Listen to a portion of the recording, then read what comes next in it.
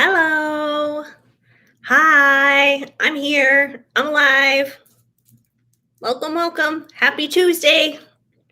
All right. So I know Rachel already sent in her thing. Hi, Rachel. How are you? I hope you're doing good. So yeah, I'm just gonna launch right into things since I your usual and we're all squared away with that. So let's just dive in. Let's see what's going on for Rachel. What does she need to know? Just general messages coming in. You're doing good. That's good. All the cards wanted to flip out. They got a lot to say. So, yes, it's good to be good.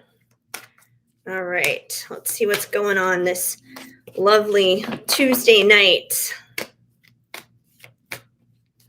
All right. We have the Page of Pentacles. So it seems like somebody has a very genuine, very authentic, very real offer that they want to give you in the physical world. Now, I know automatically we could go right back into what we usually think and feel it is, which it could be your love situation, but it could be something else. It could be like a job offer. It could be an opportunity of some kind. It could be anything. But I just need to keep pulling more cards so we can find out exactly what this offer is all about. Let's find out. Let me move my phone over here. It's like in my way of where I'm putting my cards. Okay. Let's see what this offer is all about. Who wants to bring in an offer to Rachel? What do they want to give her? What is going on? Okay, so we have the Eight of Swords, which is a very different energy from the Page of Pentacles. So the Eight of Swords is, kind of basically just being locked up in your mind. It's a mental prison is what it comes down to, which makes sense as you look at this card. This unicorn is surrounded by all these swords. He has a little blindfold around his face, and he's a little bit tied up. But the thing is, he could easily set himself free of that. He could set himself free of what is blinding him, what's holding him back, and he could just walk right on through what's happening there with those swords. But he's choosing not to. He's staying stuck. He's just mentally stuck. So I feel like whoever this person is that wants to bring along this authentic offer, if they're not doing that, it's probably because they have themselves locked up in this mental prison. And that's why they're not stepping forward. They want to say something, they want to do something, they want to offer something, but there's something internally that's stopping this person. There's some kind of mental battle going on, which to me says, it's probably that love situation again. It's probably that ex. He's probably got himself locked up in his mind, especially, if there's another person involved. And, obviously being an ex, there can be a whole bunch of messy stuff going on. Yeah, the ex. That's the feeling I was getting automatically, but I was just maybe it's someone else who wants to give the offer. Let's be open and see if it's actually someone else. But no, I think it's him. I feel like the Eight of Swords kind of proved that.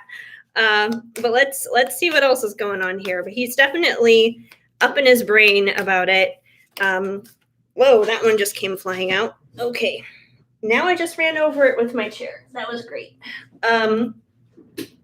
We have the Page of Wands. So the Page of Wands is, it's similar to the Page of Pentacles in the sense that it's someone who wants to, come along with this new beginning. They're thinking about things. This definitely is about that passion and that desire. So, he's definitely thinking about the passion and the desire that he has for you. So I feel like that's a part of what he wants to bring to the table that he's not right now, but is definitely a part of it. So he definitely has that passion and that desire. And we have the Knight of Wands, which is about more passion coming in. This is actual action. Pages are usually just that thinking energy. It's like someone's thinking about their passionate desires, but this one is actually moving forward with it. And, usually the Page of Wands, they come in swiftly, they come in quickly. The only problem with the Page of Wands, though, is that, he can be very in and out. He's not exactly known for being Mr. Stability. So I feel like at this point, especially with him having the Eight of Swords here, with being stuck in his head and being in that mental prison, if he did actually come forward and try to make an offer, it probably would be more so on that wand side. He would probably be rushing in with passion, but because he does have another situation elsewhere, because he does have other things going on, he probably wouldn't necessarily stay. So he definitely has some other things he needs to work out before he can do that, before that can happen. But let's see what else is going on with him. We have the Hanged Unicorn, which also makes sense because, this is kind of a position of just hanging out and not really doing anything. This is like the least amount of action that you could possibly think of, basically. But it can also be about a change of perspective. Usually when someone's in the Hanged Unicorn position, I always kind of think of it as like the transformation of a butterfly. It's like when a caterpillar gets in their cocoon, they literally hang upside down and they transform. And when they come out, they're a butterfly. So I feel like that's kind of a similar thing. He could be going through a time of transformation right now, which is a good thing, because if he does decide to return, if he does decide to come back, you don't want him to come back the way that he was before, because obviously things didn't work out before. If it were going to work out, then you guys would still be together right now. But since there were issues, if he is going to return, he should come back transformed. So I feel like he is going through a transformation right now.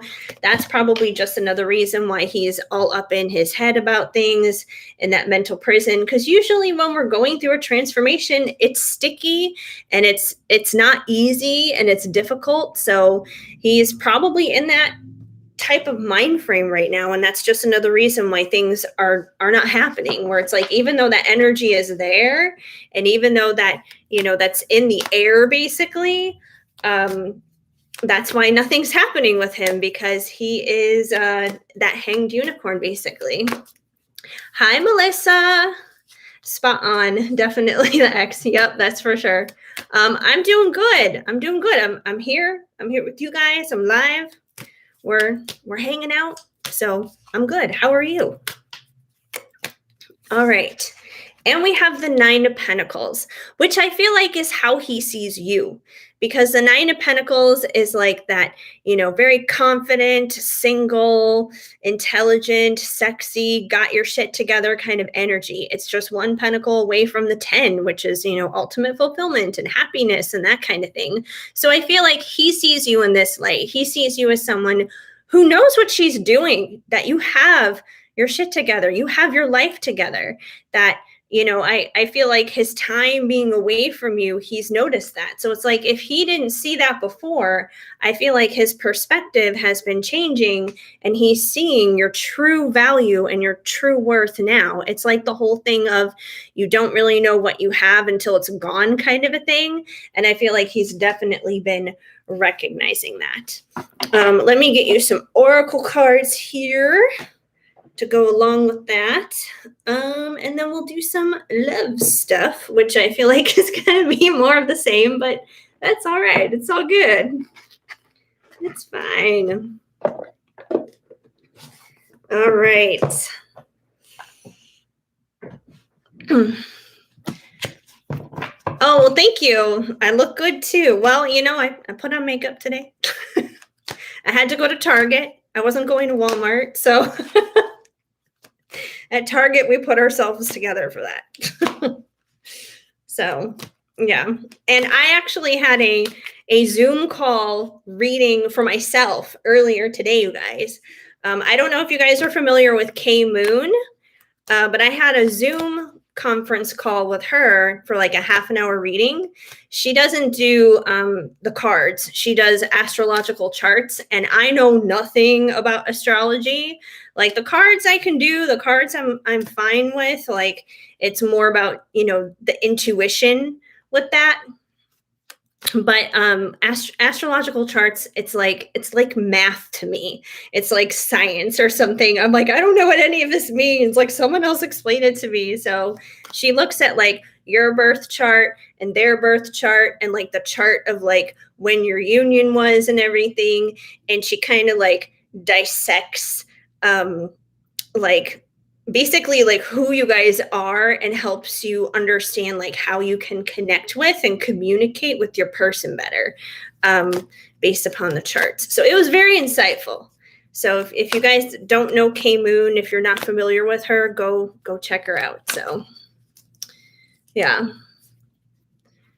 It's a good thing to feel good and look good at the same time. 100%. I mean, like if I'm just like working here at home and I'm just like, doing like pre-recorded readings and stuff, I don't have to have any makeup on. I can be in my pajamas and yeah, that's comfortable and everything.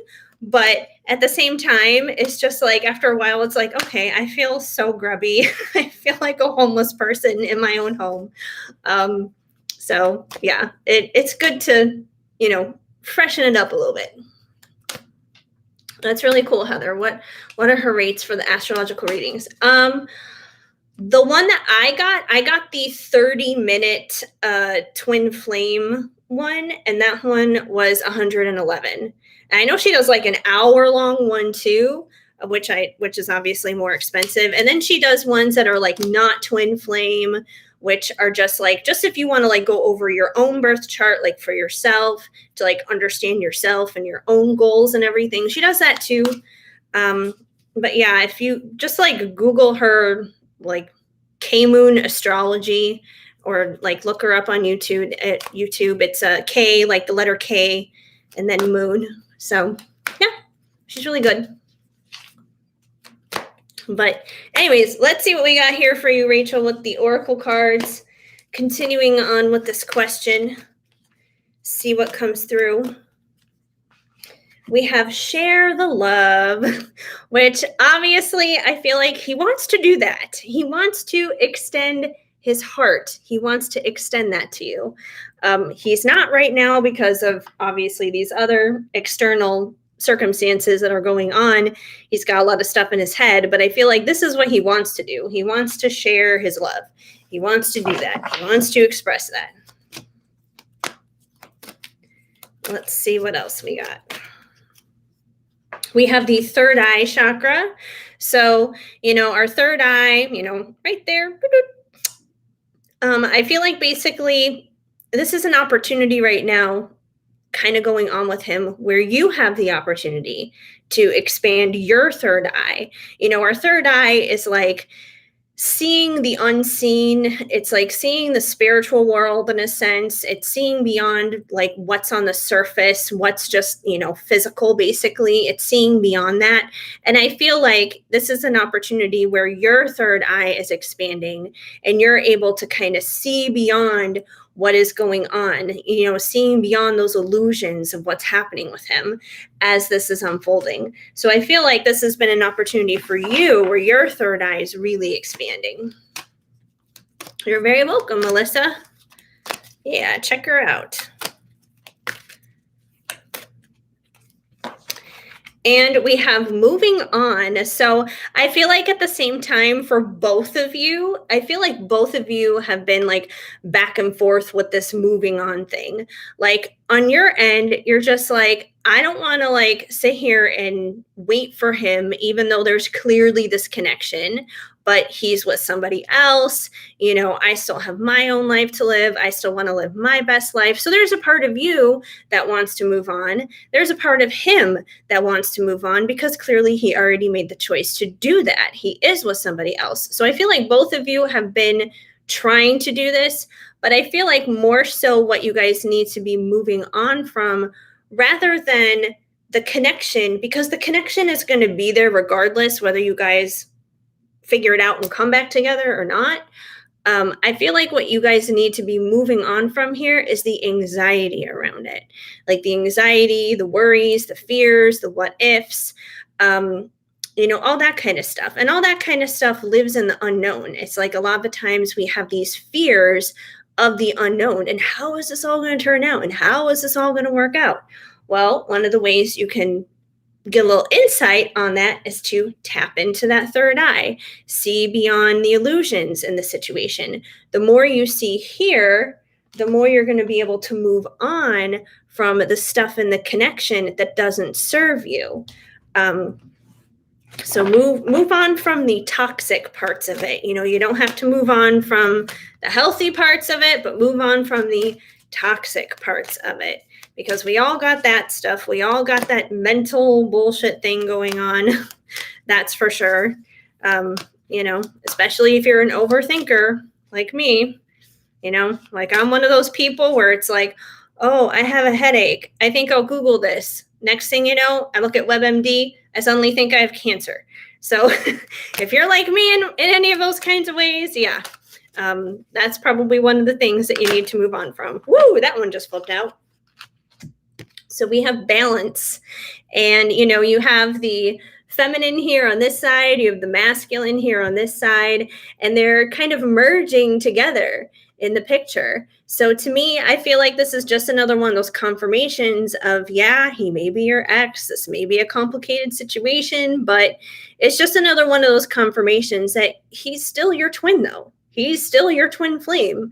You guys are always going to be connected no matter what you do. So whether you guys figure this out and you come back together or you go your separate ways, the point of this connection is for you guys to balance one another in a sense. And you can balance one another whether you're separate or whether you're together. So I feel like it's definitely confirmation of that, your connection. Let me get one more for you, and then we'll do your love question, which I'm sure will just be a continuation of what's going on. Hi, Amber. You would love a reading if drawn. Well, just so you know, heads up, I'm only doing paid readings here. So I would love to do the reading for you. But instructions for the paid readings is basically in the description. So just check that out. All the readings are $10 or under. It depends on what you pick. And you just send your payment to my PayPal or Venmo, and you're good to go. And then you're on the list. And we have daydreams and decisions. So I feel like, especially on his end, he's trying to make a lot of decisions right now around what to do with you, because he's off living this other life. He's got somebody else and all that kind of stuff going on. But it's like he finds himself slipping into daydreams about you and remembering you and, feeling that passion and stuff. It's like he's daydreaming about that kind of stuff.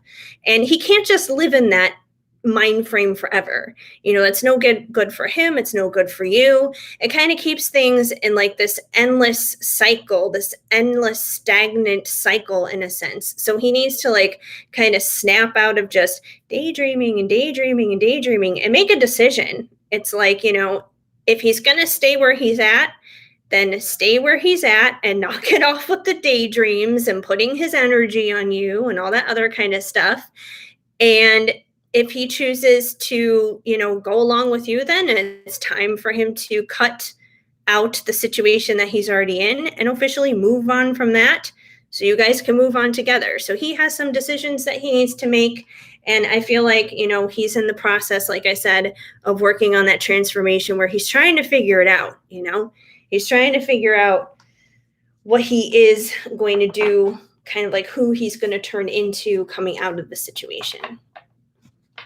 So let me get into your love question, which, like I said, I feel like is going to be a continuation, but that's all right. It's all good. Hello. I don't want to slaughter your name. I'm sure it's not like Halia, George, or I don't know if you pronounce it with a J or an H. kind of sound? Because I'm thinking like La Hala, like in San Diego. But you sent a donation. Thank you very much. Did I get your question? Oh, it's with a J. Okay, so Jolia, got it. Jolia.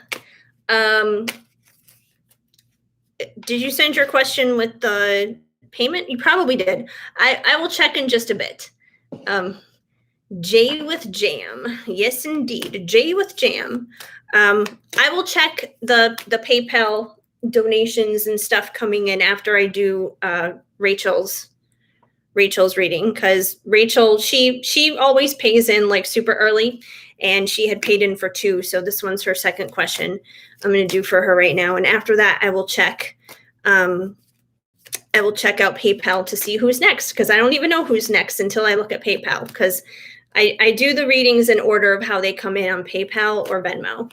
The only time they ever get out of order is when I don't know who came in first between PayPal and Venmo. But otherwise, I take it in order of how they come in on that app. So let's see what's going on for Rachel with love, and then I'll check in with PayPal. And I'm sure the question is there, but I will definitely double check. Okay. So, Rachel, no surprise to me. 3 of Cups, first one out for your love-related question. Obviously, 3 of Cups, pretty obvious there. It's a third-party situation. You know, he's your ex, he's with somebody else. You know, there's you that's still connected and involved in the situation. So I feel like that's just confirmation of the situation that you're in, pretty much. Let's see what else we got going on.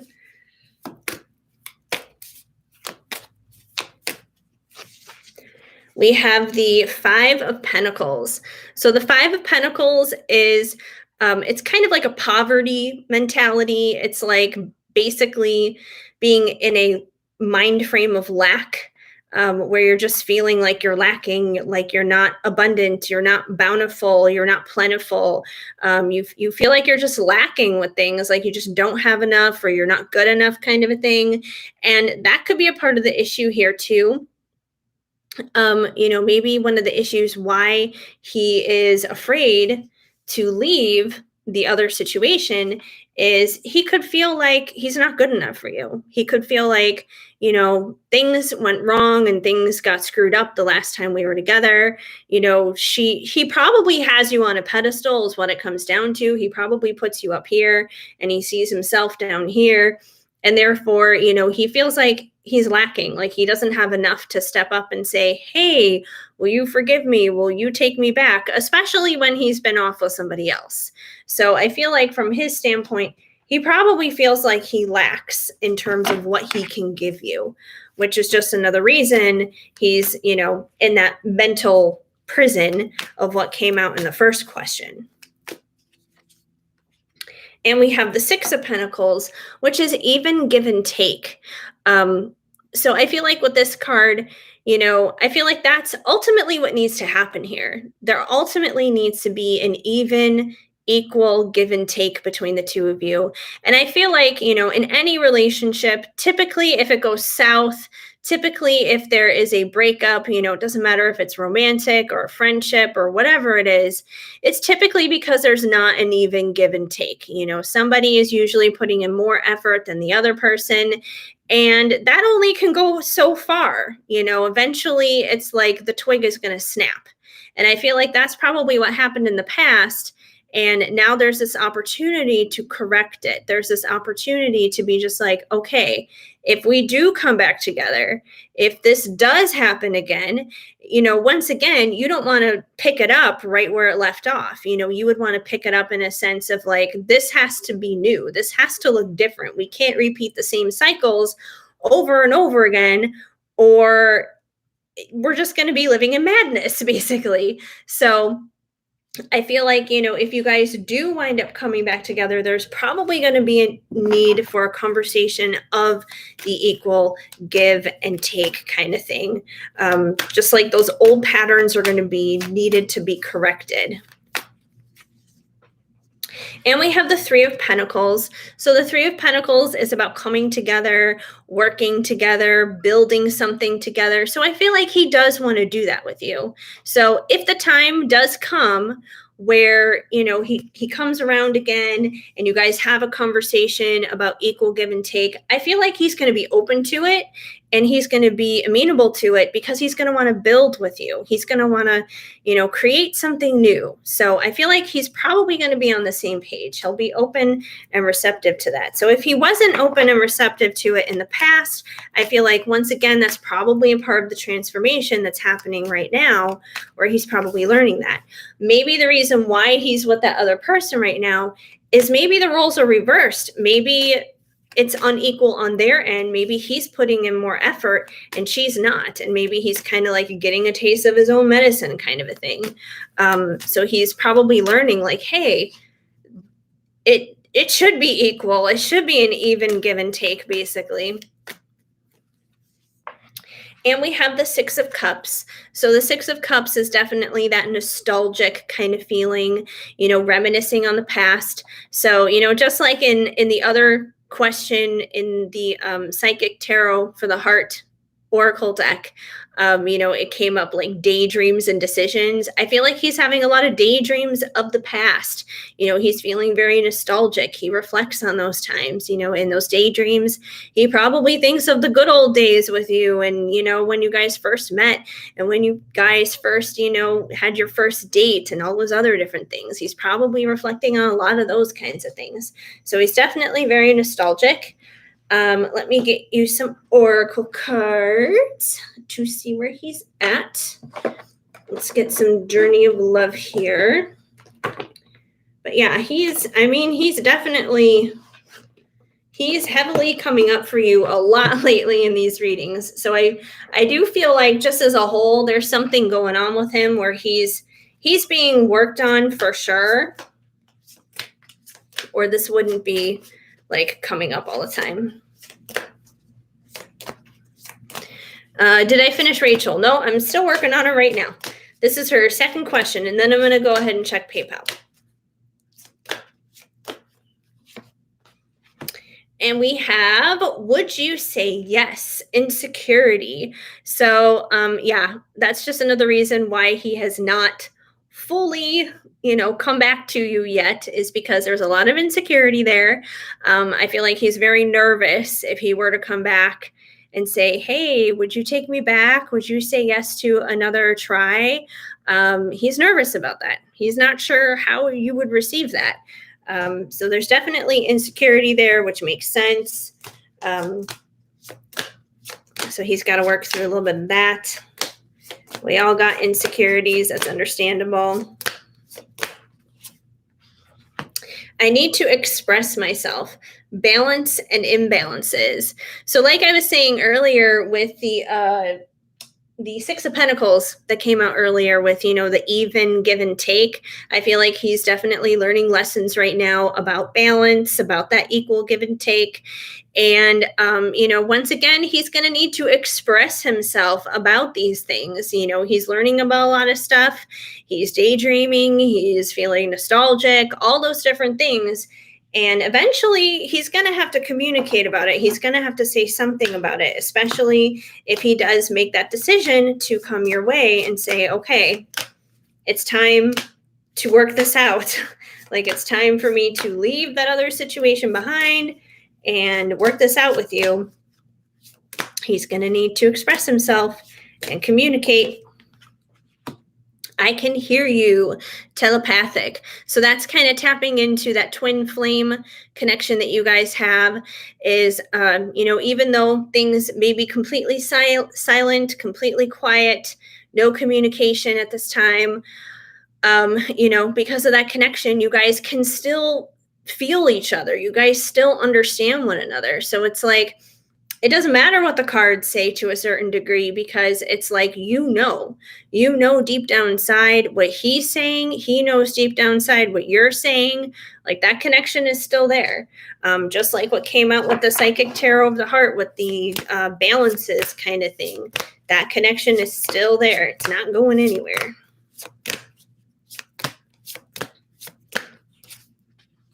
I can't stop thinking about you touching me, fantasies. So that's tapping into that passion. I know in the first question, the wand energy was coming out a lot. So that's definitely tapping into that passion. So clearly the passion and the desire is still there. He still has that for you.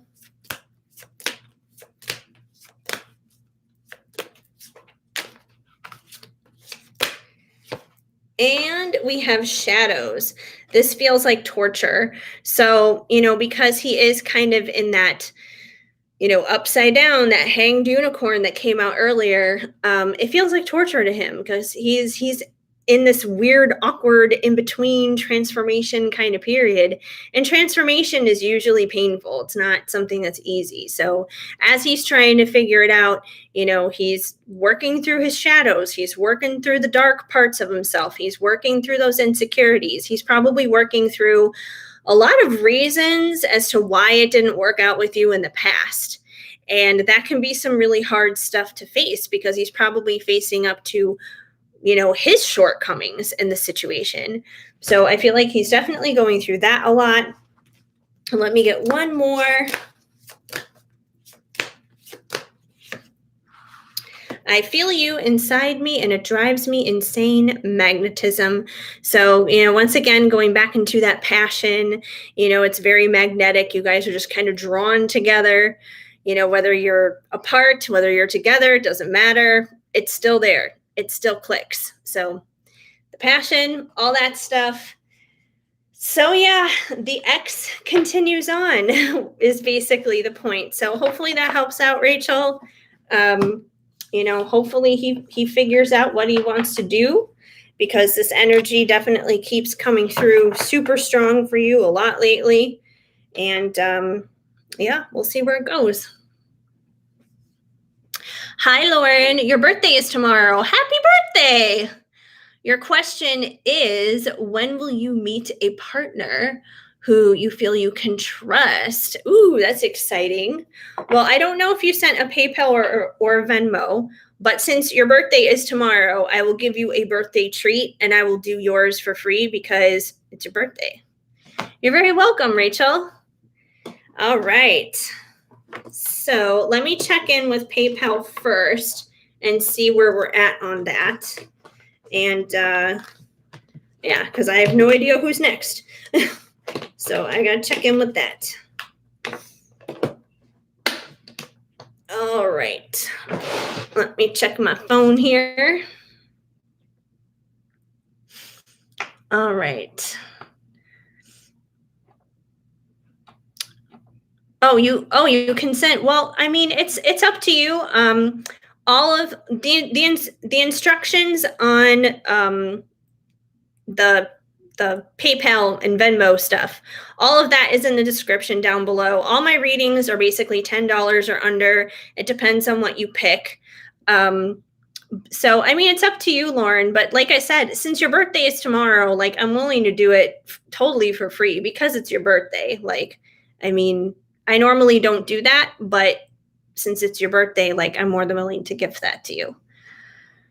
Anyways, let's see. What comes out with the cards will definitely come out. That is for sure.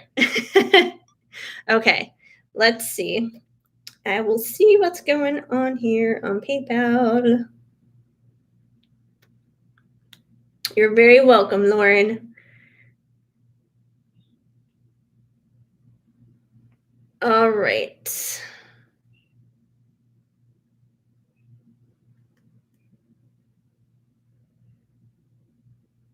Okay, so Rihanna is actually next. Then is you. So Juliana, I think it's like, I'm assuming that's all the same. But Rihanna actually came in first. I haven't seen her pop up in the chat, but her question is here. So it's Rihanna and then is you, Julia. So that is where I'm at. And then after Julia will be Lauren. Hi, Rihanna. There you are. I'm like, I haven't seen her in the chat, but I got her question here. So, okay. So just so you guys know the order right now, next up is Rihanna, then is Julia, and then is Lauren. So that's what I got going. All right. So, Rihanna, you met a soulmate, but you still feel for your DM. What does spirit want you to know? Ooh, it's like a love triangle going on here. Okay. Let's see what we got. What does Rihanna need to know with the soulmate and DM situation?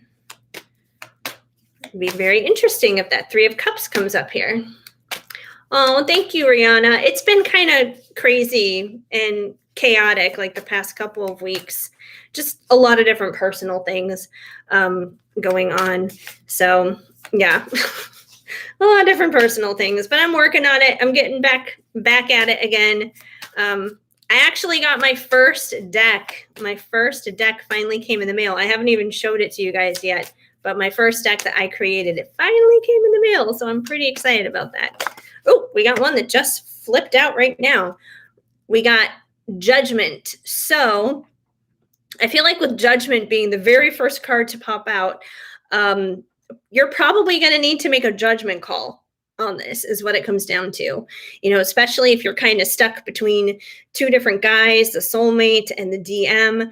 I don't feel like you have to make a decision right now, this very second, because you should go into the decision, wisely. You should, definitely discern what you want to do. It's not like you should just make the decision hastily or anything. I don't feel like it needs to be rushed.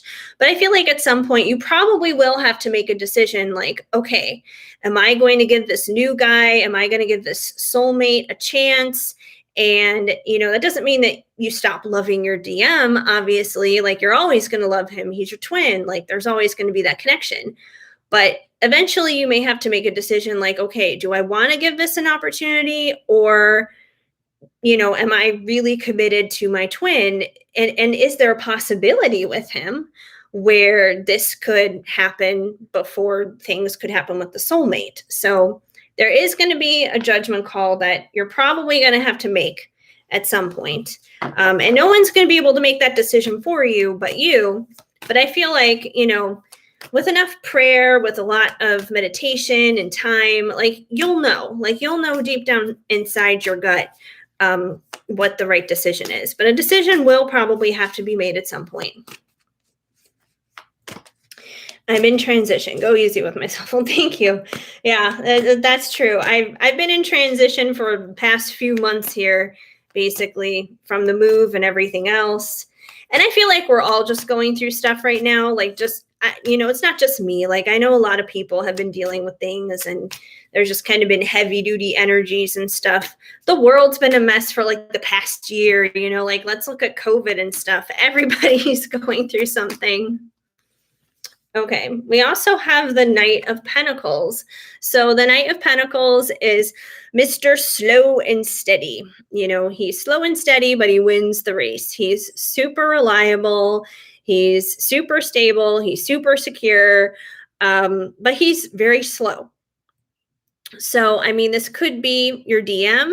It could be the soulmate guy, but one of these guys I feel like is definitely the Knight of Pentacles. I kind of get the feeling it may be the DM, simply because they're usually like this. They're usually very slow, especially considering, the twin flame dynamic. It's a divine situation. So they should be stable. They should be secure. So, your twin, he may be stable and secure, but he may be very slow in a sense coming your way. So that doesn't mean that it can't ever happen where he's going to be coming your way, but it just may take a while. If you're not willing to wait, then you may need to make that judgment call to go with the soulmate instead. But let's see what else we get here dealing with that. And we have the Five of Cups. So the Five of Cups is about missed opportunities. So I feel like the soulmate here may actually be a good opportunity for you. Because basically this unicorn, he's looking at the 3 cups here that have spilled over. There's a big mess. He's very disappointed.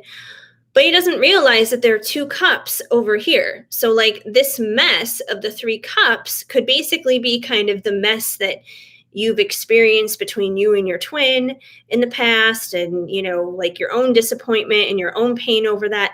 But there is this soulmate opportunity, obviously, over here. So, I mean, like I said, you're the only one who can make that final judgment call on who you want to be with. But it could be a good idea to entertain the situation, to check it out. You could have a soul contract dealing with this soulmate that you may need to complete before, your twin flame comes along. Like, you could wind up having a whole big relationship with the soulmate while, slow Mr. Twin is slowly coming your way. And then maybe by the time that relationship ends, it's like, oh, there he is. He finally caught up, kind of a thing. Of course, your love for your twin never goes away. That's always going to be there.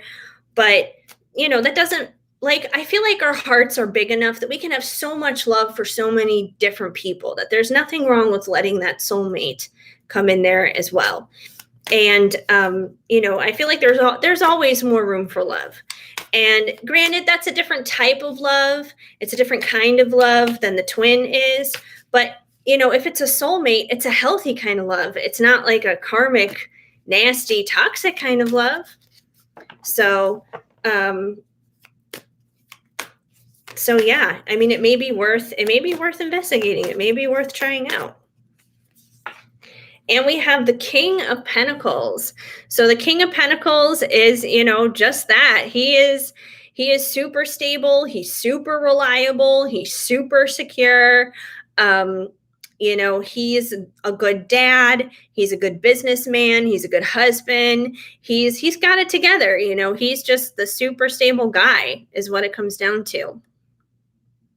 So I feel like this is probably more so the energy of the soulmate, that he's probably stable. He's probably secure. That's what makes soulmates, because it's stable, it's secure, it's easy, it's go with the flow. Like, I mean, every relationship takes work, every relationship takes effort, but it's not the same kind of craziness and insanity that goes down with a twin flame. And it's definitely not the toxicity that you shouldn't be working at anyways with a karmic. So I feel like this is basically the soulmate in the situation. And, like I said, if that's the two other cups that's hanging out here, it may be worth hanging out with him for a little while. I was separated from my person for 20 years, and I had two soulmate relationships during that time for years. Both of them lasted years, and both of them, I have two King of Pentacles in my life who I'm still friends with.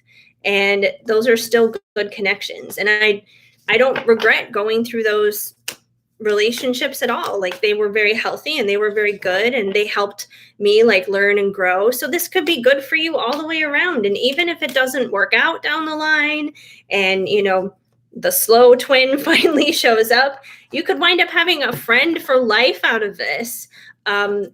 If things don't work out with the twin, then things may progress and continue to go amazing with the soulmate. And maybe you just wind up riding off into the sunset with him. And that's perfectly fine too. But I feel like you would wind up, instead crying over the spilt drinks here with the soulmate if you just kind of like let it completely slide.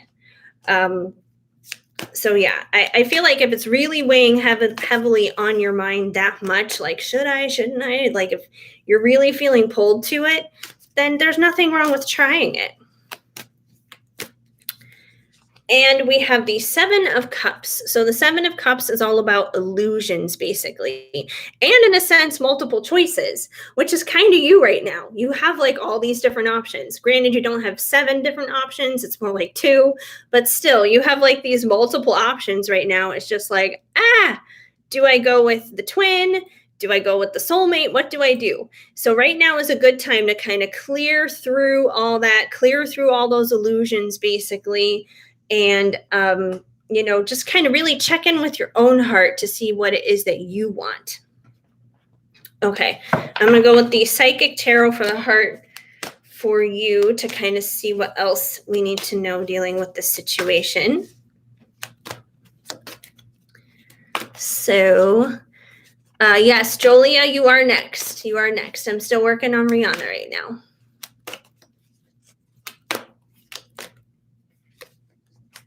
So we have a feeling alone. So I feel like right now, not being with the twin and not having made a final decision with the soulmate, it kind of leaves you in a position where you're just kind of feeling alone. And I mean, there's nothing wrong with being alone, obviously. There's a difference between being alone and actually like feeling lonely. But if you want to like avoid like the loneliness part, go ahead and, like I said, give them a shot, give them a try. You don't want to like wind up kind of leaving yourself in a sense in the dark because you didn't just like be open and give it a chance. You're gonna go for it. Yay! Well, that's awesome. I think it's great. Like I said, take a risk. Dive in, jump in for it. Why not? Like, see where it goes. But I still got a few more cards for you. So we have giving and receiving. So I feel like this soulmate opportunity could be a good opportunity to learn about appropriate giving and receiving. Because usually in those twin flame dynamics, a lot of the times it's not very equal in terms of the giving and receiving. Usually somebody's got to learn how to equal that out, and this could be a good opportunity for you to learn all about that with the soulmate. Like if your twin wasn't giving to you equally, the soulmate could be kind of a teacher to you in a sense to say, this is how it should look. This is how it should be, like someone, giving you that equal give and take that you deserve. So they could be teaching you that. They could be showing you that, which is a good thing.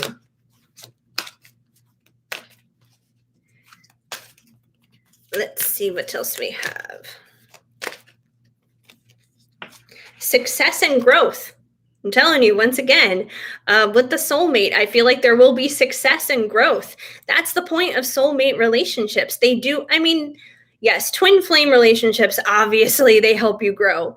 But soulmates do it in a different way. You still grow, you still learn in them. Like there's still success when it comes to them. So I feel like no matter what you do, and even if you decided not to go with him, you would still have success and growth because no matter what path we choose, we're always going to be learning on those paths. And whatever it is that we learn is going to eventually bring us to a place where we're going to find what we're trying to accomplish. We're going to find success. So I do feel like, no matter what you choose, you're going to find that success, you're going to find that growth. But I feel like there's definitely an opportunity for that to happen with that soulmate, basically. Spread your wings. So spread your wings is kind of like taking that risk. It's kind of like being the fool, just jumping in, diving in. So spread your wings, don't constrict yourself with this. Just be free flowing. Just, go with the flow and let loose. Try not to overthink it. A lot of the times we get stuck in making those decisions because we're overthinking it. And it's like, well, if I do this, then that's going to be the result that way. And if I do that, then that's going to be the result that way. There's no way to figure out all the final outcomes right away. It's just not going to happen. It's not realistic. But that doesn't mean that you're not going to land on your feet. That doesn't mean that you're not going to have that success and growth. And the only way you're going to know is to just take that leap of faith, spread those wings and fly. Spread those wings and fly and grow. And we have shine. This is an opportunity for you to shine. And I feel like the soulmate sees that in you. Like they see you shining. They see you sparkling. They see you radiating. They see you doing all of that. I feel like that's something that they really enjoy about you, which is why they're showing up at this time. So, and it's funny because the spread your wings card and the shine card, it's like in both of these cards, the girl has her arms just like out, she's just like out, just like embracing and enjoying. And it's a very open kind of body position. So I feel like this is an opportunity right now for you to just be open. Just be open to what is at work in your life right now. Be open to these opportunities that are coming your way in terms of relationships. Just embrace it, jump in, dive in, and you'll be okay. You'll be all right. Exactly. It's so equal. I'm worried he's giving more than I am. Oh, well, I'm sure you will find ways to definitely give. I wouldn't worry about it. And I'm sure that, if he felt that you weren't giving enough, I'm sure he would probably let you know. But I mean, if it's early for you guys right now, he probably doesn't mind giving a little bit more. And it may feel like you're giving more than he is right now, simply because you're not used to it because of the twin situation. So, yeah. Yes, Jolia, you are next. Don't worry. I do get to everybody. I spend a little bit of time on everybody, but I do get to everybody. So yes, Jolia, you are next. I'm just double checking what we got going on here. Okay. So you ordered a tall. When will Jay, my boyfriend, text me? When will he text you? Okay. So we got a timing question here. Let me see. Where? All right. So I'm going to pull out some divine timing because it's kind of a timing question. When will he text you? Let's find out. Let's find out when Jay's going to text you.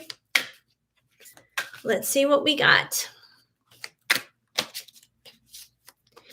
You are definitely not alone. Everyone is going through something. I'm just checking up on the chat because I kind of missed a few things here.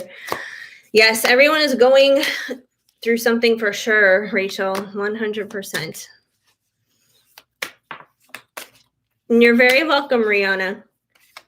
You'll have to keep us updated on how it goes. Okay. So we have 1010, shifting timelines, wholeness, and completion. So the first thing that stood out to me here with the word completion is the fact that, number one, he is going to text you, because I feel like, it would be like incomplete, obviously, if he didn't.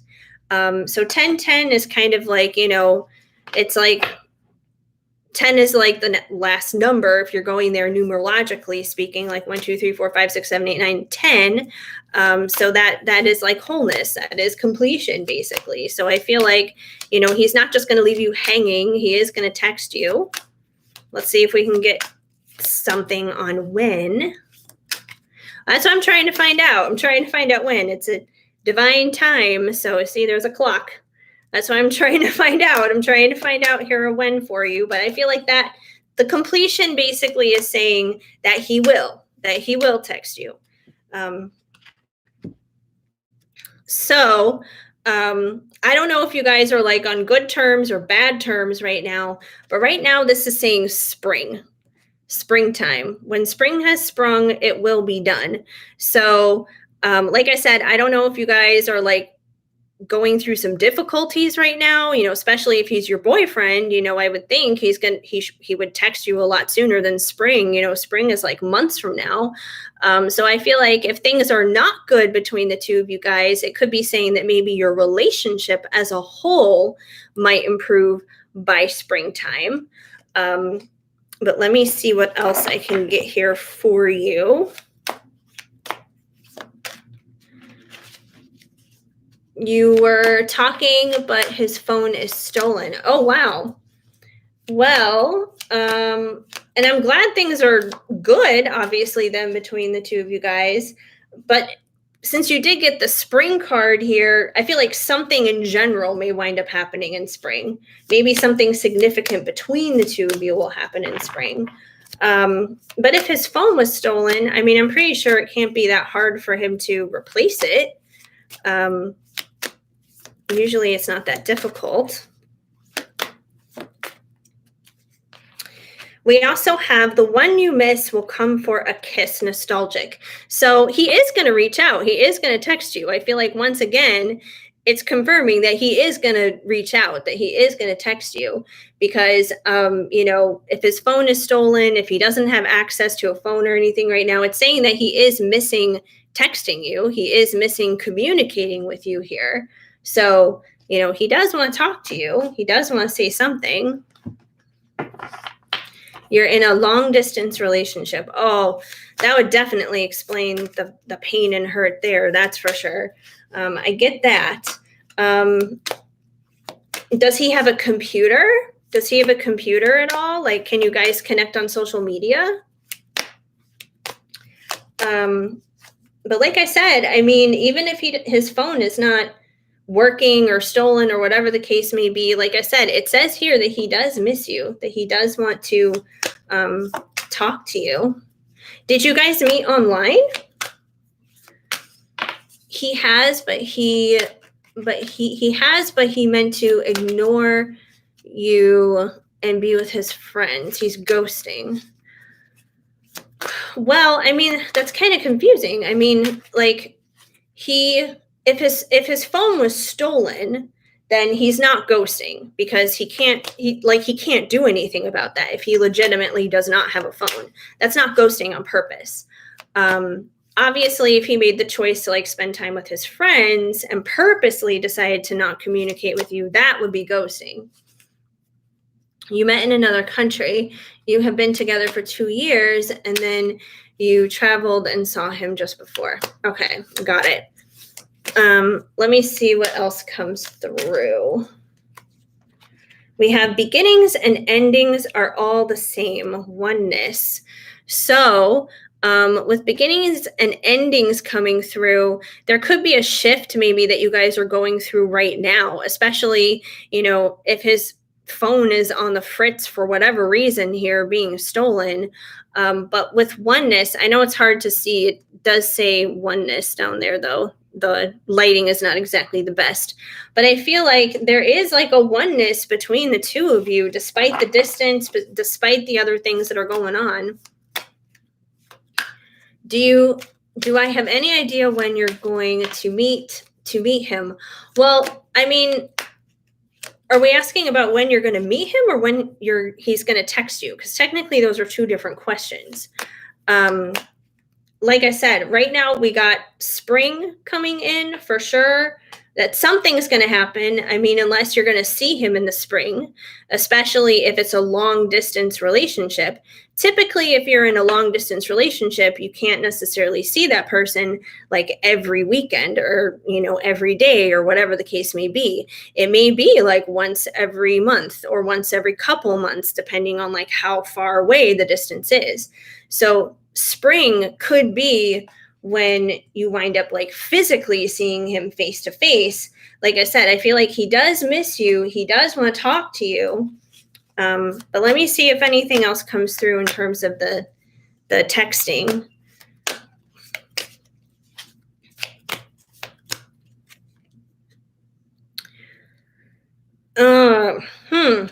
Well, let me pull a clarifier on this one because this one is not so great. This one is saying never, but I don't feel like it's he's never going to reach out to you because, like I said, we also had the one that you miss will come for a kiss.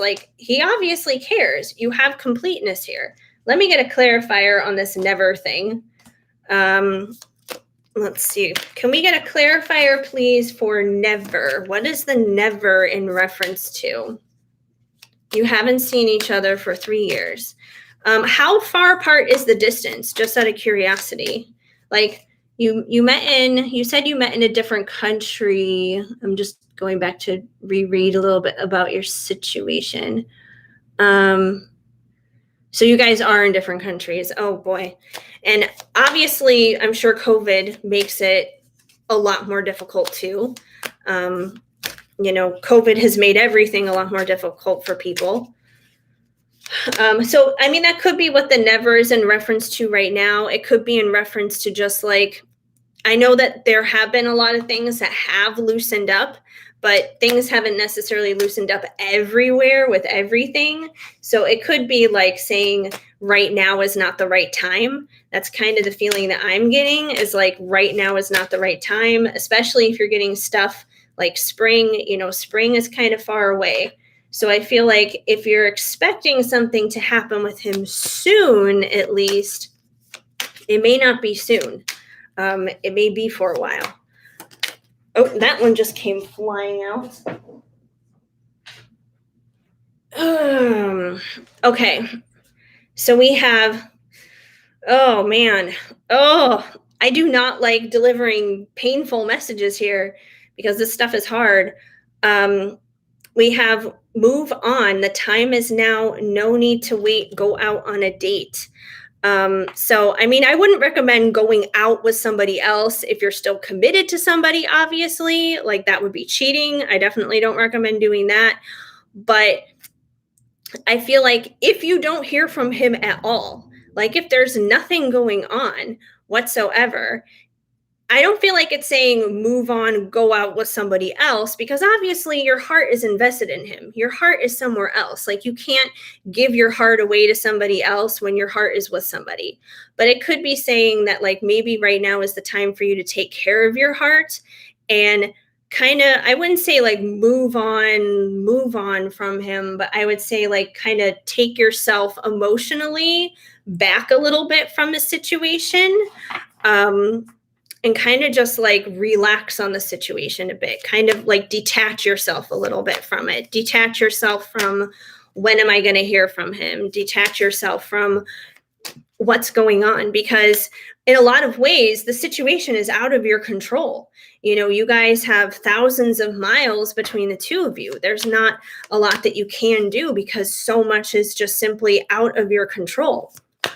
So maybe a good time to kind of just like step back and detach. And if you detach a little bit from what is happening, just kind of take care of yourself a little bit more, detach from, needing to know when you're going to hear from him, you may accelerate things faster, and it may not be spring. It could, be sooner. It could be maybe the fall or something like that when you hear from him. But let me see what else comes through. This is definitely a difficult situation. Like, I feel for you. I do. Like, I mean, I can feel like the urgency from you right now. Like, you do really want to hear from him, and you have a right to. Like, you guys have had this relationship for years and at a distance. Like, obviously this sucks. And that's why I was asking you, like, does he have a computer? If he can't talk to you via the phone, like, does he have a computer where maybe he could FaceTime you, or you guys could communicate over social media, or maybe there's someone else around him who has a phone that he could use. Like, I'm just putting out ideas as to maybe like other ways maybe he could get in contact with you. We also have create and inspire. It'll set your life on fire. Artist. So maybe one thing that would help you right now in the interim while you're waiting to find out what happens with him is maybe one way that you could kind of like detach yourself from a situation is to get creative. Get creative in this, because typically when we're in pain and when we're suffering like this, it can actually be a highly creative time, and it could actually help you kind of release a lot of the emotions that you are feeling that you probably want to express to him, that you probably genuinely and truly want him to know. So this might be a good time to just like create. I mean, it's ironic. This is a timing deck, and the only timing we've gotten so far is spring. I'm trying to bring you something else here. You've been together for 5 years and 3 years long distance, and you've been together in the good and the bad terms. He is the only one that has listened to you. But now from the beginning of the year, he has been doing, I may try a different deck just to see if there's anything else. He's been acting weird. Did you try talking to him about this weirdness before the phone thing happened? Hi, I don't want to slaughter your name. I'm sorry if I do. Kiara? Kiar? Kiara. Um, I'm more than willing to do a reading, but just so you know, I am doing paid readings only. So everything that you need to know about the paid readings is in the description down below. So I accept payments through PayPal and Venmo, and all the readings are $10 or under, depending on what you choose. So we have time for a change. It won't be strange. So, obviously there's something that's changing in your relationship here. There's definitely something that is at hand here that is changing. I know it feels strange to you right now, obviously, like it said there on the card, but I feel like at the end of this, like you're kind of in the middle of it right now, like you're kind of in the middle of the storm. But I feel like at the end of it, it's going to make sense. Like it's going to come together, but you're kind of in the midst of the storm right now. Kyra. Okay, got it. Thank you. I always feel so bad. I'm like, I don't know. Like I feel like a teacher, rattling off a roll call or something in class. And I'm like, is so-and-so here? I don't know if I'm saying your name right, but all right, I'm going to try some angel answers here for you, Julia, and we'll see if we can get anything in there, because I know there's some timing related type of things in this one too. Maybe we can get something. And believe me, I get frustrated when this one comes out too, when I wind up asking things for myself. Ask your angels. This card is so annoying because I feel like it's almost like spirit is kind of like throwing it right back at you and saying, hey, you want to know the answer? Go within. So I feel like part of this is you are being asked to kind of go within on this, and maybe you do need to spend some time in prayer. Maybe you do need to spend some time in meditation. Not so much, I would say, on figuring out when he's going to text you, when things are going to work out, but more so about like what's going on between the two of you where he is acting weird. Like there is like this strange dynamic at play right now. It may be a good time to kind of buckle down into some like prayer and meditation and, get some guidance from your guides, get some guidance from your higher self kind of thing. Because at the end of the day, like, better than anybody else the situation between the two of you guys. No one knows your relationship better than you. And, your gut always knows better than anybody else. Like, it doesn't matter what any reading says. It doesn't matter what I say. At the end of the day, your gut knows. Like, your gut is going to know what is up between the two of you. Confirmation, listen to your intuition. So once again, listen to your intuition, listen to your gut. If your gut is saying he's ghosting you and he's just playing around with his friends or whatever, then that may be what's happening. If there's something going on, listen to your intuition. But remember to listen to your intuition, not to your fears. And it can be very confusing sometimes to tell the difference between the two. And I mean, I definitely feel you're experiencing a lot of fear right now because you don't know what's going on. It's kind of the fear of the unknown right now. And I get that. But the best thing you can do is kind of quiet your mind, quiet all those thoughts that's going on right now. Because as long as your mind is overthinking and overanalyzing the situation and racing like a mile per minute about it, you're not going to find any peace. But you got to kind of like quiet your own thoughts and spend some time in prayer, and you'll be able to hear that intuition a lot better. The intuition, it's a soft and very quiet kind of voice. It's a very quiet inner knowing. It's not loud. It's not boisterous. So it can be hard to miss. It's up to you. So I feel like once again, spirit is kind of saying here, the ball's in your court to really, digest and understand what's going on here. And I feel like that's probably one of the reasons why we're not getting a very direct answer here on the timing, other than spring, obviously. I feel like, spirit is kind of asking you, in a sense, to go within on this situation. And I don't think it's because of just the timing, but because obviously there is there is change happening between the two of you guys. There is something going on here that's changing. That doesn't mean that it's bad. A lot of the times we interpret change as being a bad thing. It doesn't necessarily mean it has to be a bad thing, but it is indicating that there is some kind of change at play. And that was way too many cards that wanted to come out. Just one more, please. And we have opportunity.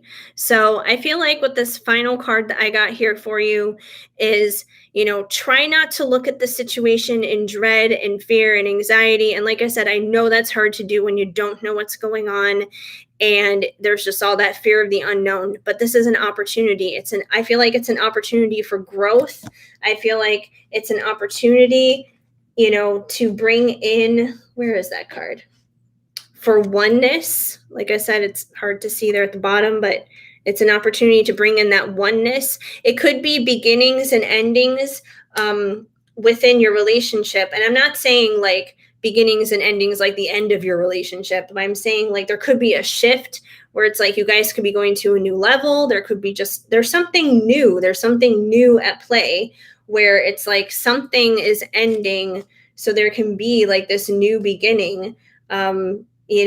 Shifting timelines here, like there's a new change at play is kind of what's going on here. So try not to look at it as a bad thing. Half of it is about our perspective, is what it comes down to. Try and find the opportunity within this.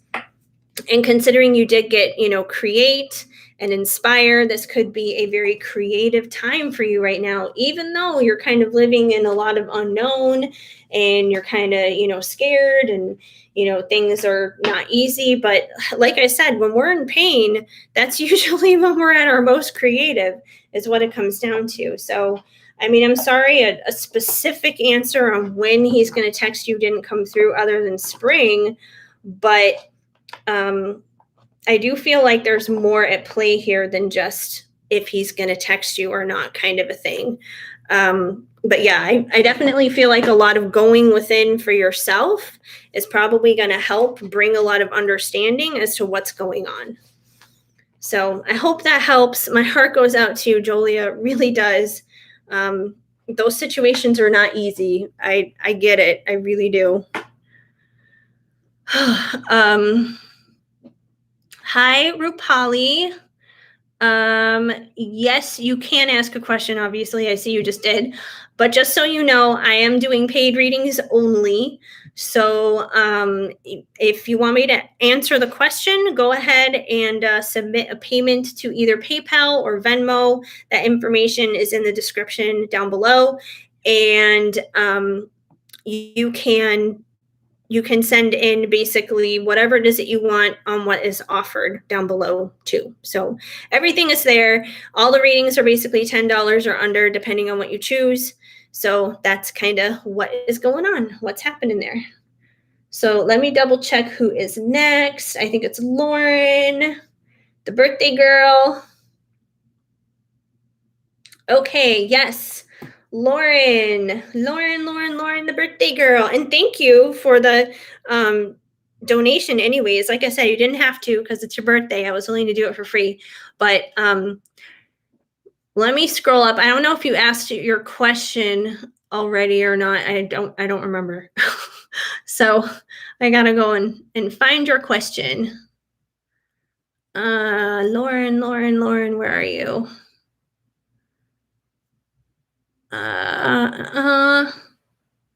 Okay, there. I see your question now. I had to scroll up.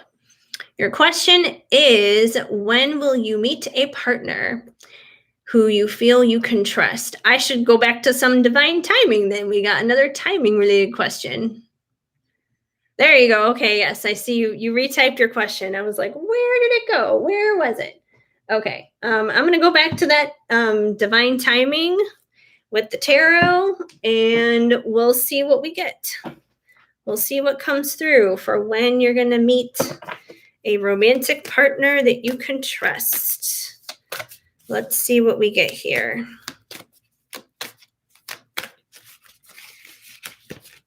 Let's see what comes through. I'm not trying to get my hair too. Okay, so we have the Ace of Wands. The Ace of Wands is definitely about a passionate and fiery new beginning. That's for sure. It is definitely a spark. Sometimes this card can be interpreted as basically a very phallic kind of card.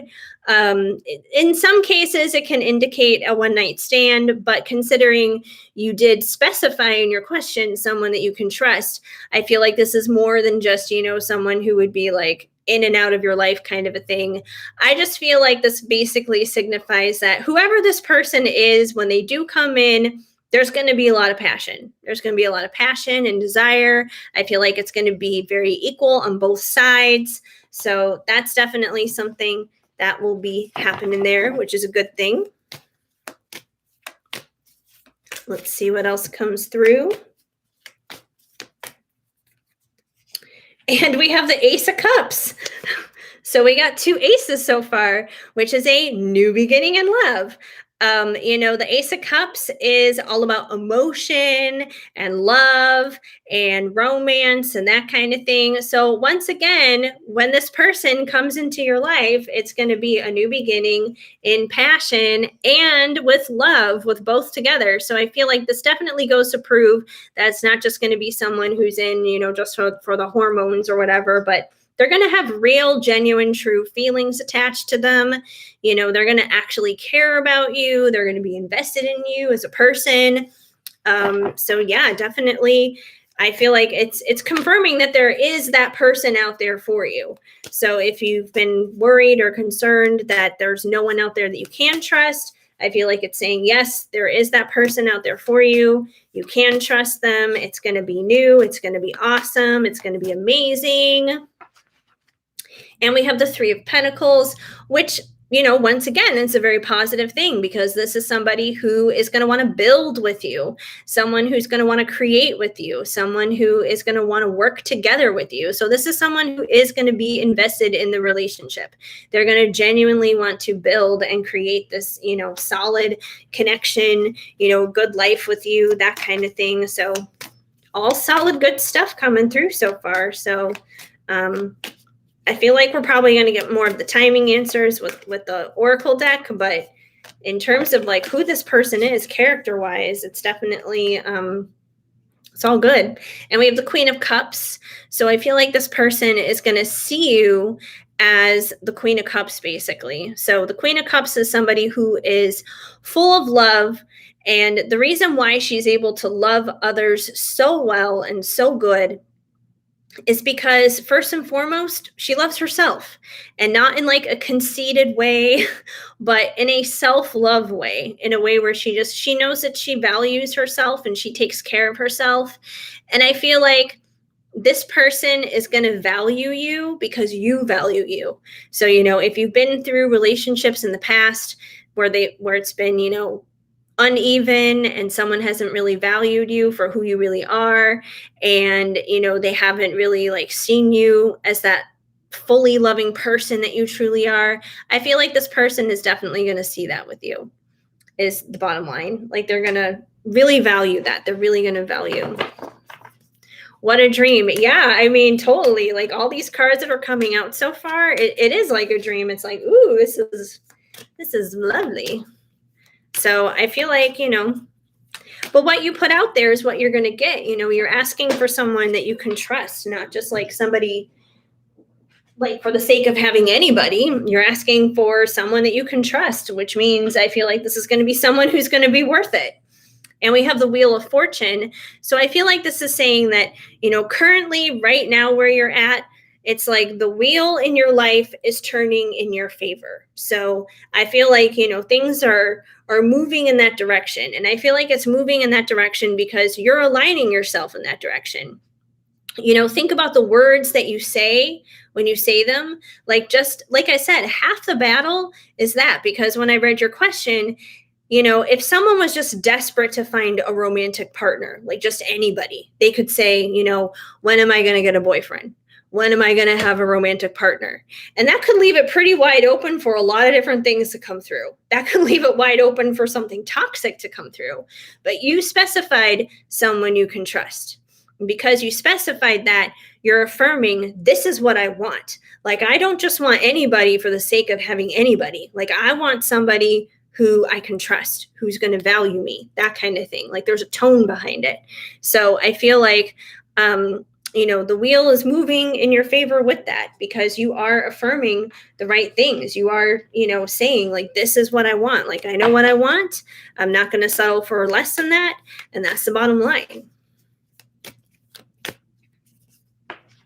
And we have the Knight of Cups. So I feel like when he first comes along, when he first comes into your life, he's really going to sweep you off of your feet, because the Knight of Cups, once again, we have that, cup of love coming in there with the emotions, basically.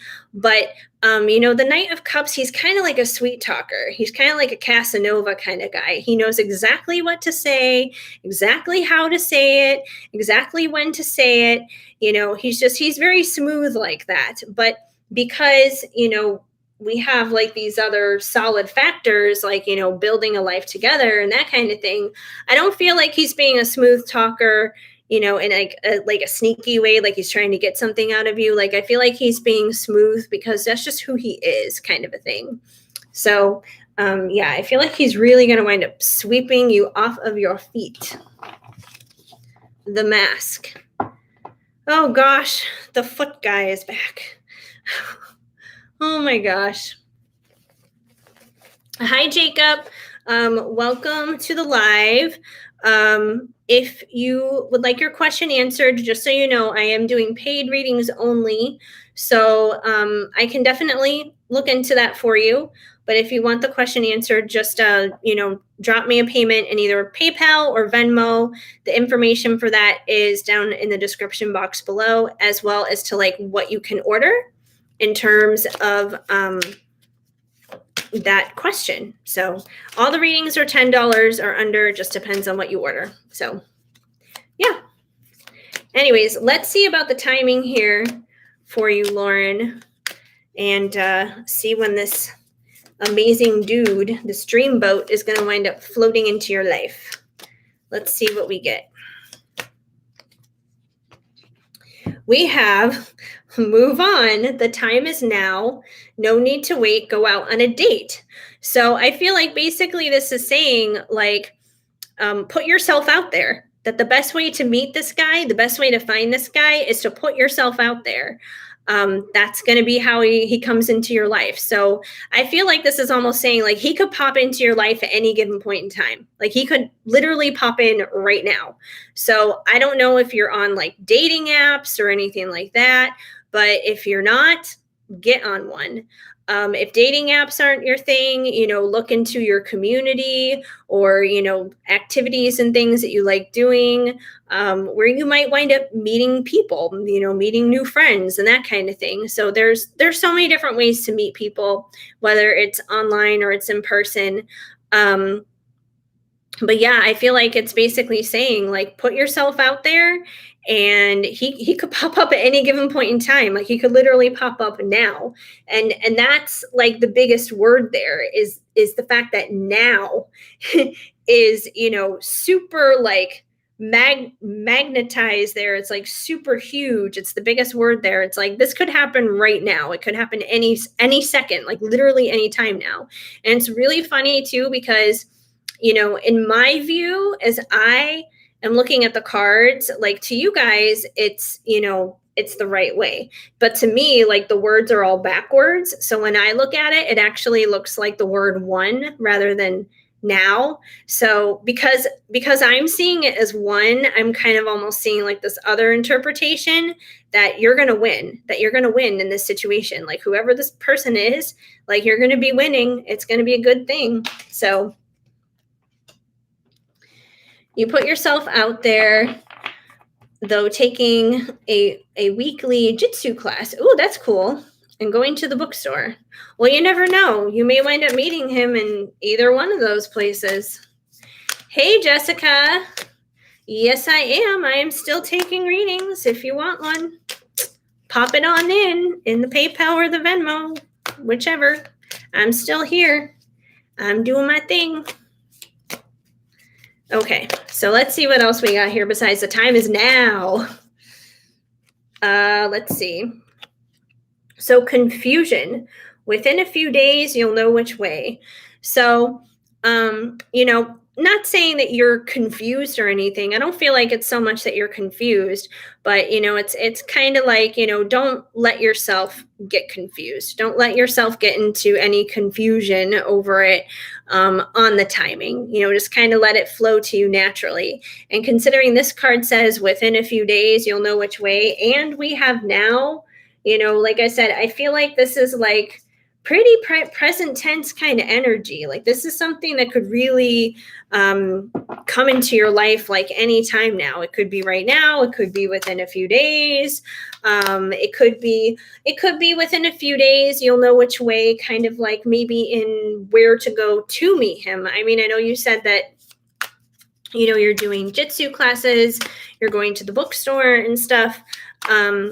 But you may wind up coming up with other ideas and other places too. You never know. So just keeping open and doing those things. And we have in divine time, things will alignment. So kind of like what I was saying earlier with the Wheel of Fortune, I feel like that you're already aligning yourself to this. You're already aligning yourself in that energy to bring in like this solid, decent person. You're already aligning that. So as long as you keep doing that, it's divine timing is what it comes down to. Whether it happens today or next week or next month or next year, it's all about divine timing. And part of that is just out of our control. I think the most important thing is for you to just kind of keep doing what you're doing, keep showing up and putting yourself out there, keep going with the flow, keep setting those intentions, keeping on affirming those things, and you'll probably see him pop up sooner than later. Whoa. A few weeks to go. You can make it fast or you can make it slow, perspective. So, once again, kind of piggybacking on that with like the divine time thing, you can accelerate this where it could happen like now, or you could slow it down. I feel like the only way it would get slowed down is like, once again, if you did start to get into confusion about it, if you started to like overthink it and overanalyze it or get impatient, like any of that kind of stuff is probably going to stop it up. But if you just keep doing what you're doing, because the energy that's been coming through here has been beautiful, it's been positive. You keep doing that, keep shining and being that birthday girl. He's probably going to come along a lot sooner. Who knows? Maybe he'll be a birthday present to you from the universe, kind of a thing. That would be pretty awesome. Let me see if we got anything else here. And we have in the light of the sun, summer, it will be done. And we're still in summer right now. I know, like Starbucks and Dunkin' Donuts and all that kind of stuff. I know they're starting to prepare for like their pumpkin spice lattes and cozy season and stuff, but it's still August. It is still summer. We have not gotten to Labor Day yet. So this could still happen. Like this could be the way maybe you wind up wrapping up your summer. So like I said, I feel like this is very like present tense now kind of energy. I just feel like, things are limitless for you right now. The options are endless. So I feel like you're on a good track. Just kind of keep doing what you're doing. Keep up that momentum and you'll be all good. You'll be fine. And what's going on with the mask there? Anyways, so I hope that helps, Lauren. And once again, happy birthday. I hope it is awesome tomorrow. And I hope you meet this future amazing guy for your birthday, like tomorrow. That would be awesome. Okay. Okay, Mr. Mask. Yeah, this is not happening. And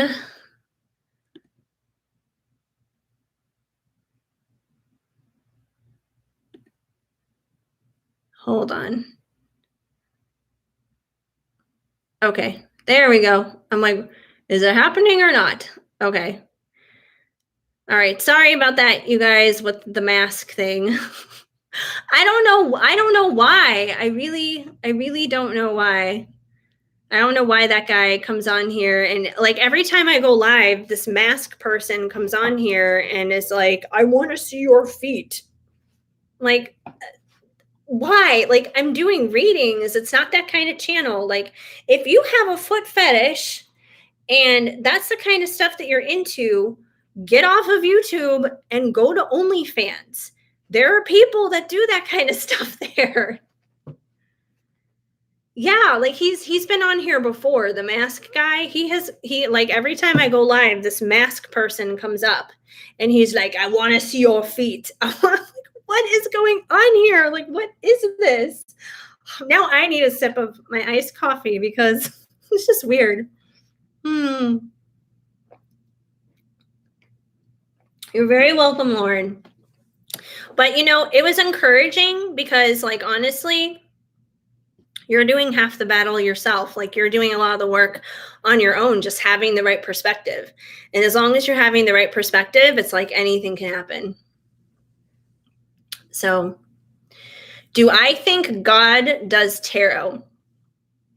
I think, like, I know in the Christian community, tarot can be obviously very like a taboo thing.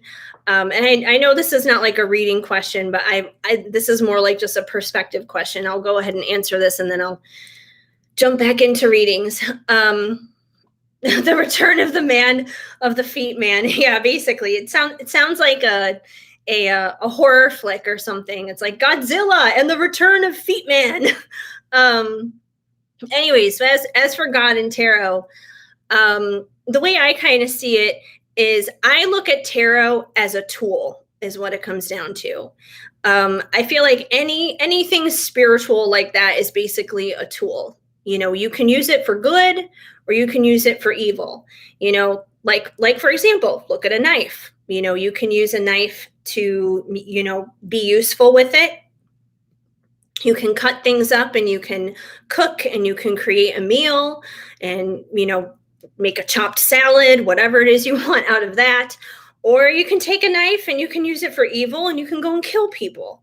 But at the end of the day, it's a tool. The knife itself is not necessarily responsible for what it does. It's the person behind it.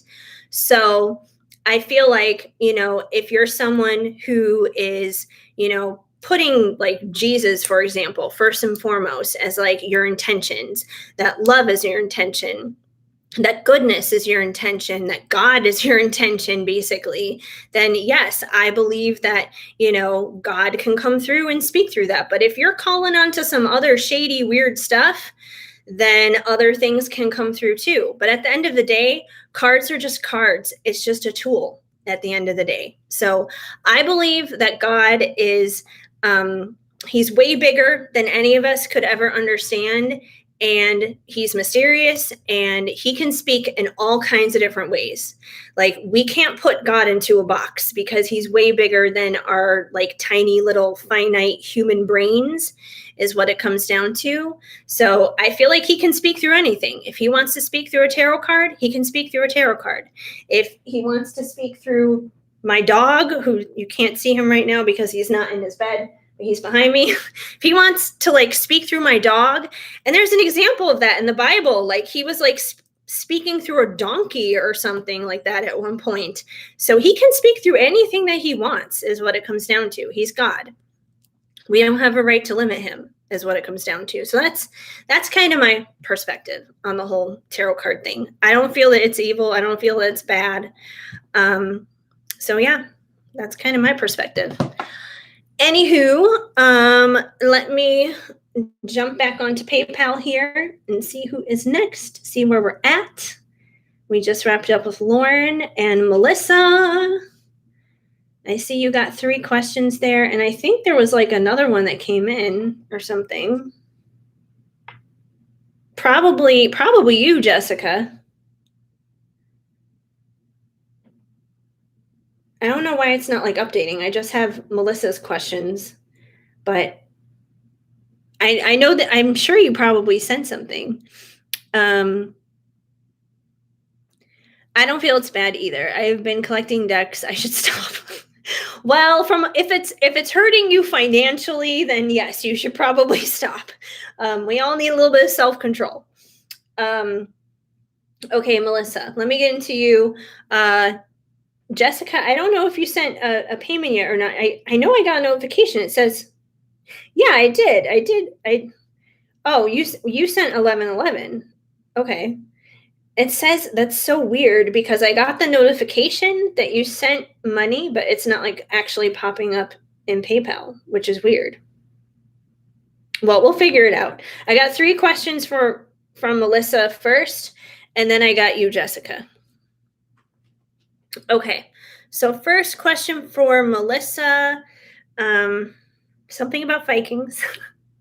What is the deal with seeing things related to Vikings? You've been seeing signs a couple of months back. I think I remember you mentioning something about Vikings a while ago, which is funny. But yeah, okay. Let's see what's going on with the Vikings. Which is really funny because whenever I think of Vikings, I think of the cruise line. I think of Viking cruises because my best friend, when we were both living in LA, she used to work for Viking cruises for a little while. So that's what I think of. I'm like, oh, Viking cruises. But apparently like Viking cruises is like primarily for like older people. Like I guess that's their target market. They go for older people. I don't know. But yes, it is a little bit different. That's for sure. It is a little bit different. Okay. So we have the High Priestess coming out first and foremost. So I feel like the High Priestess here is basically signaling you, who you are. So, the High Priestess, she kind of knows all, sees all. She's very intuitive. She is not someone who is like super crazy vocal about what's going on with herself. She can be a little mysterious, but she definitely knows what's going on with everybody else. So I feel like your inner High Priestess is like recognizing something. It's like your intuition is recognizing some kind of familiarity here when it comes down to the Vikings. It could be that you could be picking up on something from a past life. I mean, that's just kind of automatically the first thing that honestly comes to me, just like intuitively, is like if you keep seeing things about Vikings and like your inner High Priestess is kind of recognizing something with that, there's some kind of renaissance there, then it could be like something past life wise that could be jumping out to you at this time, maybe to remind you of something, maybe something that you need to learn, something that needs to be kind of brought up from the past with that. So there could be like a Viking past life connection there. OMG, yes, you got the brochure for Viking cruises. That's so funny. Well, if she were still working there, I'd have her hook you up, but it's been a few years since she's worked there. That's so funny. I've been writing about some girls fighting in a battle. Interesting. Yeah, I mean, those Vikings were tough. That's for sure. They were very tough people. So we have the world coming through. So, the world can be about, kind of like cycles of, new beginnings and endings and, things like closing out and starting over again and stuff like that. So there could be a cycle here, basically, that you're following, dealing with the Vikings in a sense, especially if it's tied to like some kind of battle here. So there could be like a cycle here that you may be kind of like tapping into. Like I said, I really get kind of like past life vibes, which is funny because I don't have any past life decks, and maybe I should get one to kind of verify that. But yeah, I am getting kind of like this past life feeling thing. And we have the Page of Swords. So the Page of Swords is like a new way of thinking, a new way of being, a new way of looking at things. It's like a fresh new perspective. So there could be something dealing with like the Viking type of life that you could be learning from, a fresh new perspective from that, whether it's just like exploring the history of the Vikings, or whether it's, tapping into something from a past life that maybe you need to have a new perspective on. But I feel like it's kind of like that learning energy, like you're learning something. There's some kind of fresh new perspective here that you are supposed to take away from dealing with the Vikings if it keeps, coming up at you. A girl and guy fighting in battle. You see snow and blood everywhere, pine needles and aurora borealis. I can't say that word. Streaking a starry-filled sky. Those always sound so pretty. Pines fall as the mountains, and the snow and the cold insufferable. Their hands cold, red from the cold as they swing their swords, closing in on the enemy, which is funny because what we got here, we got the Page of Swords. So this could be confirming the swords there that you're seeing, the swords. And that's true. Vikings did have a lot of swords. So this could be kind of like, it could literally be a symbolism here of the swords. I'm also kind of getting the vibe, like, I mean, the way that you just wrote that there, it's highly descriptive. Maybe you're supposed to write something dealing with the Vikings, like just a random suggestion, especially if you have a past life connection dealing with the Vikings, and you're having like these very clear visions, these very clear kind of memories in a sense. Maybe it would be worth like doing some channeling through your writing, and just kind of just do automatic writing and just kind of let it see where it flows and let it see where it takes you, kind of thing. It could be something for you to learn. It could even be something that maybe other people could learn from. And we have the Seven of Wands. So the Seven of Wands is kind of about like being defensive, like standing your ground, which I feel like once again kind of resonates with what you were just saying about, fighting in the snow and, closing in on the enemy and that kind of thing. So I feel like, that's kind of like these people that you're seeing, it's like them kind of like putting up their defense, they're putting up their block against that enemy kind of thing. So I feel like it's kind of describing what it is that you're seeing there.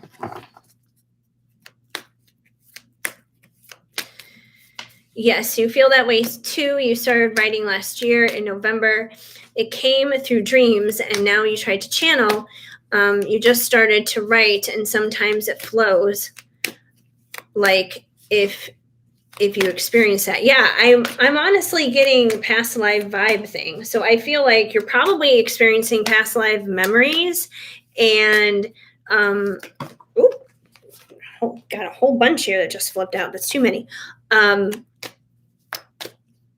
Yeah, that it's like it's a lot. Like it's a lot there. That it's probably past live memories that's coming through, and I would definitely recommend like continuing to write about it, especially if this is like, like right when it comes to you. If you're able to like write in those moments, I would definitely do that, because I feel like it could be something of like a learning experience for you.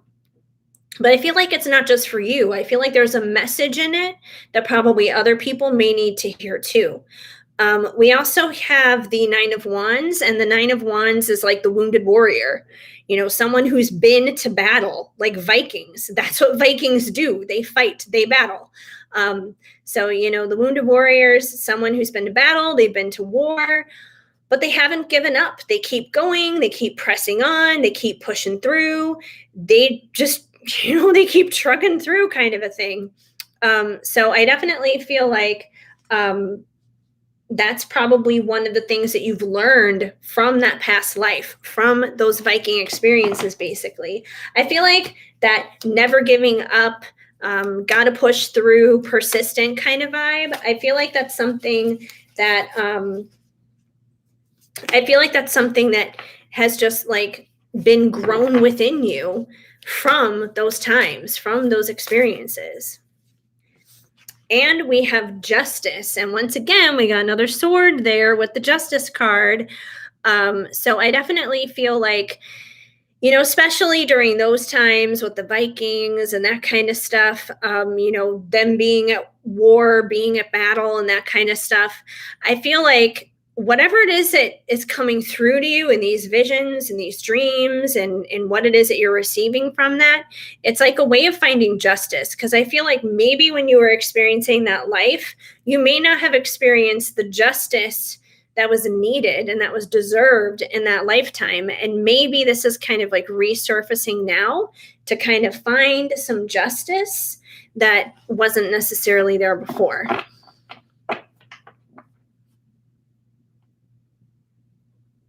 Did the mask come back or did I hallucinate this?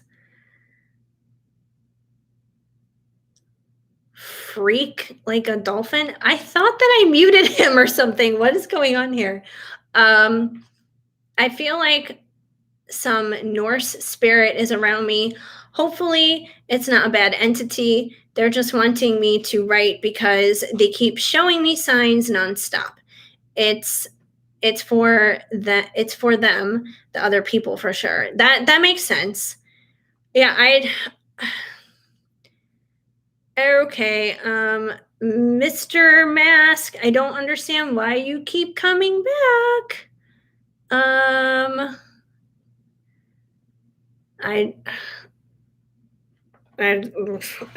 don't understand. Please go to OnlyFans and not here. I don't understand. I really don't understand it. Well, thank you guys. I appreciate that. And Jessica, I do see your comments in there too. I've just been kind of reading through Melissa's because it's her reading right now. So, but I will go back and see what it was that you said. Hi, Brooke. Just so you know, I am doing paid readings only. So I'm more than willing to take your question. I'm still open for questions. I'm still taking them. But if you want your question answered, just go ahead and shoot me a payment on either PayPal or Venmo. All the information for that is down in the description box, and as well as like what I offer for those. So all of the readings are $10 or under. So just kind of choose what it is that you want. Go ahead and send your payment, and I will be more than willing to help you with your Gemini X, which I understand those Geminis are tricky. Anyway, let me get some more cards for you, Melissa. Some oracle cards on the on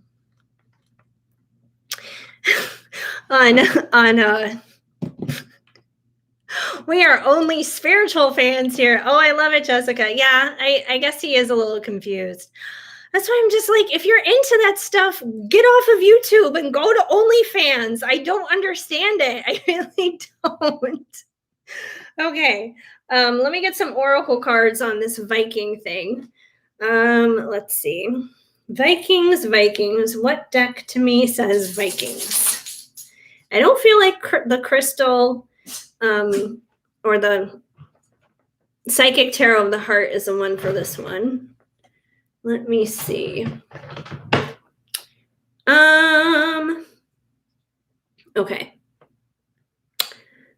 Let me move some boxes around here. I think I'm going to go with the Divine Feather. The Divine Feather Messenger. See what we can get from there. Even though Vikings have nothing to do with feathers, I'm just feeling feathers right now. So we're going to go with feathers. Okay. What do we need to know? What do we need to know with the Viking situation here? But yeah, I don't feel like it's any kind of like evil entity or anything like that coming to you on this. I feel like it's definitely like past life stuff, like channeling stuff to help like you learn and understand things, and definitely to help out other people too. Maybe he's got to be reported. Probably. I've been what is it? I've been like muting him or whatever, putting him in timeout. I don't know how long those timeouts last for. But that's what I've been doing, because I'm trying to focus on you guys and focus on your questions, not worry so much about that. And thank you, Brooke. I did hear the ding ding. So your question will be after Jessica's, because right now I'm on Melissa's questions. She sent in 3. So this is her first one. And then Jessica has a question. And then I'll be on to you, Brooke. Okay, so we have the Oriole. A new creative venture is on the horizon. See it as a positive change. So, considering we're talking about writing here and creativity, I feel like that's what the creativity is in reference to. I feel like it's in reference to the writing. So this is definitely like an opportunity for you to take advantage of that automatic writing kind of stuff, of you, embracing that more. So I feel like it's definitely an opportunity to do that. It's an opportunity to have a little bit of a positive change in that. So, Jessica, that would be awesome. Let me make you a moderator really quick. There. Okay, you're officially on, Jessica. It's up to you. I just made you a mod. So go for it. When he comes in here and he starts messing up and making trouble, I trust you. The feathers work like the ravens of Odin. That is true. That definitely works. Okay, the white turkey. The power to heal the earth is within you. So I feel like this whole Viking thing is coming as an opportunity basically to heal something within yourself, and to help heal something within others through the messages that you're receiving. Because obviously, like the Vikings, like I can't imagine what it would be like to live as a Viking, to live in those times. But they were hard times, like you had to be super hardy to be a Viking, like they were rough and tough, and there's nothing gentle when it comes to a Viking. I can't think of anything gentle dealing with them. They're sturdy, solid, hardy kind of people. So I definitely feel like there's a lot of healing happening just within the craziness that they have probably experienced and gone through. And it's something that you're starting to heal from yourself and can help others heal from, just with the messages that you're getting, whether it's connected directly to like when other people get the messages, whether it's like directly connected to their own past lives or Vikings, or whether it's just connected to something maybe they need to know now. It still all helps. Well, there you go, Jessica. Do your thing.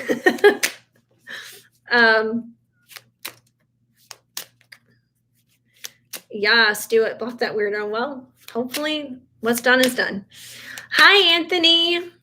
I am having a good day, and I am taking questions still. So go ahead and pop in with your question. Right now I'm on Melissa. She's got 3 questions. Then I have Jessica and then Brooke. So you would be after Brooke, just as a heads up. Yes, harsh times, definitely. Harsh times for sure. Oh, no problem. It's all good. Hi, Aisha. It's good to see you. Okay, Robin. New growth and potential is on the horizon. Reach out and embrace it. So once again, this whole Viking thing is kind of coming up as an opportunity to grow, probably to grow in your learning and your understanding with the healing. in all kinds of ways, in good ways. And yeah, I feel like growth in general was probably very hard during those times, like even just if you think about like the weather and the environment and the conditions that they lived in, it wasn't very conducive to growth. So it's kind of like now is a time to grow, in a sense, learning and understanding what that time must have been like. So it's definitely a time of growth and learning and understanding. So I feel like the Viking thing is a good thing. I don't feel like it's anything weird or evil or anything. I feel like it's just like a lot of spiritual education, in a sense, is kind of what it is. And you just sent your payment through PayPal. Awesome. Very cool. And we have the canary. Step forward now and sing your song. There is power in finding your voice. So, once again, I feel like your voice and singing your song in this situation is basically like the automated writing, is what it comes down to. So, keep doing that. Keep doing the automated writing. That's expressing your voice. That's putting it out there into the world. So I feel like whatever it is that you're learning from this Viking stuff, it's good. It's helpful to you. It's going to be helpful for others. So I would just go with the flow with it, kind of see where it takes you. If you want to go on a Viking cruise, go on a Viking cruise. But yeah, that's kind of the way I see it. I don't see it as anything bad or anything weird or anything like that. Just kind of like something interesting new to learn from, probably. Yes, you're working on your spiritual abilities slowly but surely. Yeah, I mean, we all are. And in some ways, it's like, in some ways it happens without you even knowing and without you even realizing it. Sometimes it just happens. Like I'm sure you weren't expecting or like purposely thinking about Vikings. It's like the Vikings came to you. Sometimes it just happens like that. Okay, so let me check out your next two questions. Going back to PayPal. All righty. All right. What blockages can I remove to get yourself into career mode? All right. So we got some career blockages to get rid of. All right. Let's see. Career blockages for Melissa. What does she need to bulldoze down? Let's see what we got here.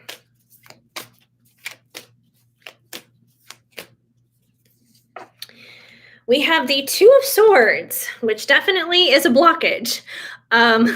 So the Two of Swords is basically, to me, I always look at this card is basically being double-minded.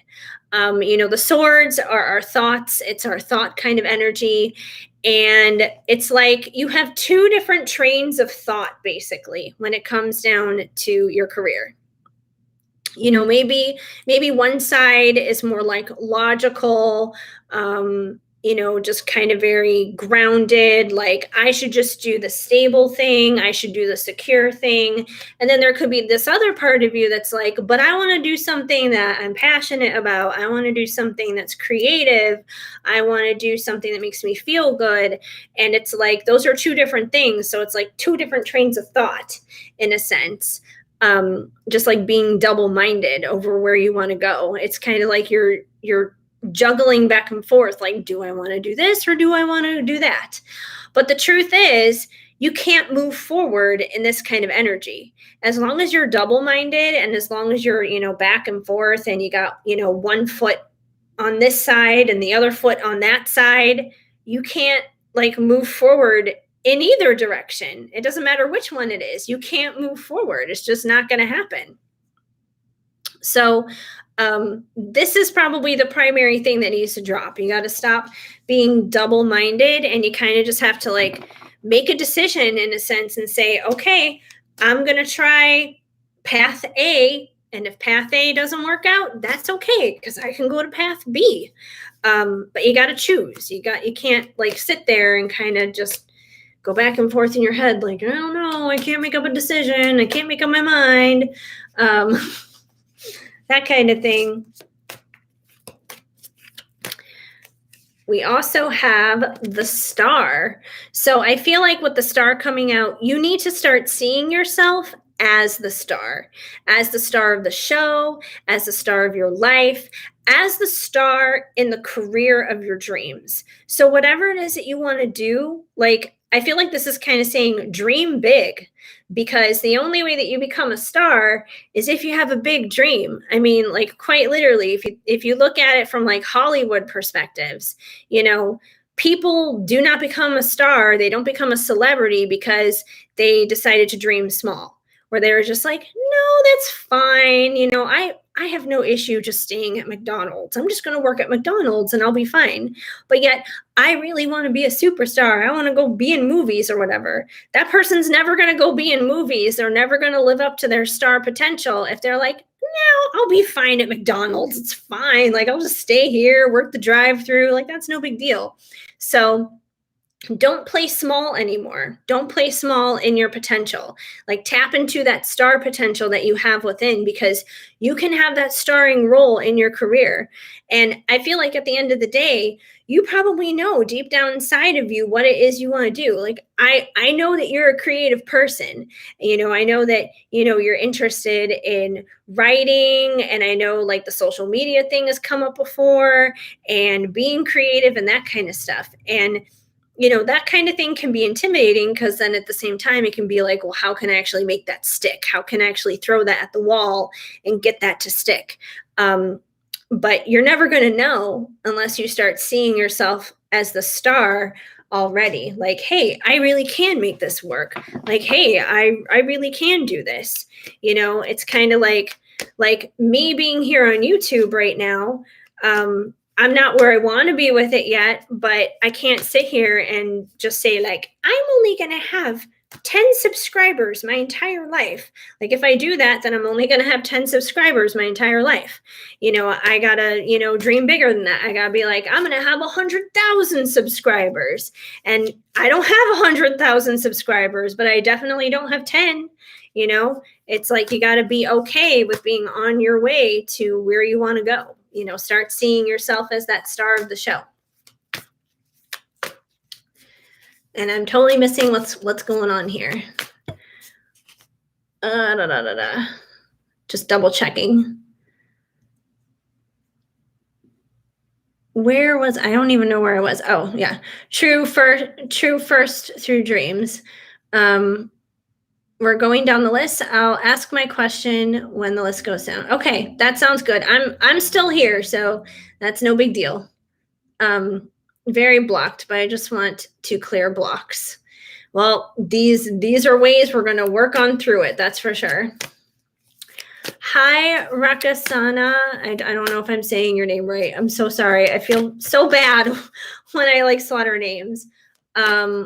Will you get to marry Wasim? Just so you know, I am doing paid readings only, so I can definitely answer that question for you, but just submit your payment through PayPal or Venmo, and I can take your question. And as for, what you can order with that, once again, all that information is in the description down below too. So readings are $10 or under, depending on what it is that you get. So that's basically that. Very true. Yes, there's the fear that I won't be making money off your creativity. Well, it's kind of funny. If you want to do something creative, you have to get creative in how you're going to make that money, right? Like doing readings, for example, it's under the area of being creative as I throw the cards around. But you got to get creative on ways to make money. And especially if you're doing something creative, my biggest recommendation is find ways to have multiple streams of income. Because if you're having multiple streams of income, that way then it's like if one area is kind of dried up, it won't be the end of the world, because you're still going to have another pool that you're going to be able to drink off of. So I think multiple streams of income, even if you're not doing something creative, I feel like that's good for just anybody, period. Even if you're working a 9-to-5 job, find like multiple streams of income that you could do on the side, because that way then you're always going to be okay. So I feel like that's definitely helpful for like anybody really. Then we have the Hermit coming through. So with the Hermit, Hermit mode is just like going within. Typically, when we're going within, we're trying to examine and figure out what's going on. So, if you are having confusion as exactly like what decision here you should make, you probably need to go within. But what's really ironic about the Hermit card is there's a little star. There's a star right there inside his lantern. And what else do you got here? You got the star. So when you're in the Hermit mode, when you're going within, you discover your star potential. You discover your star power and your star quality. So I feel like if you go within more often on this subject, you'll probably start to feel stronger. You'll probably start to feel more confident within that star energy. It'll probably ultimately bring that more out of you. So definitely spend some more time in prayer, spend some more time in meditation. That's definitely going to help. Let's see what else we got here. We have the Page of Swords.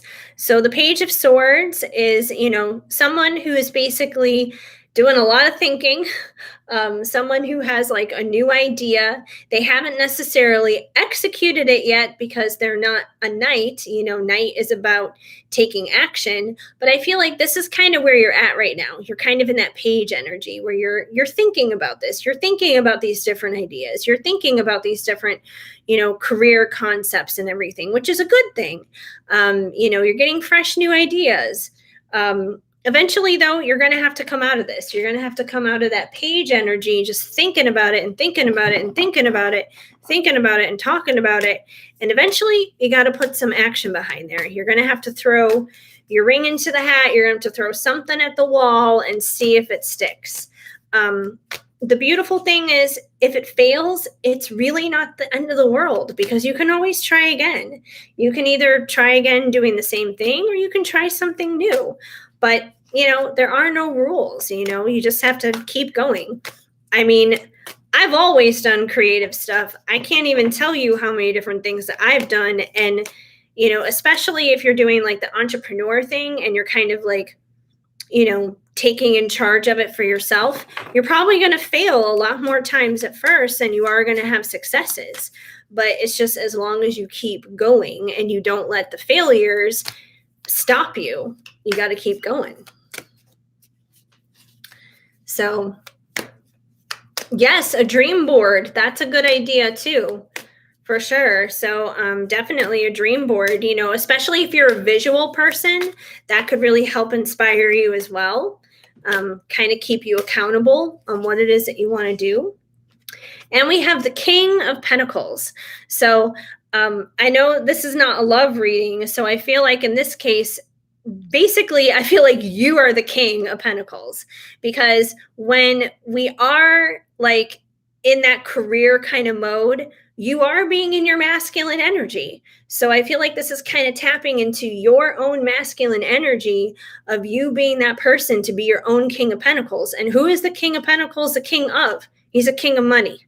So you have the opportunity here to be the king of your castle, the king of your money, basically.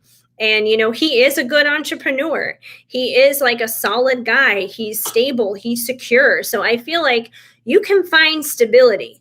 You can find security in your career. You can become that king of pentacles. You got to tap into your masculine energy and you got to go for it.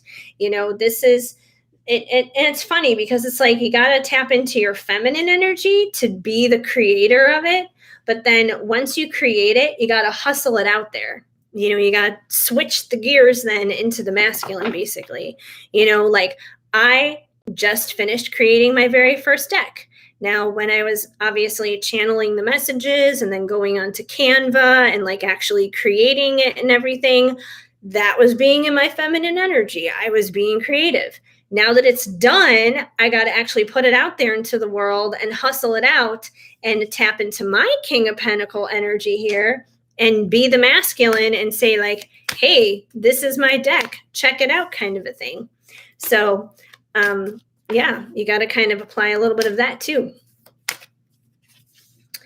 And we have the Four of Swords. So the Four of Swords is about kind of being at rest, which is interesting because I was literally just talking about hustling.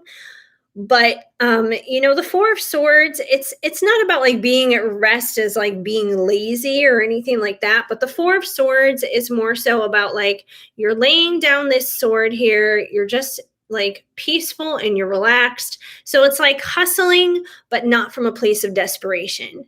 Like you're hustling and then you're finding like that even give and flow where it's like, I'm going to hustle, I'm going to put my stuff out there, and then I'm going to sit back and kind of rest and let it kind of just like stew, let it kind of simmer there a little bit and let it do its thing. So don't overwork yourself on it. Make sure you're still resting when it comes to it. Try not to stress yourself out too crazy much, I guess is the point. Because if you're overthinking it and trying to figure out what you need to do, you're probably going to take yourself off track, off course with it anyway. You don't want to do that. So, you want to stay in the flow. Just go with the flow. So yeah, let me get some Sacred Creators Oracle cards here for you on the career thing. Bulldoze those blockages down. Basically, the king of money. I want to be financially independent. Yes. And that's exactly who the king of money is. He is very financially independent. He depends on nobody else because he is the king. So you have ideas. You feel you have to start making a move on this. Yeah, you do. I mean, if you feel like you need to make a move, then like I said, it's time to stop thinking about it and talking about it and thinking about it and talking about it and just do something. It doesn't even have to be a big something. It doesn't have to be like a huge move where you're just like, I'm going to take out a business loan or something and take out all this money from the bank to start something. It doesn't have to be anything like that at all. What did I just do? Did I just drop a whole bunch of cards? I think it was just the one. Okay, I guess I'm taking this one. I thought there were others that fell, but nope. Just the one. But yeah, just start with something small. Just start somewhere is the point. Lead your metamorphosis. So I feel like, you're kind of becoming that butterfly basically when it comes to your career. Lead your own metamorphosis in this. Once again, that King of Pentacles, he is a leader. He's a leader in creating his cash flow. He's a leader in getting it done. So, you can't get it done and you can't lead by just sitting around and doing nothing, by just like thinking about it and talking about it. Thinking about it and talking about it only goes so far. But it's time to take a leadership role in the changes that are happening in your career. Start playing around with it. Start stepping out. And I feel like right now is the perfect time to do that if you really do want to change it up. A lot of people have had no choice but to change it up because of like COVID and stuff. So yeah, like before COVID, I was walking dogs in LA and then I lost all my clients because of COVID. So now I'm sitting here doing this. So, things change all the time. Creator alchemy. So I feel like this is definitely confirming the fact that you are a creator. You are a creator. You are an innovator. You're someone who's meant to step out there and take the lead on these things and create.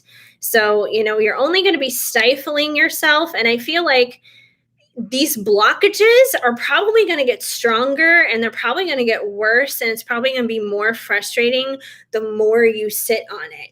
It's kind of like think of it this way. If you are at a swimming pool and you're on the diving board, like you're at the very edge of the diving board, and you see the pool down there below you, and let's say I don't know if you're someone who's like afraid of like being heights or like diving boards or swimming or anything like that, but let's say you have fears around that just for argument's sake. And it's like there you are at the top of that diving board, you're at the very edge, and the more you stand there and it's just kind of like wavering and bouncing, like your anxiety is going to get a million times worse. And then you're just going to be like standing there frozen in fear. You're not going to want to take the dive. When really what you just need to do is you just need to step off that diving board already. So yeah, you need to stop doing that and just take a dive. You're uncomfortable with swimming in deep water. Well, it's time to come out into the deep. And I think there's like a Bible verse or something like that about that, like stepping out into the deep. You know, you're not going to get anything done if you stay in shallow waters. Shallow waters gets you shallow results. If you want like big results, you're going to have to go deep. And that can be scary, but you can do it. Like it's really no different than being in shallow water. It's just deeper. That's all. It's just deeper, but it's all still water. People can drown in shallow water too. You know, they say that all the time. So the depth of the water doesn't really make a difference. Light in the unexpected. So I feel like you are a light. You know, you're meant to do something creative. You're meant to go out there and put something out into the world because you are a light. And the truth is, the world that we live in, it's a dark place. It's a nasty place. People are mean to each other. You know, it's not a nice place. It's dark, it's broken. There's a lot of not so good stuff happening out there in the world. So I feel like you are a light, and whatever it is that you're supposed to do with your career, whatever it is that you're supposed to do in this creativity, like the world needs you. The world needs your light. The world needs you to shine, basically.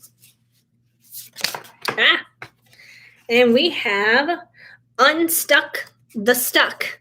So obviously you have felt kind of stuck here. You know, we're talking about blockages here, and you just need to unstuck it. It's like I said with the diving board analogy, you just need to step off. Just step off and dive into the water. So it's time to move those boulders. No more sitting around and thinking about it and talking about it. I almost feel like I need to give you an assignment. Like between now and the next time I go live, try something, even if it's small, even if it's itty bitty teeny weeny little whatever thing, just try something. And then the next time I'm live, come back and we'll revisit and kind of see where it's at. But there's kind of nothing to revisit if you're just going to kind of think about it and talk about it all the time. Like it's time to like put a foot out there, try and do something. So I usually don't give people assignments with readings, but I almost feel like with yours, I need to give you an assignment. Like step out and do something, anything, even if it's just little, but something. The spark of hustle. So once again, you can't hustle when you're just sitting around thinking about it. When you're like, oh, I guess I'll brainstorm.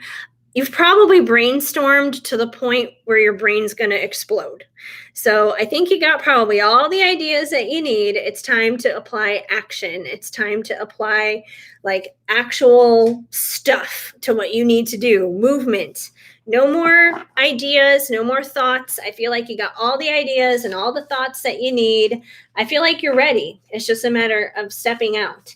You know, it's kind of like, you know, you got in the car, you buckled up, you checked all your mirrors, you know, you can see everything, you know, you got the car turned on, you're ready to drive, but you can't drive unless you actually like move it from park to drive and take your foot off the brake and start to accelerate. So you got to actually start driving, start moving, dive off of the diving board, whatever analogy you want to go with.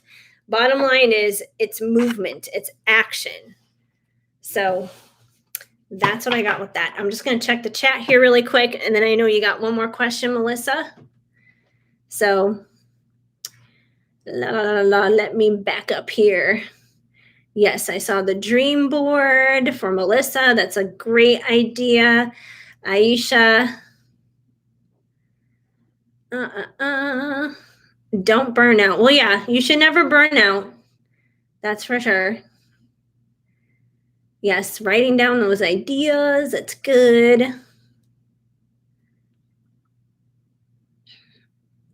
If you were more like your sign Aries, and you probably would be more confident. Yeah, I mean, Aries is typically a very confident sign. I mean, that's that fire energy. Like tap into that confidence. That's a good thing. You've been seeing butterflies for months. Actually, a month kept or and moths. I don't know why I saw months. Um, and a moth kept following you. Oh yeah, and you got the metamorphosis card. That makes sense. You're uncomfortable with something. I addressed that, the deep water. There's something about deep water. Can't learn how to swim in deep water though. Well, I mean, you can. You can. Even if you have to doggy paddle, you don't have to be Michael Phelps. Just doggy paddle if you have to. um, your heart hurts just thinking about this place. Oh, yeah, handmade jewelry. That's a great idea. I mean, if you feel called to do that, that's definitely awesome. Um, makes a lot of sense. I need to get out of my head. I'll try um I'll try something new with creativity and get out of the comfort zone. Yes. I would like to revisit next time so I'll get something done. Good. Awesome. Yeah, for sure. I mean, you can totally do it. Like that's half the battle, just getting out of our heads. And I do it too, like I'm a Libra, so I got all that air energy going on, so I overthink everything. I mean, last night, I overthought killing a spider. I mean, first of all, I have issues with bugs, period. But there was this huge, like, ugly, nasty, I don't like it looked like a baby tarantula to me. It was like so huge. And it was in my shower last night. And like, I didn't want to touch it. And of course, afterwards, I talked to my mom and she's like, why didn't you just use a fly swatter? I, of course, had to do this the complicated way because that's just me. And I have like a squeegee in my shower, and I took the squeegee and I was like and I was like running water with the shower and trying to like nudge the spider with the squeegee with the water running to go down the drain, and it wasn't working. And then I took like some Lysol spray stuff and I was like trying to spray it down there. It was a whole big mess. I eventually got rid of the spider, but it was like it was like a horror comedy in a sense. It was ridiculous because I overthink these things. Even just killing a stupid small spider, it's ridiculous. So, um, anyways, but yes, I'm glad that was a helpful reading. That's for sure. Um,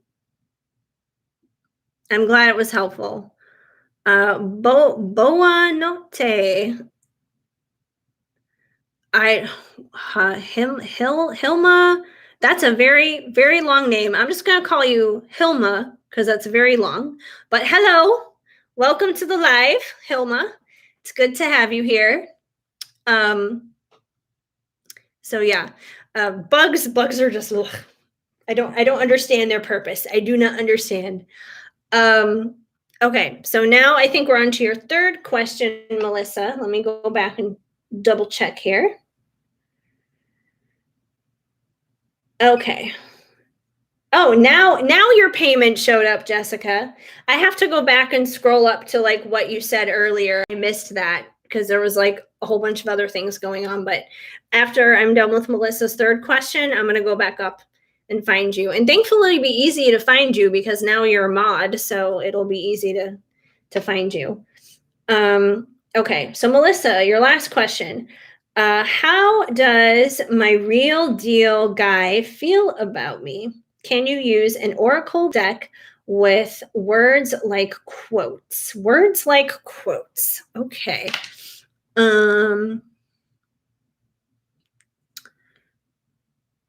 Let's see. Hilma, I'm sorry, but I don't know what you're saying. um I just speak English, so I'm not really sure what you're saying, but I'll try to help however I can. um, So, and thank you, Jessica, for jumping in and covering things. Um, yes, we do believe in you, Melissa, for sure. Brazil. Oh, I love Brazil. Brazil is awesome. I have a friend who lives in LA. She's in LA now, but my friend Nayana, is that Portuguese? I don't know. It could be Portuguese. I don't know Portuguese. I don't know Portuguese. I don't know Spanish. But that's awesome. I still love that you're here. You're still welcome to hang out with us. That's for sure. But yeah, my friend Nayana, she's actually from Brazil originally, so she's a super cool person. But anyways, okay, your real deal person. Let me see. Quotes, words, quotes, words, quotes. I need a sip of my Dunkin'.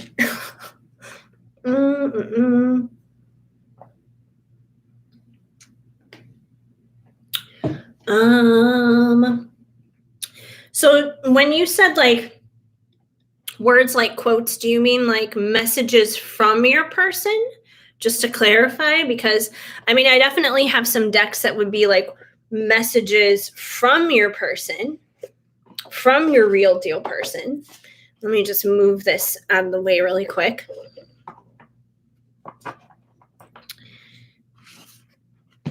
She said, all good. And I'm glad to be in your life. Well, that's awesome. Like I said, you're very welcome to be here. Doesn't matter where you are in the world or what language you speak. We will all figure this thing out. That is for sure. Yes, messages from your person. Okay. I definitely have a couple of decks that we can do on that. Let's see. I think I'm going to go with some Enchanted Embrace. Enchanted Embrace messages. Let's see what we get here. My one deck that actually comes in a tin. So, oh, okay. Well, that's good. Fluent in Spanish. Yeah. I took 2 years of French when I was in high school. I don't remember a thing. Languages was not my strong suit. Definitely not. Like, languages? What? I can understand my dog better than I can other languages. Oh, we just had one that flipped out.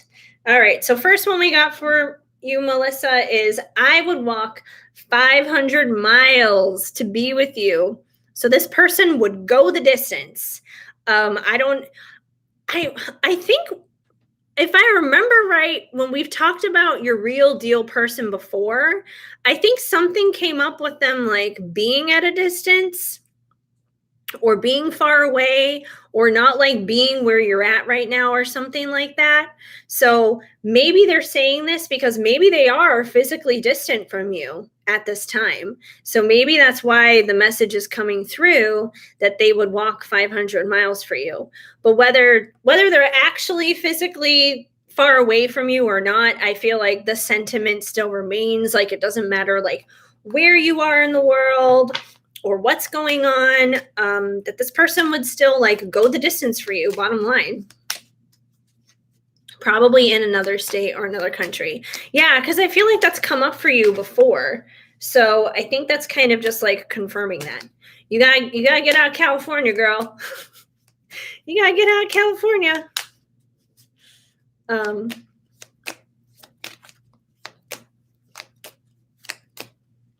Oh wow. Like Jessica, do you know stuff too? Because like I'm seeing all this different language stuff going on now, and I'm like, I have no idea what anyone is saying, but that's fine. That's cool.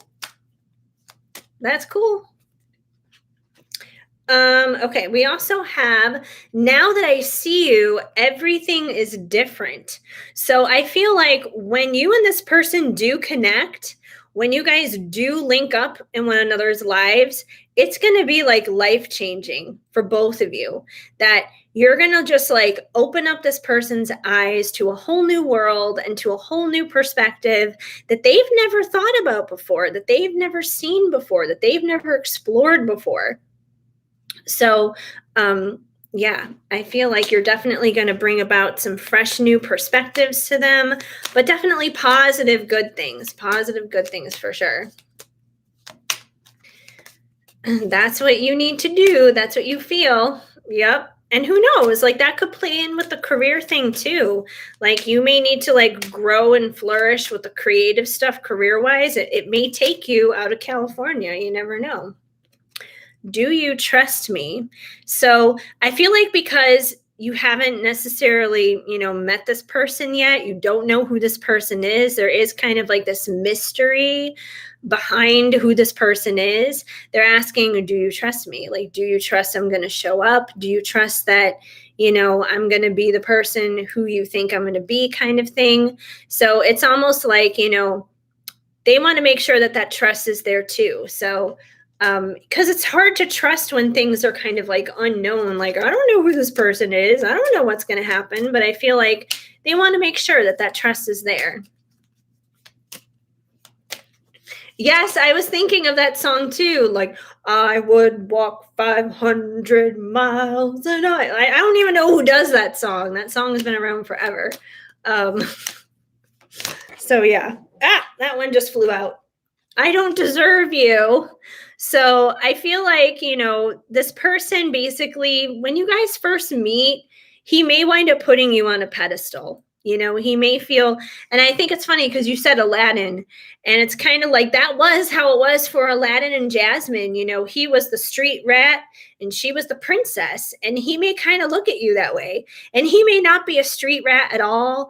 I'm not saying he's going to be poor or anything like that, but he may see himself that way. He may see himself as not worthy of you, of not good enough for you. So I feel like he's definitely going to see you as kind of like this dream come true, basically. NSYNC did a cover of that song? Really? I didn't know that. You handle multiple languages for work and have mastered translating. Oh, wow. That is super cool. I didn't even know that. You learned something new. That makes sense then. I'm obviously the language dummy here tonight because I know nothing. Okay, life is ours. We live it our way. So I feel like when you guys come together, like I said, we have now that I see you, everything is different. Like you're going to be bringing these fresh new perspectives to him in his life, and I feel like he's going to do the same for you. So with the two of you coming together, it's like you guys are going to find like this new lifestyle, this new pattern together. And I feel like it's going to be like multifaceted. It's not just going to be with one another, but it's like you also like doing your career thing and him doing whatever it is that he wants to do with his career. And how you guys just live your lives, you're going to be living it on your terms, your way. It could be somewhere else in a different state, just doing completely different things from what you're doing right now. So I feel like when this person comes along in your life, it's going to be like, like let's say you meet this person in a year or something like that. Like you could be looking back at your life 5 years from now and you could be like, whoa, my life looks like 1,000,000% different. It looks nothing like what it used to. And we have, I could get lost in your eyes.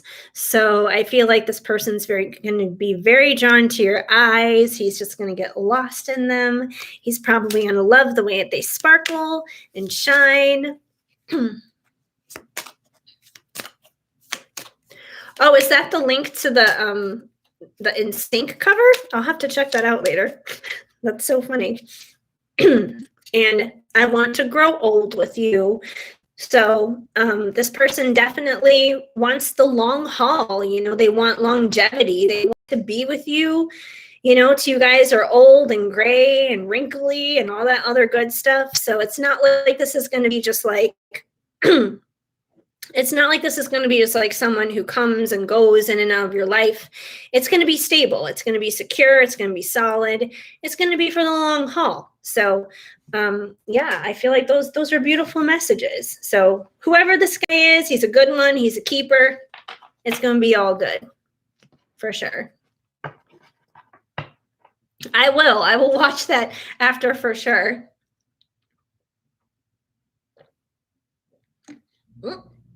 As I almost like spray coffee everywhere. Oops. um I know. In sync takes me back, takes me way back. But I was always a 98 Degrees girl. I mean, Backstreet Boys and In Sync, they're great. But 98 Degrees, they've always been my boys. So going all the way back to 1999 when I first met them. Yes, for sure. Flashback to the teen years, 1000%. It's so crazy. But you're welcome, Melissa. Jessica, I think you're next. I got to scroll back up and see what you said earlier. But let me just double check here. Yes, Jessica, you are next. And then Anthony. Anthony is after Jessica. Yay, we got all these boy band people in the house. I love it. I love it. If I could, I would make like a boy band deck somehow if I could. But I don't think I could because that would probably get into the world of copyright infringement. So I don't think I can do that. But that would be awesome if I could. Okay, let me scroll up and see what you said, like way back here, Jessica. I know you said some stuff, I think, dealing with your situation. I just don't remember where it was. Let me scroll up. Okay, there you came in.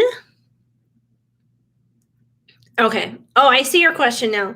It was like way back up there anyway, so it's a good thing I'm reading it now anyways. Okay. Here's your question. Can you get a general love update for your life? Ex-husband or twin flame or new love? Well, that's a lot of wars. Okay. Your gut and intuitive side is telling you things and you don't know how to trust it. Just wondering what the cards show. When you pull your own cards, you still don't trust it at all. Maybe you're not meant to be alone forever. I will tell you that much. I don't have to pull any cards to know that one. You're not meant to be alone forever. But no worry. I'm glad I scrolled back up to see the whole thing. Okay, so ex, twin flame, or new love, just whatever comes through. Got it. All right, we're gonna see what comes through here.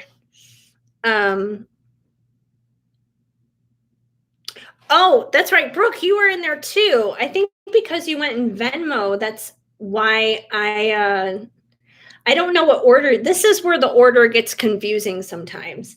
The order gets confusing when I have like one person in Venmo and then other people in PayPal. I never know like who's who because with PayPal, it actually gives me like the time the payments come in, but Venmo doesn't. So, oh wait, no. Venmo 47 minutes ago for Brooke. Does it give me a time on PayPal? Oh, no, it doesn't. It just says August 17th. Ugh, this is where it gets frustrating because then I'm like, I don't know. Okay. You're probably right, Brooke, because I remember Anthony did come in later. So yeah, it's Jessica, Brooke, and then Anthony. Sorry for the confusion, you guys. That's what happens when I have to go back and forth between the apps. It's just sometimes it gets confusing with the order. But yeah, if you guys can keep track of the order when that happens, that definitely helps me out. Either way, everyone's definitely going to get their reading in. Like I wouldn't leave you hanging. That's for sure. But yeah, like a lyrics deck could be good. When I first started doing readings, I actually like, and it's handwritten. It's nothing that is like something that I would sell, but I took like these little tiny like blank cards like this and I just like, wrote songs on them basically. So they're just like names of songs pretty much. It's like, oh, this is a song from your person kind of thing. So I do have this little deck. So yes, I do have that. But I should probably do something like that for like an actual like normal deck. So yes, indeed. Where was I here? I'm just scrolling back up. I'm like, what was going on?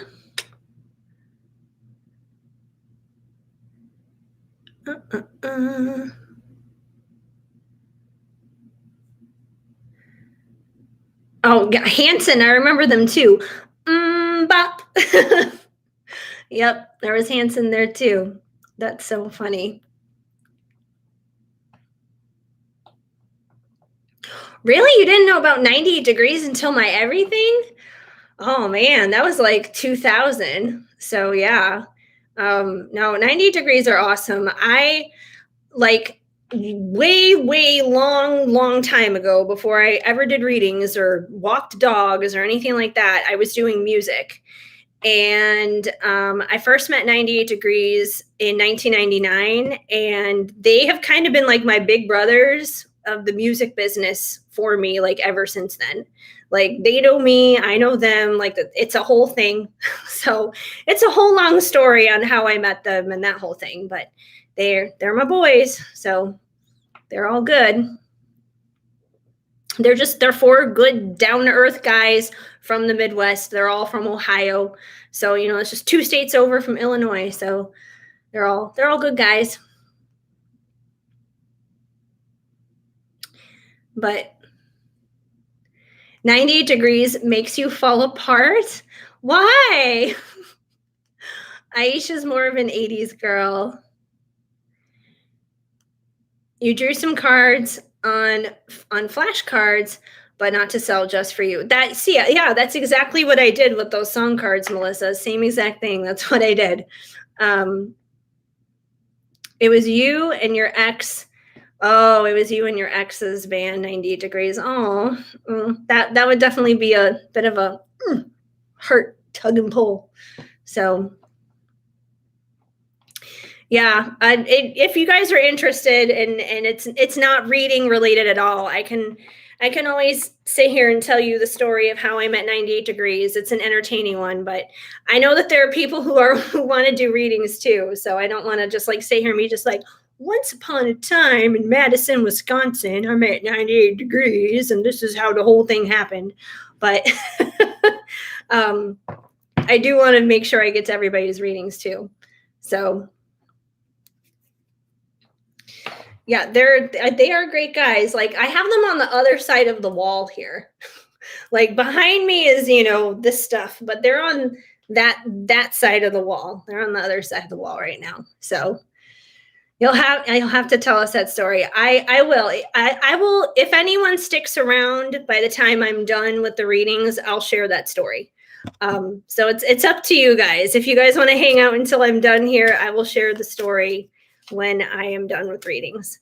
But let me get to Jessica's love reading to see what comes through, what she needs to know in general, whether it's the ex or the twin flame or new love or whoever is going to come through. I think we're alone now. Doesn't seem to be anyone around. Yes, Tiffany, I remember doing a dance with some of my friends in like second grade or something to a Tiffany song for a talent show. Oh my gosh, that is so funny. Okay, then you are definitely sticking around. You're definitely welcome to. I don't want to like force people to, but just like, you have to listen to my 98 Degrees story. But it is a good story. It was a fun time. Okay, so first card coming out for you, Jessica, is the Four of Swords. So the Four of Swords is kind of just like laying down your sword of battle in a sense and being at rest. So I kind of feel like, right off the bat, you mentioned the ex, the twin flame, and new love. That's like 3 different possibilities of stuff that could come through, right? So with the Four of Swords, I feel like this is saying maybe you kind of need to just like rest, kind of like take a break. Like there could be a little bit of anxiety in a sense inside of you trying to figure it out and trying to understand it. Like I know you said that, you were pulling cards for yourself and trying to understand it. And I sit here and I do readings for you guys, but I could not read for myself if my life depended on it. Um, and this is why I get readings from other people, because I feel like I have the blinders on when it comes to my own situation. It's like every time we pull cards for ourselves, we're going to have that bias. And then we're also going to doubt ourselves. And then we're going to be like, am I really reading this right? Is this really my intuition? Like, what's going on here? We always naturally do that. And that's okay. And that's why we check in with other people. But I feel like this is kind of saying like you need to let go of that anxiety and you need to relax, because the answers in general, whether it comes through me doing a reading or someone else doing a reading, or the answers just coming to you in another way, it's not going to come to you unless you're in a state of rest. So this definitely indicates the fact that you need to just kind of relax, just rest on it. That doesn't mean like stop fighting for it and figuring it out. It doesn't mean you're going to be alone. It just means that like the internal battle of trying to figure out what's going on, that needs to be at rest. So no more anxiety about it. That's for sure. Just be at rest, kind of be a little relaxed. And we have the Five of Pentacles coming through. So the Five of Pentacles is basically a poverty mindset, lack kind of mentality. And, I kind of picked that up too when you were describing your question, when you were describing what's going on. The very last thing that you mentioned is, maybe you're just meant to be alone kind of a thing. And to me, when someone is saying like, maybe I'm just meant to be alone, that's like a poverty mindset when it comes to relationships, because there's a part of you that just believes you're always going to be lacking in love. You're always going to be lacking in the relationship department. So if things aren't going where you want them to go, whether it be with the twin flame or new love coming in, or however that looks for you, it's not going to happen. And you are going to be kind of stuck being alone, because you're kind of putting yourself there, because you keep believing that like, oh, I'm lacking this, I'm in lack, I'm just going to be alone. So, once again, that's kind of like that anxiety and that kind of stuff needs to be put at rest. So definitely there's a little bit of that mindset going on there. That needs to definitely go away. That's not going to serve anything for you, because I don't believe you're going to be alone. I don't feel like anyone is meant to be alone. I feel like everybody has their happy ending out there. I feel like it can take some work. It's not easy. Nothing worth it comes easy, that's for sure. But it's not going to come as long as you're feeling that way. And we have the Eight of Pentacles. So the Eight of Pentacles is about hard work, just like hard work and diligence and persistence and never giving up.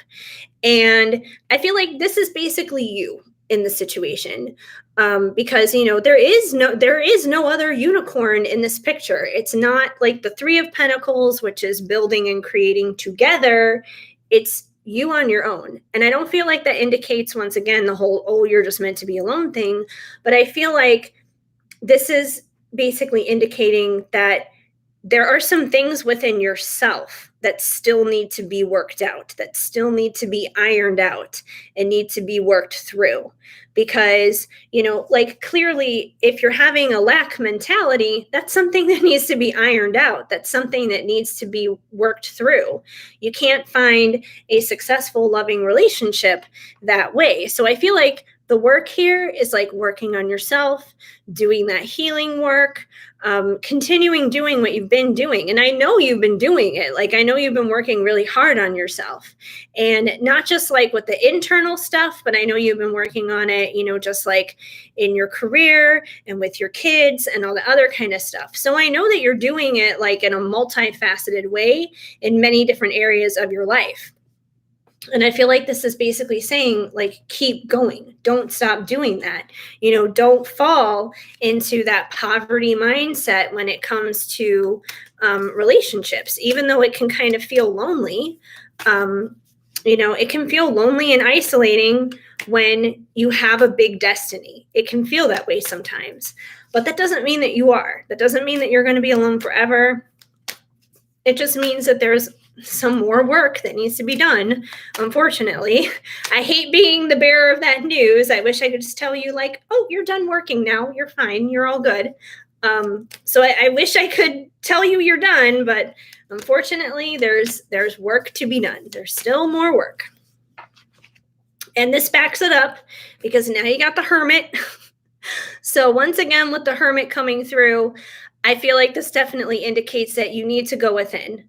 Don't worry so much about pulling cards for yourself and trying to figure out what it means. Because, sometimes pulling cards for ourselves can actually confuse us and can actually be like, well, what does that mean? And what does this mean? I don't know what's going on. Don't worry about that. I feel like the best way to, go within and really figure it out is, once again, in prayer. Like, prayer is honestly the best way to do it, because cards will bring through messages for you, yes, but prayer is like your direct line. It's your direct line between you and God. It's your direct line between you and spirit. It's your direct line. So that way, then, it's the fastest and quickest way for you to kind of put out in your prayers what it is that you need to communicate to God. And it's the fastest way for him to deliver back to you and say, okay, this is what I want to say. And he may not always want to necessarily say it through cards. He may want to do it through a whole bunch of different things. So, also stay open. Keep your ears, keep your eyes, keep your mind open as to, how that may look. You're tired of working. I understand. I get it. That's why I'm just like, I know you're not going to like to hear this. And you know what? I've gotten those messages too, where I'm just like, I've arrived, I'm done, like, ding, ding, like, let me out already. And nope, just not done yet. Just not done. There's always work to be done. And I get it. It's exhausting. Working as a waitress in a cocktail bar.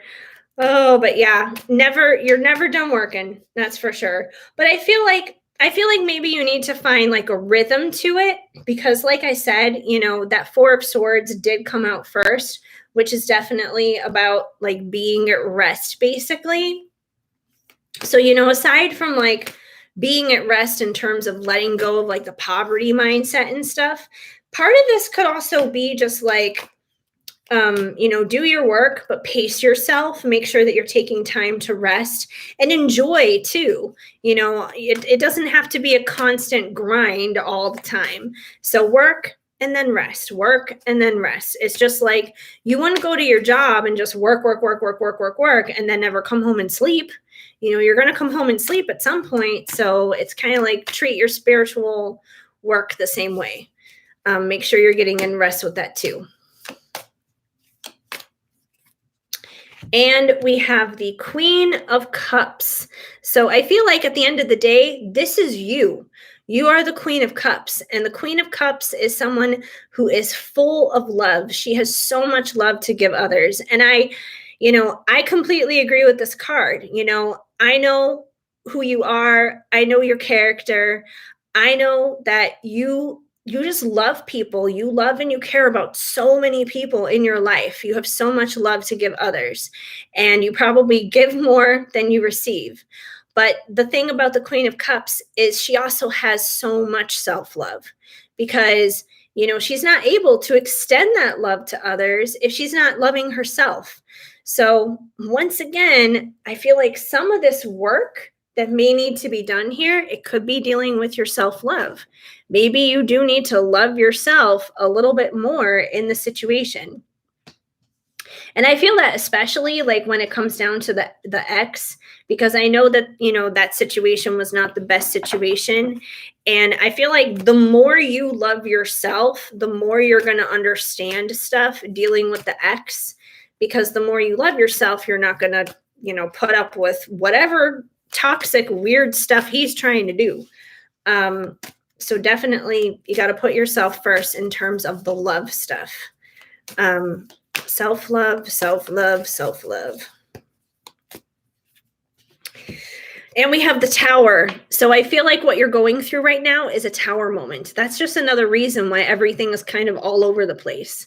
Because, once again, when we're in that poverty mentality here where we're feeling like, oh, I'm just going to be alone, I'm tired of working, stuff like that. It's like your foundation is being shaken basically, because what you're doing right now, it's not working. The poverty mentality, it's not working. So everything's being shaken up because something better is supposed to come along. Tower moments don't come just to destroy us. They come because we're ultimately meant to be built back up after them, and in a solid way, in a healthy way, on a good foundation that's going to last and that's going to work. So if everything feels flipped upside down right now and it doesn't make any sense and it's super confusing, it is because you're in a time of like a major shift right now. So if that's why things are kind of weird, that would be why. Let me get some oracle cards on this. We'll see what comes through.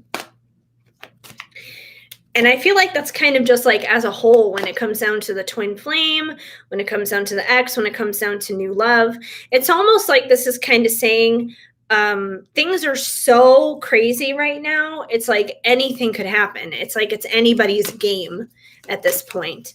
But at the end of the day, it's ultimately up to you. But there's definitely some self-work and self-love that needs to happen, and some not so great mindsets that's going to have to go.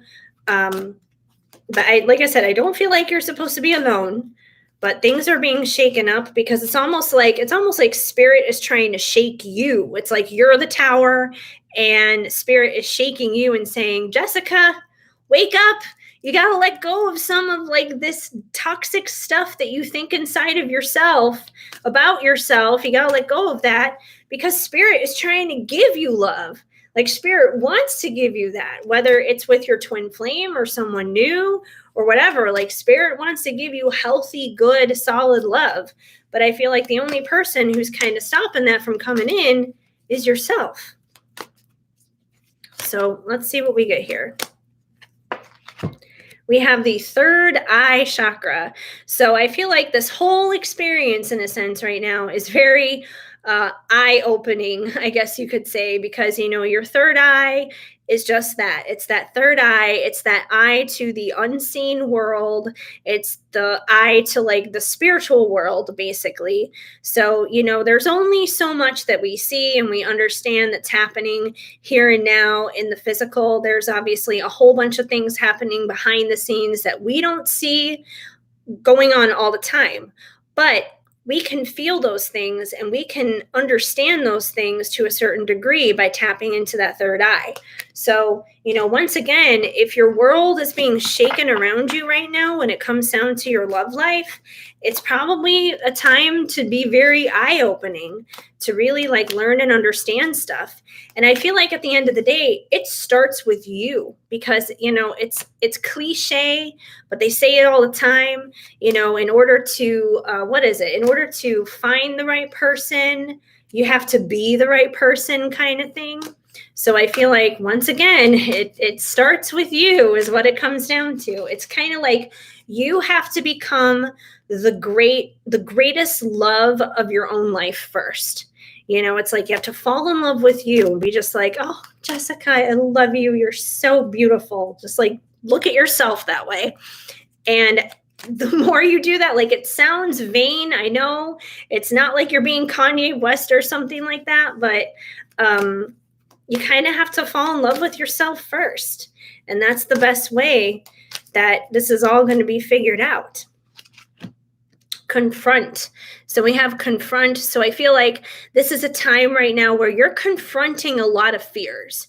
You're confronting a lot of shadow work basically here, because even if you look in this picture, whoever this guy is facing, it looks like he's basically facing himself. There's this long shadow here, and then this shadowy figure, but you don't actually see another person. It just looks like a shadowy figure. So I feel like right now your world is kind of falling apart in your love life because you're having to face yourself. You're having to face some probably not so great stuff that you feel about yourself from within, first and foremost. And that's not always the easiest, but it's that shadowy stuff that winds up drawing in and attracting the toxic stuff like the ex. And it's that shadowy stuff that you need to face and overcome and conquer so you can start loving yourself the best in order to bring in the best healthy love for you. And we have reach out. So I feel like reach out, I feel like this is kind of like reach out, not necessarily to like your twin or to your ex or to like a new love, but I feel like this is saying reach out to the people who have already showed you love.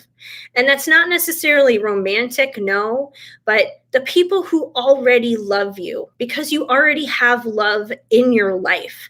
You have friends, you have family, you have people who like adore you and love you so much. So I feel like if you start reaching out and spending more time with the people who already treasure you, who already see your worth and value, that's going to help you find more of your worth and more of your value. So start reaching out in the places where love is already there. Love is already established. So start doing that. That's definitely going to help. Agreed. Trying to hold on to that. It's funny you say that. On my inspiration board, I have love yourself like Kanye West. That's so funny. Well, yeah, like I said, not in the conceited way, obviously, but yeah, like, we do. We need to love ourselves. Like, unfortunately, there's kind of like this stigma that like, if you love yourself, you're being self-centered, you're being conceited, you're suddenly a narcissist. And that's the thing, like everyone's obsessed with narcissism these days, but did you know that like technically narcissism is actually extremely rare, like to actually be diagnosed with that? It's actually very, very rare. Like there's a very small percentage of the population that actually has that. I believe everybody can have narcissistic traits. Yes, I feel like everyone has a certain level of narcissism in them. That's true. But it's a very small percentage that is like the actual severe, unhealthy, toxic, diagnosed version of that. So don't be afraid to tap into a smidge of narcissism, I guess, to say that you love yourself because you're not being a narcissist.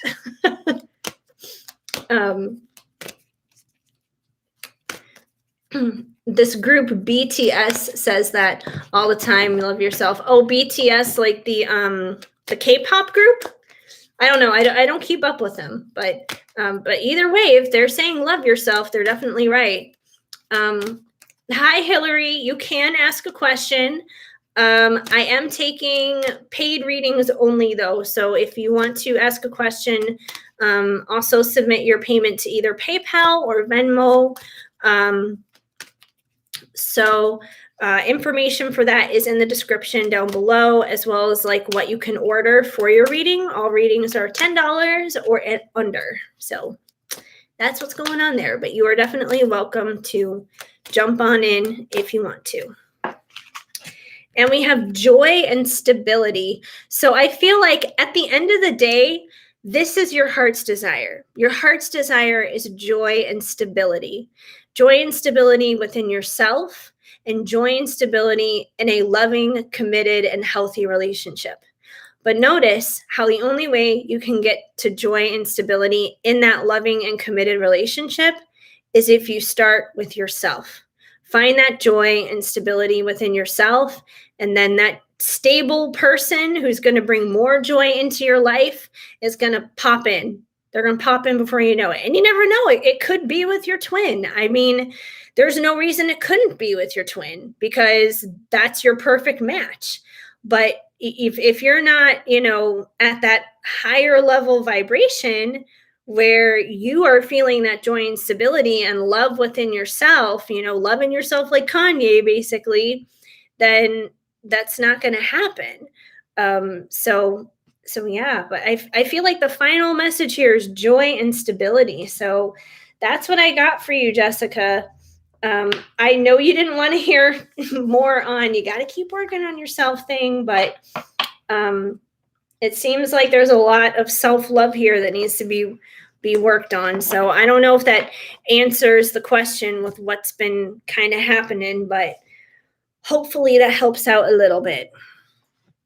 And I believe Brooke is next. And then it was Anthony.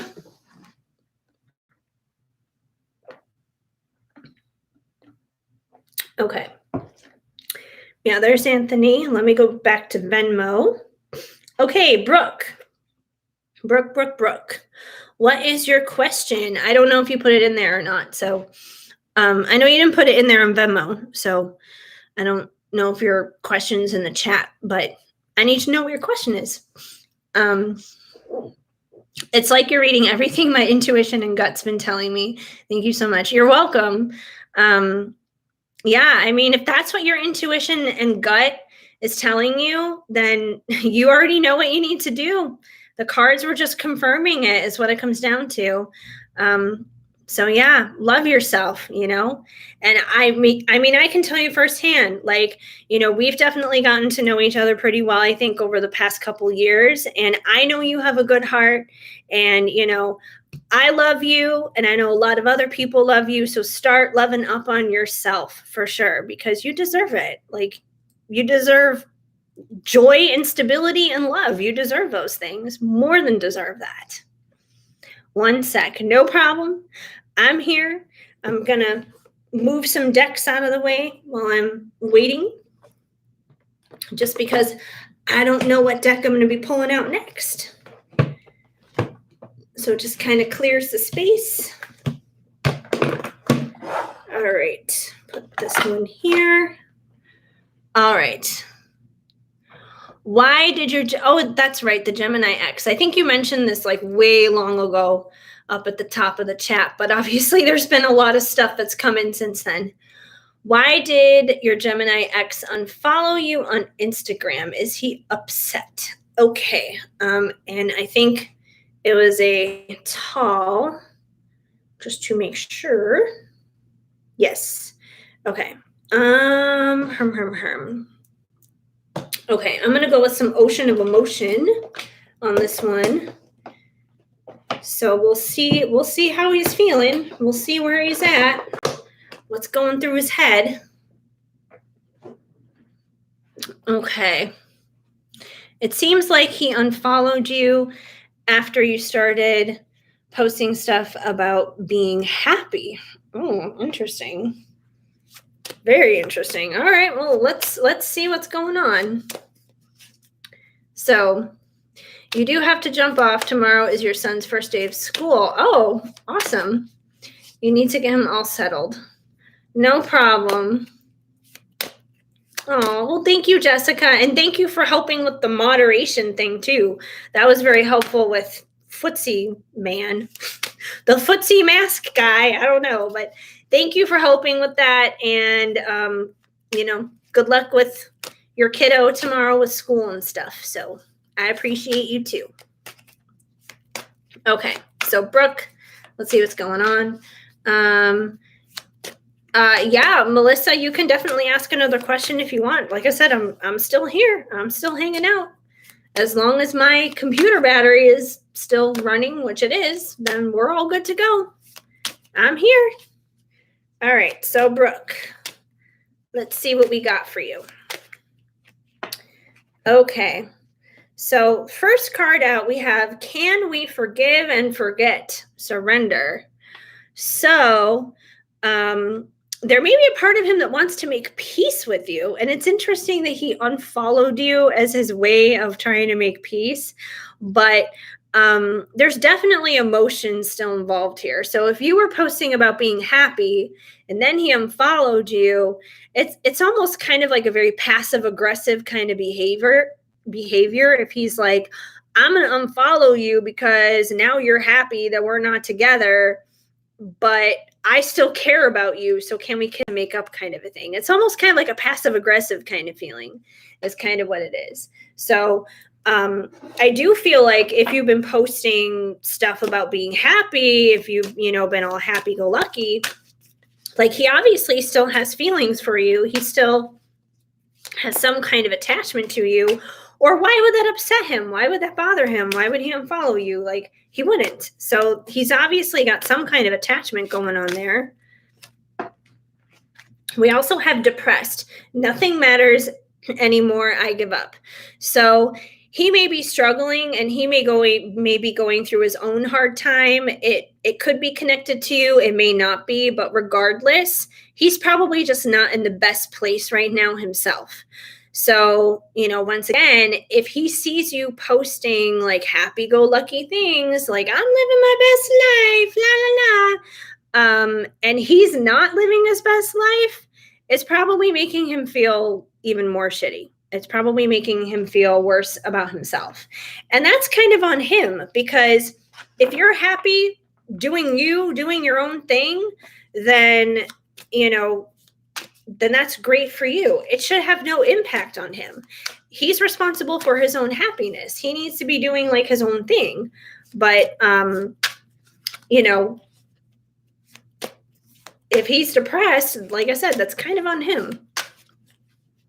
He was watching everything you do, even though I didn't even follow him back or watch his stuff, but he's the one who ended things.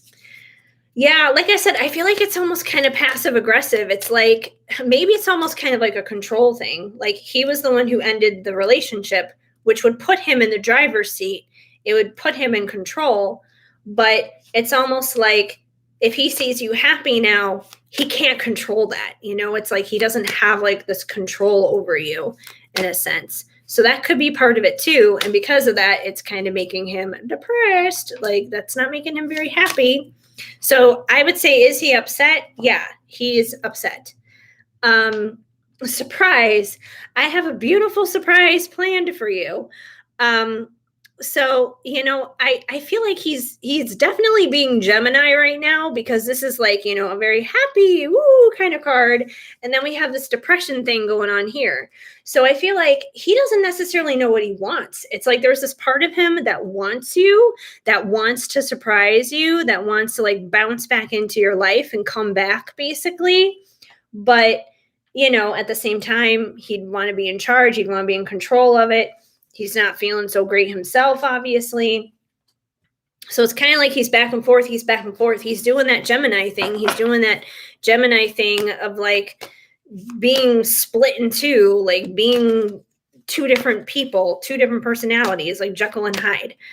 So he's kind of like being like that in the situation right now. Which was why I was saying at the beginning, it's kind of like this passive aggressive kind of thing.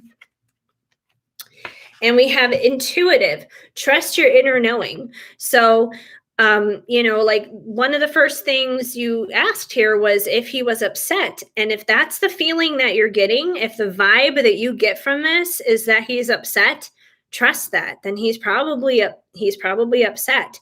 So whatever it is that you feel to be true about the situation is likely right. So trust your gut on this. Don't second guess yourself. Don't overthink it. If that's truly the vibe that you feel from him, then that's probably right. That's probably true. We also have envy. Every single day, I feel worse about myself and my choices. So once again, he broke up with you.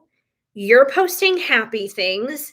He's feeling depressed, probably not so good about his own life. So he's probably seeing these happy posts from you And it's making him envious. It's making him jealous. He's just like, well, what the hell? I dumped her. Like, I should be the one living my best life and being happy. And she shouldn't be happy. Like, what's wrong with this here? So I definitely feel like he's envying you right now. So yeah, he's kind of all over the place right now. Definitely all over the place. But either way, I mean, you shouldn't worry about it. You know, if you are happy and you're posting these happy posts legitimately, then keep doing you. Stay your lane. It shouldn't matter what he does, you know. If he decides to unfollow you because he can't handle it, he can't handle your sparkle and your shine and your glow, then that's okay. So, yeah, let me see if anything else comes through. Let me get another card. Scary accurate. Yeah, well, I have some experience with Geminis, so I feel your pain. Nervous. My anxiety is worse than ever before. I'm constantly worried and insecure, which is, once again, at least to be in my experience, that is definitely a Gemini kind of thing to do, a Gemini trait. I'm not trying to down Geminis here. My dad was a Gemini, and my dad was an amazing person, so not all Geminis are bad, that's for sure. But yeah, I feel like, you know, you, like I said, living your best life, doing your thing. It makes him nervous. It makes him feel insecure. I feel like it kind of took him out of the driver's seat. Like he felt like he was in control of the situation, and now he has no control. And he really doesn't. You're your own person. You guys aren't together anymore. You're free to be happy. So keep being happy. I wouldn't worry about what he's doing. If that upsets him, it upsets him. You know, at the same time, he's an ex for a reason. So, you know, responsible. I need to start saving myself instead of everyone else. So, you know, I feel like this is kind of saying like he needs to like get responsible and take care of himself. I don't feel like he's going around saving everybody else. I feel like he's trying to control everything else, but he needs to start like taking care of himself, basically. He needs to stop looking at what you're doing. And if he's being like this towards you, he may be like this towards other people too. He could be like this towards his friends. You never know. So yeah, he needs to take care of himself. And he just, if anything, I feel like the Hermit card or something like that should come out for him. He needs to go within. So yeah, that's basically what I got for you, Brooke. That sounds like him too. So yeah, like I said, I wouldn't worry about him. Let him stew in his own juices. Let him deal with it. You know, as long as you're happy, as long as you're doing your own thing, keep doing that. Keep doing what you're doing. That's all that matters at the end of the day. You know, let him figure out himself out. That's all you can do sometimes. Okay. Let me go back here. Okay. So Brooke was it for Venmo. Let me jump back to PayPal. Anthony. All right, Anthony. And Melissa, I got your next one that came in after that. Something about Goliath? Like David and Goliath? I don't know. I just glanced at it right now.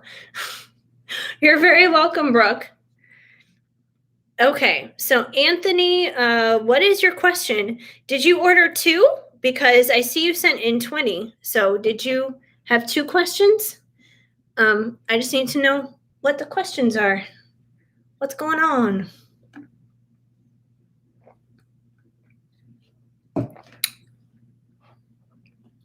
A new friend you're made. Yeah, like literally, like I saw the word Goliath and I was like, what, like David and Goliath? Like that was the first thing I was thinking. I'm like, did you find a Goliath in your life that you need to take somebody down? Like what's going on here? Okay. Yes. So yes to, you have 2 questions, Anthony.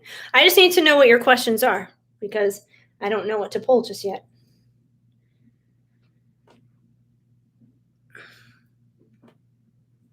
I thought about reaching out, but figured it'd be weird since he broke off. Yeah, I wouldn't reach out to him. It's really not, it's not worth it. So I wouldn't reach out to him. He was the one who broke it off, and he's the one who's like being weird right now. So I think you just need to keep doing what you're doing. Just keep doing what you're doing and you'll be fine. Okay, so Anthony, Crystal said she broke up with her boyfriend. Okay. And is hinting at us being exclusive. What are her intentions? And the second question is, do you see her being my girlfriend? Okay. So, okay, let's double check on Crystal's intentions. And that's good news if she said she broke up with the boyfriend. Like, I know that was definitely kind of like an issue the last time we checked in and everything. So that's definitely good news if she broke up with him. But let's see what comes through. What are her intentions? Okay, so we have the hanged unicorn. So I feel like this is kind of where she's been. I feel like she's been in that hanged unicorn energy where, you know, she's basically changing her perspectives. She's kind of just like going within, thinking things through. You know, she was obviously with this other guy, and then you came along and you guys obviously clicked and had this chemistry and have this connection going on. So yeah, I feel like her perspectives have definitely been changing on all of that. So, you know, before, when things were kind of like all upside down dealing with her, I feel like this is where she was at. She was in that hanged unicorn position, you know, kind of in a transitionary kind of phase with things, transformational kind of period with things. So I feel like that's where things have been with her. Let's see where things are going. We have the Four of Cups. So the Four of Cups is kind of like a stubborn energy. So I don't know if she has like any stubborn tendencies to her, but she may be a little bit stubborn. Typically with the Four of Cups, this indicates like an offering is being made. An offering is being made to this unicorn, but this unicorn is kind of ignoring it. It's not paying attention to it because it's focused and it's got its eyes locked on and fixated on these three cups down here below. So it's kind of like a distraction from something that's being offered to you. So I feel like when it comes down to the two of you guys, once again, that's kind of where she's been. It's like you're this cup that's been offered to her, and she was kind of distracted elsewhere a little bit with the boyfriend. There could be a little bit of residual stuff is kind of what I'm picking up on if we're having like this stubbornness and kind of being in a hanged unicorn position. I don't feel like it's like she doesn't want to be with you or anything like that. I feel like it's more like if they just broke up, if this is recent, she may not be like 100% completely ready to jump into something new right away. She just may need a little bit of time. And if I remember right, I don't believe that they were together for like too terribly long, but you know, regardless of how long they were together, I feel like she may just need like just a little bit of time. Because it doesn't seem like she's ready to jump into things with you, just like boom, like right away, like right off the bat. It seems like she may need a little bit of time. It's almost like there's this part of her that's a little hesitant. Not because she doesn't want you, but I feel like it's more so that like she may feel like this is too soon, like this isn't right, like I'm moving too fast, I'm moving too soon, kind of a thing. Almost like looking too much at like society's expectations about it rather than what she really wants. But yeah, so I feel like there's a part of her that's just a little hesitant right now just because of the situation that she just came out of. I don't feel like it's anything personal towards you. And we have the Nine of Wands, the Wounded Warrior. So the Wounded Warrior is typically someone who has been to battle, they've been to war, you know, they've been to hell and back and everything in between, basically, but they don't stop fighting. They don't give up. They don't quit. They keep going. So I feel like this is basically her in this situation. So, she just got out of this other relationship. It just ended. So there could be a part of her that could feel a little wounded from that. A breakup is still a breakup. Even if you knew that that person wasn't the right person for you, there's still a little bit of healing that needs to be involved in that. There's still a little bit of recovery time. Even if it wasn't some crazy long ass relationship, even if it wasn't toxic or anything like that, there's still a little bit of healing that needs to be done. So she could be a little wounded right now. She could need a little bit of time to kind of heal that. But I don't feel like she's giving up. She's not giving up on you. She's not giving up on this connection. She's not giving up on love, period. She is going to press on. She is going to push through, but I feel like she needs a little bit of time. She needs a little bit of time, basically, because she's been through a lot. It's a difficult thing, especially if like you're with one person, your heart's kind of with another person. It's like it's a lot. It's a lot to handle. It's a lot to deal with. And we have the Six of Wands. So the Six of Wands is a time of celebration. It's a good time. It's a party. It's a festival, basically. So I feel like if you just, remain supportive to her and understanding to her, and you give her grace and you give her that patience, basically, you're going to have a time of celebration with her. You guys are going to have that, which almost kind of jumps into the next question in a sense with, her being your girlfriend, like, getting to that point. I do feel like you guys will get to that point. But I don't feel like it's going to happen like right now, immediately off the heels of the breakup. She may need a little bit of recovery time. It's kind of consider it like, I've never broken a bone in my life, so I'm just kind of guessing on this, but it's kind of like if someone broke their arm or something like that, and they gotta put their arm in the cast or whatever, the sling, whatever it is. They can't just go out there and start playing sports and climbing trees and all that kind of stuff right away. They got to heal from that first. So I feel like she does need a little bit of a incubator time here for the healing, but there's going to be a time of celebration that is going to come out of that. Let's see what else we got here for her intentions.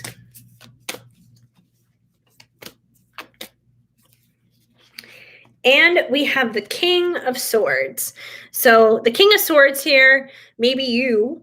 So the King of Swords is someone who does present their truth. The swords is all about the thought kind of energy and, speaking our truths, expressing those truths, basically. So I feel like that could be you. Like that's you expressing your truth to her.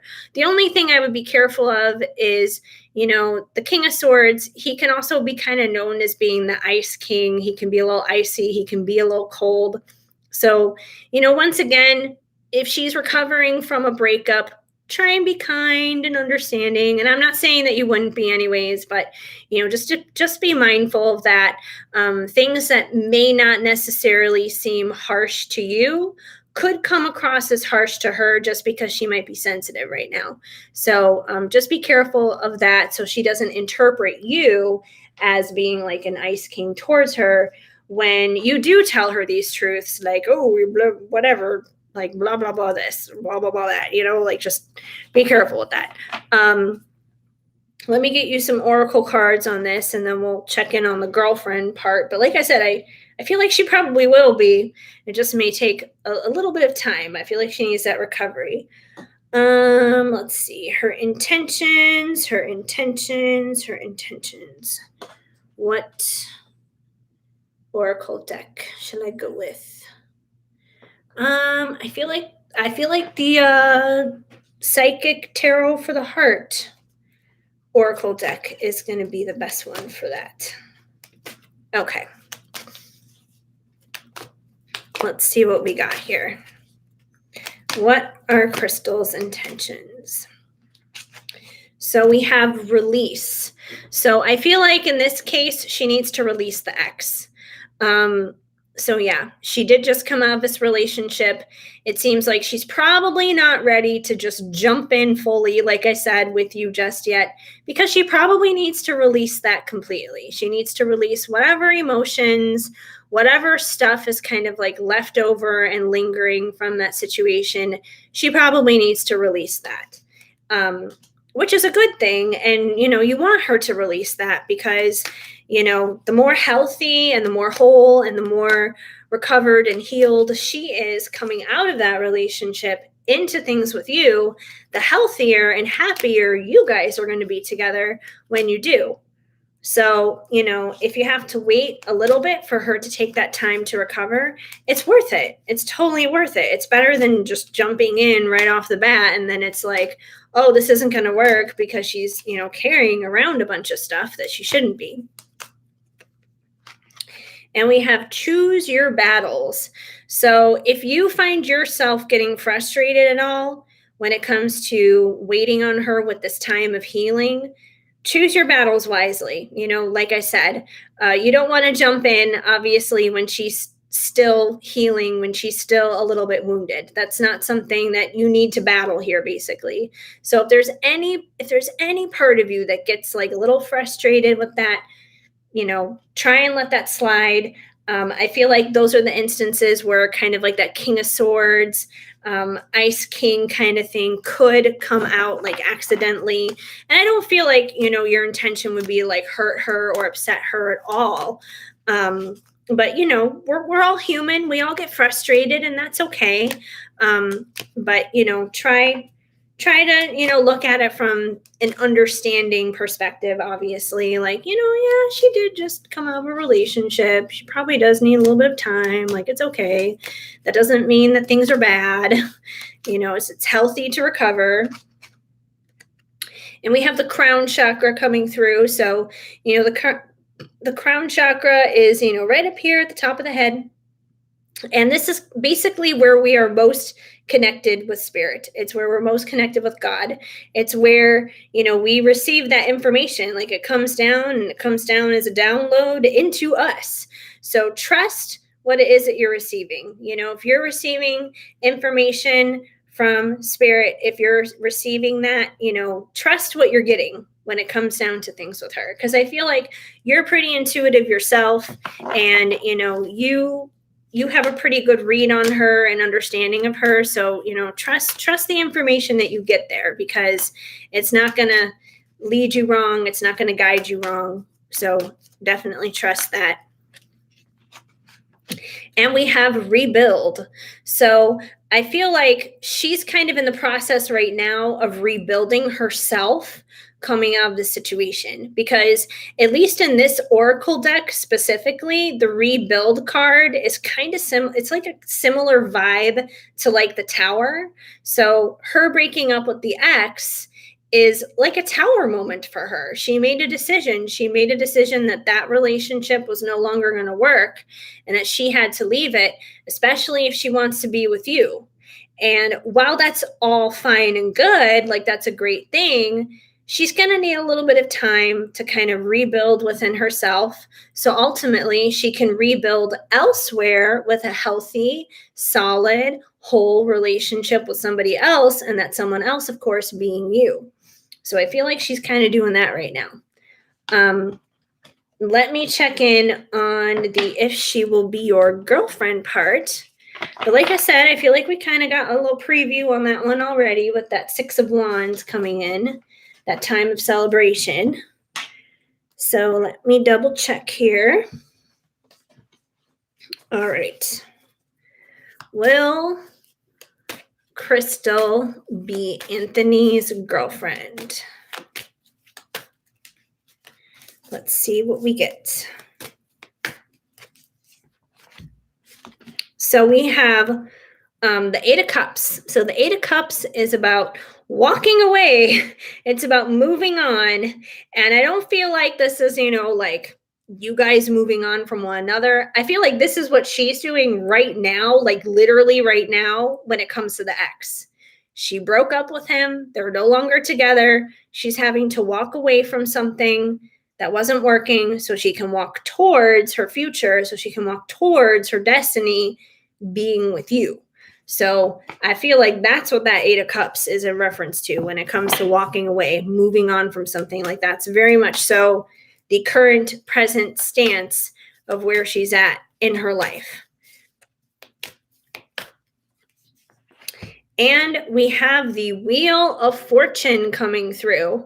So I feel like by her making that choice to walk away from the other relationship, it is moving you guys forward. It's like changing your fortune. The Wheel of Fortune is moving. It's moving into a direction of favor. It's moving into a direction of abundance, blessing, fortune, exactly what it is. It's moving you guys into a time of fortune, like a fortunate time together. So like I said, I was already picking up on the feeling that, yeah, she'll be your girlfriend.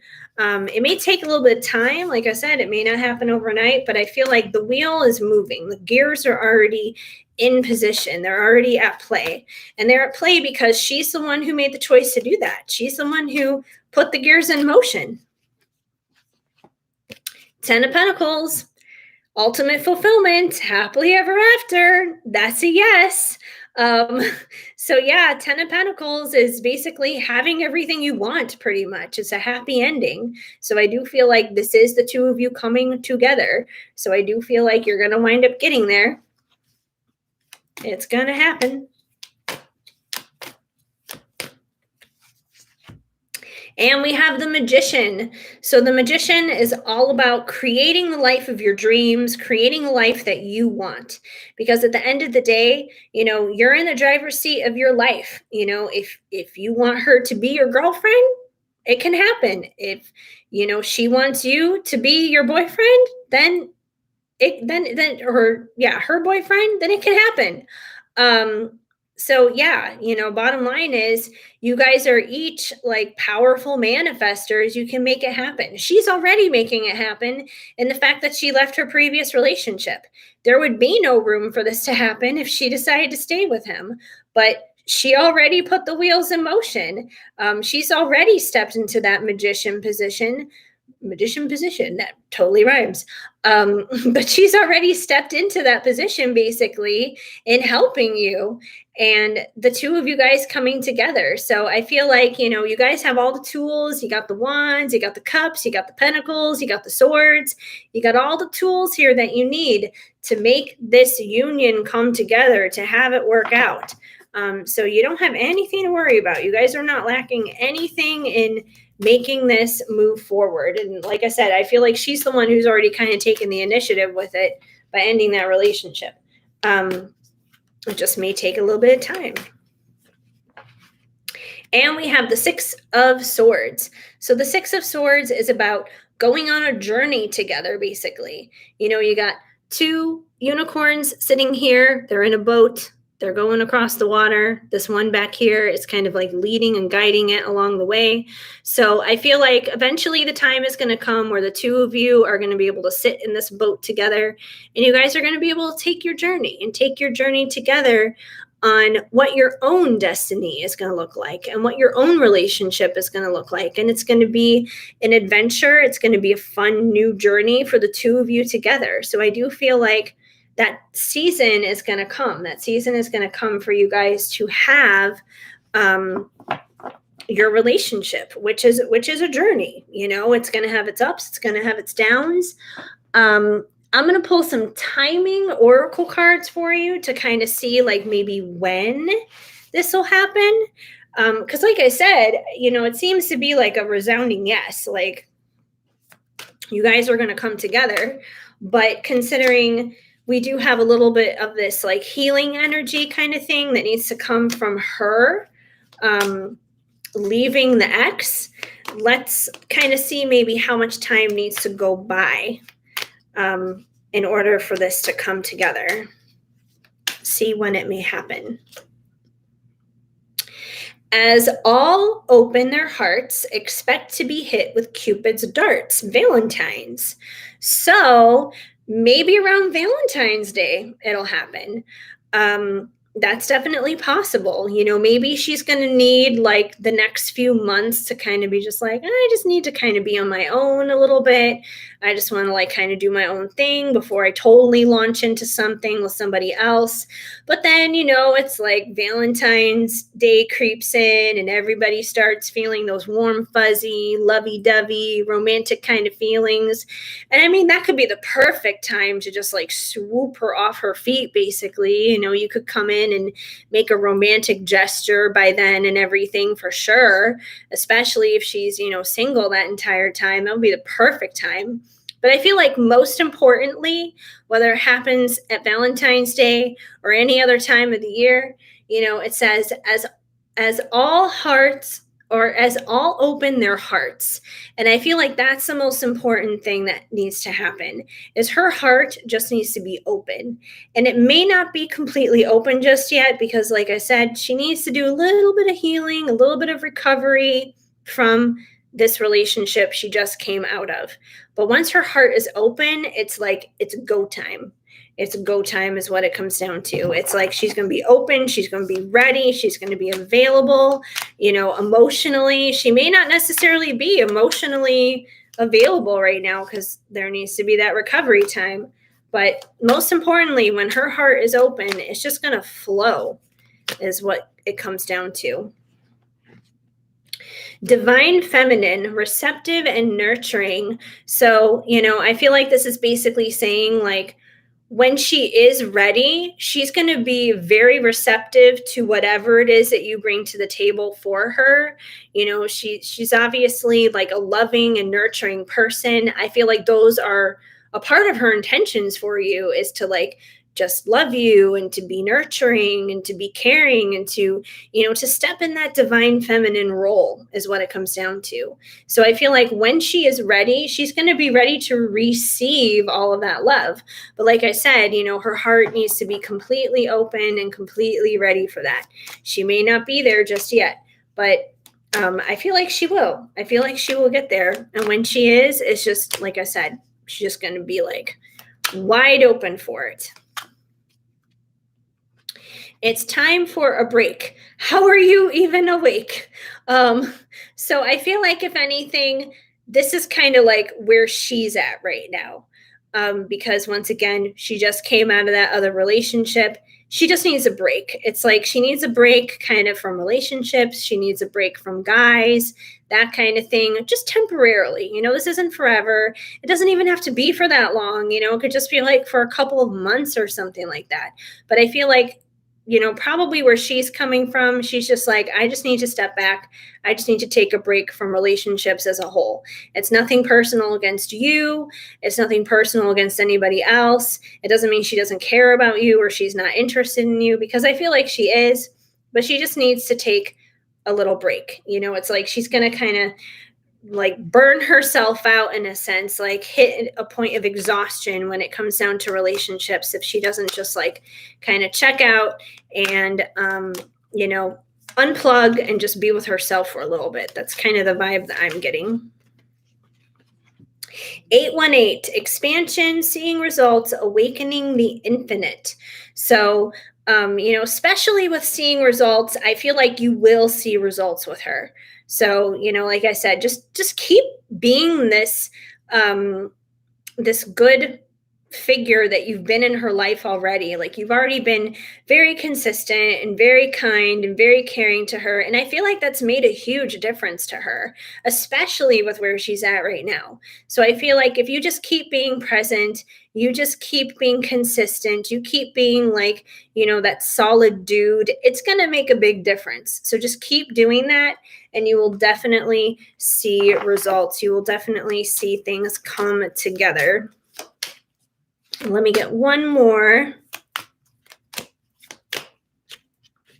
And we have freedom. Do you not see you are already free? So I feel like this is kind of what she needs to see for herself right now. She already made the decision to leave that other relationship and walk away from it. But, emotionally, she's kind of still dealing with some residue coming out of that.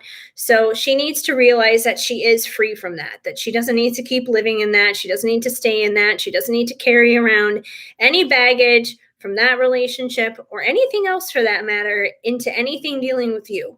So I feel like, once again, she needs a little bit of time to kind of set herself free from that, for her to realize that she already is free.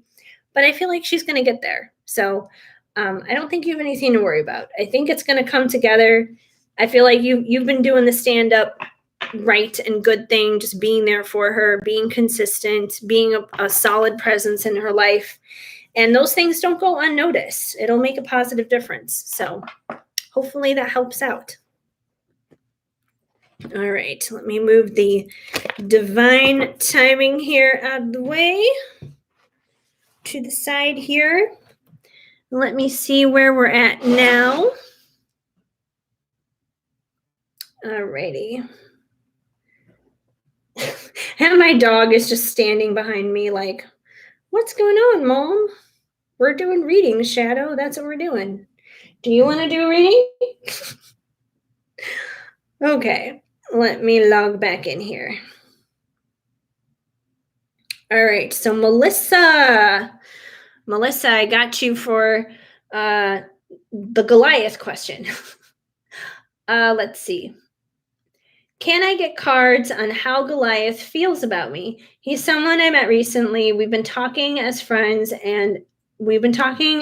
about spirituality, but I have romantic feelings towards him. All right.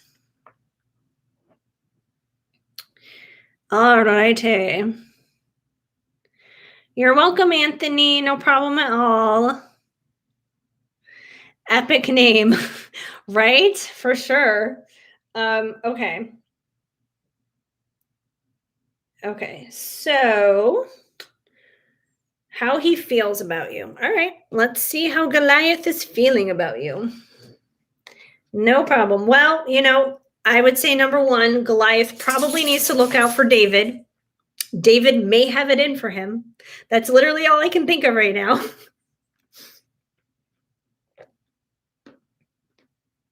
Hi, what are you doing? He's literally like just hanging out here at like by my feet. Come here. Okay. He's like, Mom, before you read about Goliath, I want to say hello. Say hello. Say hi. Oh, you're going to yawn for everybody. Okay, you want to yawn for the people? Do you want to do a reading? Do you want to do a reading? Are you going to do the reading? Do you want to read for Melissa? Do you want to tell her what's going on with Goliath? How does Goliath feel about her? What do you think? He's like, I don't know. Oh my gosh. Yeah, Shadow likes to hang out. I ran to Target earlier today and I just love having my Furbo dog camera now because it like was going off all the time, letting me know your dog is barking, your dog is barking. And I'm like, there's nothing I can do. Like he may be barking, but I'm not there. And then if I like press the microphone to talk to him, it'll make him bark more. So I'm like, I don't know how to make him stop when he does that. Yeah, he's a Chihuahua mix. So I actually got like the DNA test done on him, and he's mostly Chihuahua, but he does actually have a little bit of Cocker Spaniel in him, believe it or not. You would never know it looking at him, but he does have a little bit of Cocker Spaniel in him. Yeah, don't you? You have a little bit of Cocker Spaniel. So I love that Shadow is here during this read. Yeah, he hangs out, right? You hang out. And I have 2 parakeets in my living room, but I have the door closed because they get so loud, and then you would just hear nothing but birds. And I'm like, and then the birds would take over. They would basically do the whole thing. But yeah, Shadow he's from the streets. He's a little hood rat, basically. So he is from the streets of LA. A friend of mine found him on the streets. So yeah, you were living on the streets and now you're living the good life, huh? Yeah. They talk like parrots or sing. No, because I have two parakeets and they live together. Like typically, if a parakeet like lives by themselves, they can usually, learn how to mimic people and actually like talk and stuff. But because they live together, they just talk to each other. And they're two girls, so it's almost like they bitch at each other all the time. They'll like fight each other and argue with each other. They're like sisters, basically. So they kind of drive each other crazy. Yeah, it was meant to be, right? Can I put you down so I can find out what's going on with Goliath? Do you want to find out what's going on with Goliath? Yeah, we're going to find out. Yeah. Okay, I'll put you down so we can find out what's going on with Goliath. Okay. Yeah, there's a lot of unknown facts about birds, all kinds of interesting things. Don't give them avocados. If you give them avocados, they'll die. So don't do that. Oh wait, I already took out Ocean of Emotion. I was like, wait a minute. I was gonna get some Ocean of Emotion here so we could find out about his feelings, since Ocean of Emotion is all about feelings. Yeah, so don't give him avocado. I don't know. What are some other really random parakeet facts that I can think of? What other weird things do they do? Yeah, they're kind of crazy. Okay. How does Goliath feel about Melissa? Let's see what we've got here. So we have courage. I think I can fix this. So, I mean, obviously things are not broken between the two of you because you guys just kind of started, talking and communicating. But I feel like the courage part at least indicates the fact that I feel like it's almost kind of like you bring out this strength inside of him to be a little bit more courageous, kind of like this strength inside of him to be a little bit more bold. And almost like I think I can fix this part, maybe more so about like other areas in his life that may be broken, other areas in his life where things maybe fallen apart a little bit and not exactly together. It's kind of like talking to you inspires him to want to like fix the broken areas in his life, especially if you guys are talking about like spirituality and growth and, working on yourselves and that kind of thing. I feel like when he talks to you, it inspires him. It's like you're uplifting to him, you're a light to him. So you give him courage and strength to want to fix those broken parts in his life. So it's like having deep conversations, talking about spirituality and stuff. I feel like it's been healthy and it's been good for him. And it's like, yeah, you know what? Like when I talk to Melissa, I look at things from a totally different perspective, a good perspective. Like maybe I should try this or maybe I should try that. And that would be a really good idea, kind of a thing. Your sister has a chicken and a white dove. Wow. It's almost like a zoo. I know nothing about owning chickens or white doves, but that's really cool. Sweet. I love the sweetness of your soul and the taste of your kisses. So, I mean, obviously you haven't kissed the guy yet, but I do feel like he finds you to be very sweet. He may even be a little sweet on you. So, if you're starting to have some feelings towards him, he may be having a little bit of feelings towards you. So this could be a mutual thing going on here. So I feel like he finds you sweet. He may even think about, kissing you, putting a little smoochy on you there. New friend, I probably said something cringy and feel that maybe he got scared away. Like I didn't mean to come off as being mean to him because I'm not. No, I don't get that feeling at all out of that. Yeah, she has two cats, 2 dogs, a fish, a chicken, and a dove. Yes, that would be a zoo without a doubt. That's a complete zoo. All that's missing is like what? Like a horse or something? And we have secrets. I hate not knowing what is going on. So, with secrets, I feel like he wants to know more about you. It's not necessarily that I feel like he feels that you're withholding things from him, that you're being secretive or sneaky or anything like that. But it's almost kind of more like this mysterious kind of feeling. Like he may feel like, it's almost like that high priestess kind of vibe. Like you may kind of present like this high priestess kind of thing to him, and it's like he wants to figure you out. He wants to understand like how you tick, kind of a thing. So he wants to just like dive in deeper. He wants to know you better, basically, is what it comes down to.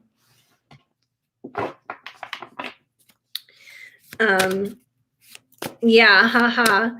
That's what I told her. Some ducks and a little pig. Yeah, she could be Old MacDonald. I don't know what her name is, but just Old Mick, whatever her name, had a farm. Oh man. Hi, Ritika. I'm just like, I want to make sure I'm reading this right. Ritika.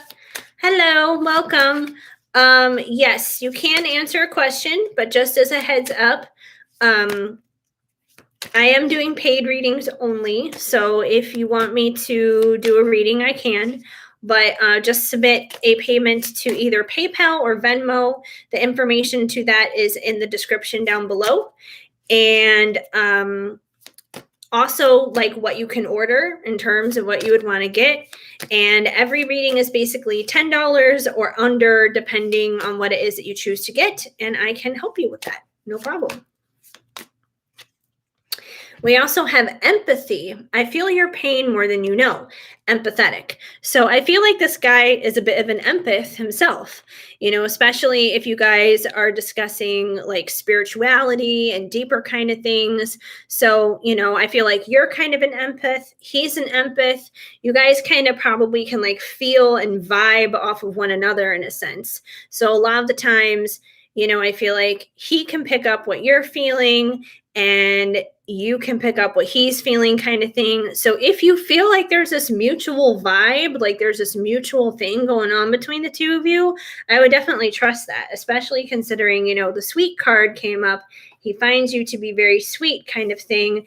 Like I said, you're a little sweet on him. He seems to be a little sweet on you, kind of thing. So trust that. It seems like there is this mutual thing where you guys can kind of feel where one another is at. But he's definitely someone who's very empathetic. He has a lot of empathy for others. So I feel like, he has a good heart. He has a good soul. Otherwise, he wouldn't be very empathetic, obviously. But I feel like he does. Hi, Depanshi. How are you? I'm good. So welcome to the live. Integrity. I'm trying to do the right thing. So, once again, I feel like he has a good heart, because people who have a good heart, people who have good intentions, are people who are going to be full of good integrity, basically. Someone who's going to be trying to do the right thing. That doesn't mean that they always do the right thing every time. We're all human. We all make mistakes. I'm sure he falls and he trips and he stumbles too, but he never does it on purpose. He never would intentionally hurt somebody. I feel like he always is trying to do his best at what he's trying to do. So I do feel like he is a person of integrity. He's trying to do his best in his own life, in things towards you.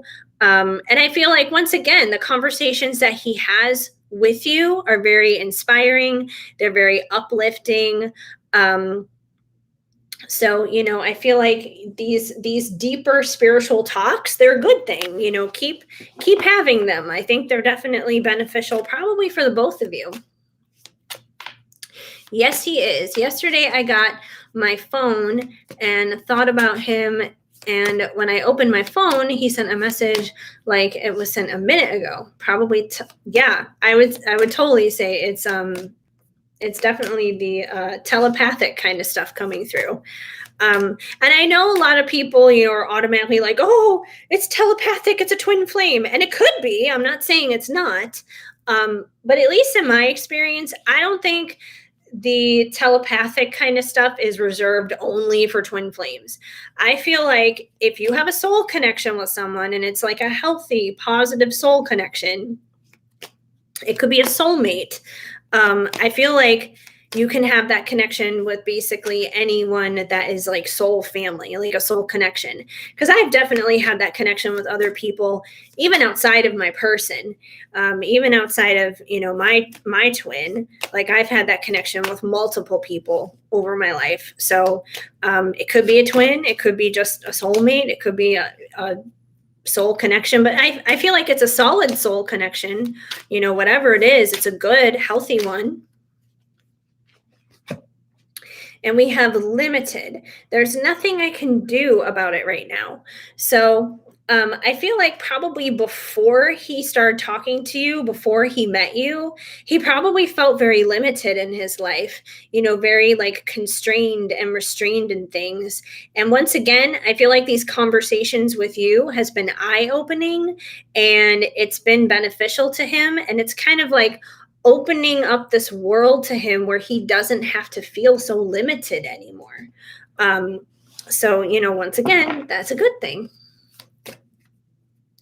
No, I didn't think twin flame. I don't have any experience and any expectations really. Well, that's good. It's good that you're going into it with zero expectations.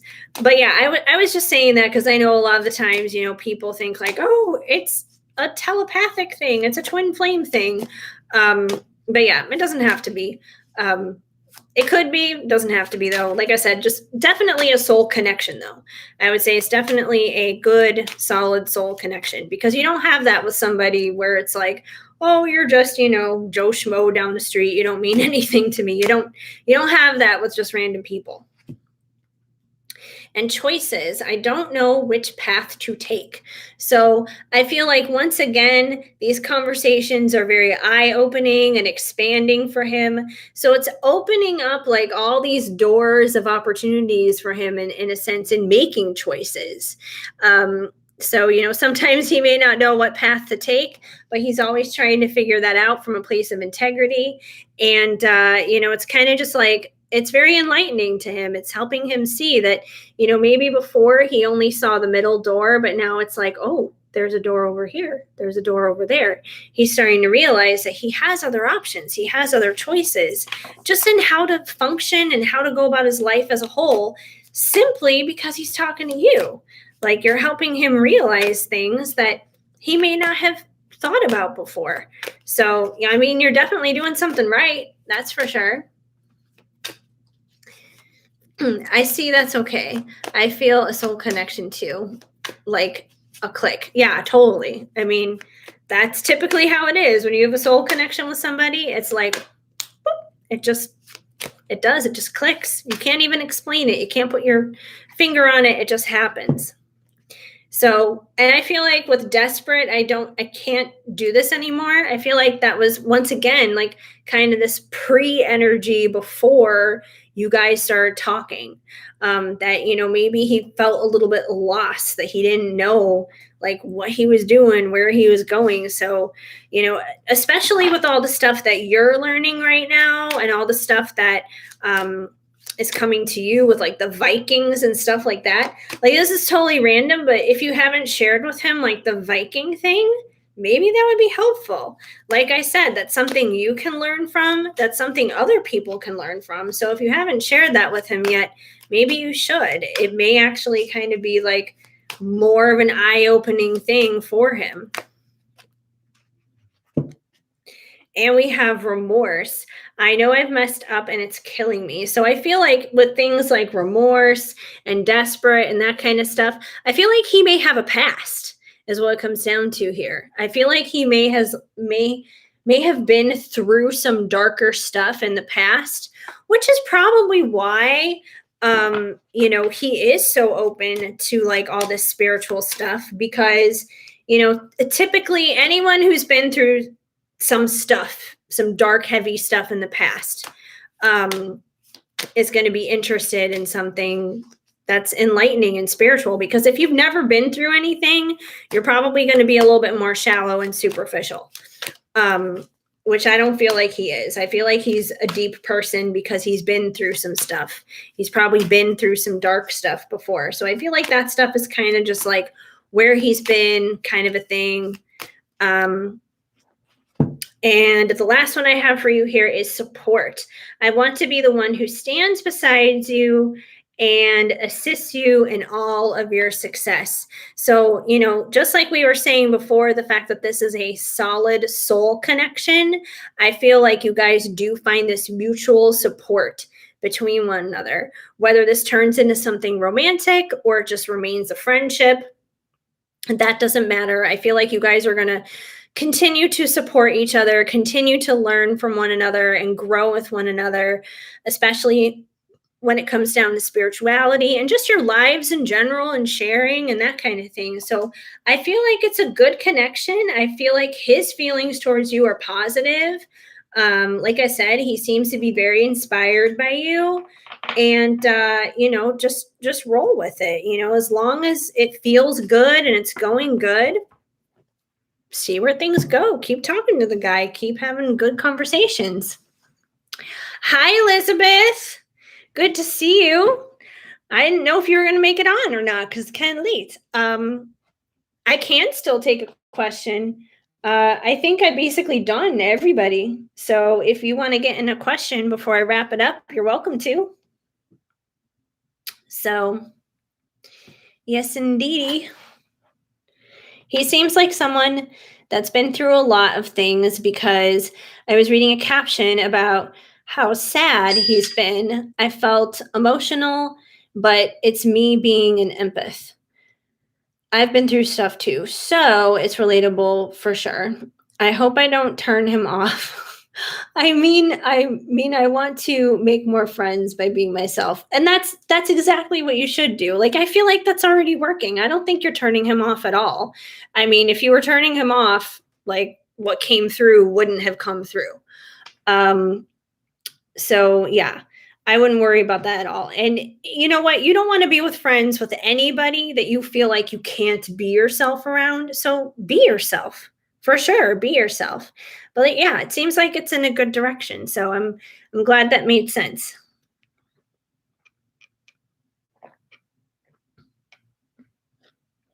Okay. All right. Yes. Oh, it's 11:11. At least for me. Central Time, it's 11:11 right now. Woo. Yep, there we go. 11:11. Anyway, okay. So, Elizabeth, I know I heard a Venmo in there. There we go. I see you. So, what is your question, my dear? 911, 911. Emergency. Okay. You would just like an energy check with Milton. Okay. Sounds good. That is true. It is 9/11 over there in California. Oh my gosh, I just realized something. Like, I was just pulling on my necklace, and I know we were talking about boy bands earlier, and I totally forgot. I'm legit wearing my 98 degrees necklace tonight. I totally forgot about that. I was like, oh, I should have mentioned that earlier when we were talking about boy bands. I'm wearing my 98 degrees necklace. I totally forgot about that. Okay, let's see what's happening with Milton here and Elizabeth. All right, Milton and Elizabeth, what is the energy here? What is going on? What does she need to know? That one flipped out.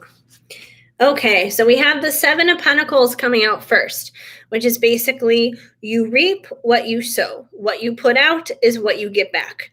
So I feel like most importantly, whatever's going on between the two of you right now is just be conscious and be aware of whatever you put out dealing with the situation with him is what you get back. So, for example, if you do want to, resolve things with him and get back together with him and that kind of stuff, You got to start like embracing those thoughts and embracing those ideas and start embracing that kind of energy of feeling like he's back into your life in a sense. But if you're going around kind of defeated about it, like, oh, he's going to stay over there with that person, he's not going to come back, then that's going to be the result of what you're going to continue to see.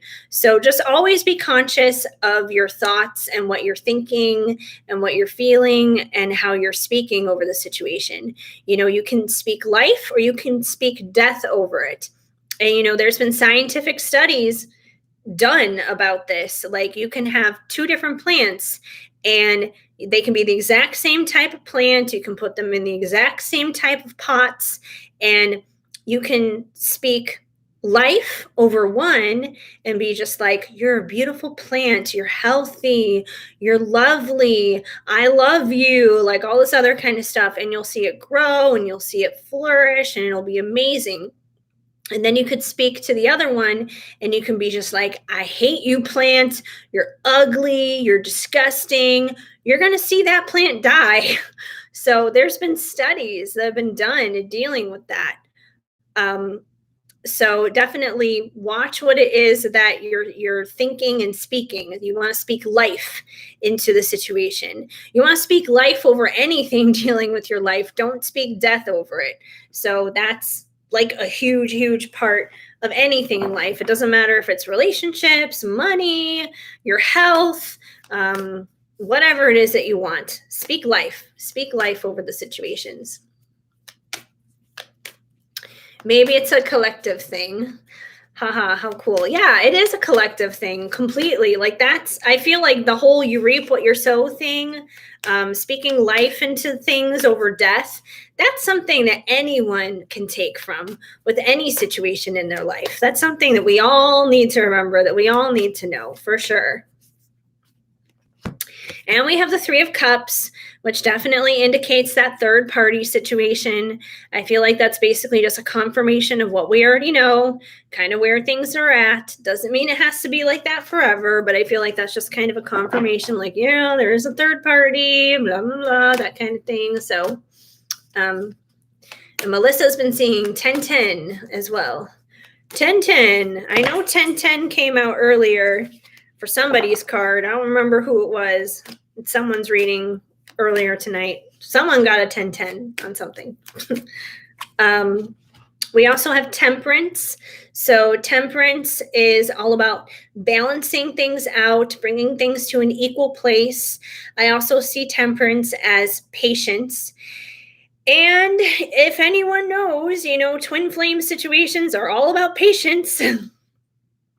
So this may be a reminder that, you know, if you do want to see things happen with Milton, if you want to see things recover and get better dealing with him, you know, yeah, you're going to have to speak life into the situation, but also remember it takes time. You know, once again, going back to that plant analogy, when you're speaking life over the one and death over the other, it's not like you say, I love you to the one and it grows instantly. And it's not like you say, I hate you to the other and it just collapses and dies. It's a gradual thing. It's a progression on either end of it. So, you know, once again, continue to make sure you're speaking life over things. But even if you don't see instant overnight change, it's because it takes time. It takes patience. And the reason why it takes time is because things have to balance out. And especially in a twin flame dynamic, things are usually like this, or they're usually like this. And it takes a while to bring it back to here where it should be. It takes time. It takes work. So the patience comes in as a way where it needs to like balance things out. So, oh, hello, voice. Stay with me here now. We're not done yet. But yes, definitely some patience. Definitely, things are in the process of balancing out, but it is a process. It takes time. You know, unfortunately, there's no drive-through twin flame thing. There is no, you know, this is not the Starbucks drive-through. You cannot mobile order, your twin flame on an app. I wish it was that easy, but it's not, unfortunately. It takes time. We also have the Nine of Cups that just flipped out. So the Nine of Cups is kind of like that genie in a bottle kind of thing, where it's like, you are your own genie in a bottle. You just got to, rub on yourself a little bit there, and you can make your own wishes come true. That you are basically your own manifester in your life, that you can make anything happen, anything. So even being in this third party situation he's got going on right now, this could end. It could go away at any given point in time. And you could manifest, reuniting, having that union with him again. That can totally happen. But there is a part where it is up to you. And I think that part kind of comes in with, once again, speaking life over the situation and not death over the situation. You have to get really, really clear on what your intentions are and what it is that you want. Because I know before, like you mentioned, like, I think you were like seeing somebody else for a little while, and that's totally fine. Like if you wanted to do that. But I feel like your intentions need to be clear. So it's just like, if you're with somebody else, but you're like, but I still want to be with Milton, you're kind of confusing the universe then, because then the universe is like, yeah, but you're with this guy. Like, why do you want Milton when you're over here with what's his face? So you got to get really clear with your intentions on who it is you want, what it is you want. Get specific is what it comes down to. Because if we kind of leave things open-ended sometimes, things can get a little tricky and a little crazy. Hello, Genesis. Welcome, welcome. Blessings to you as well.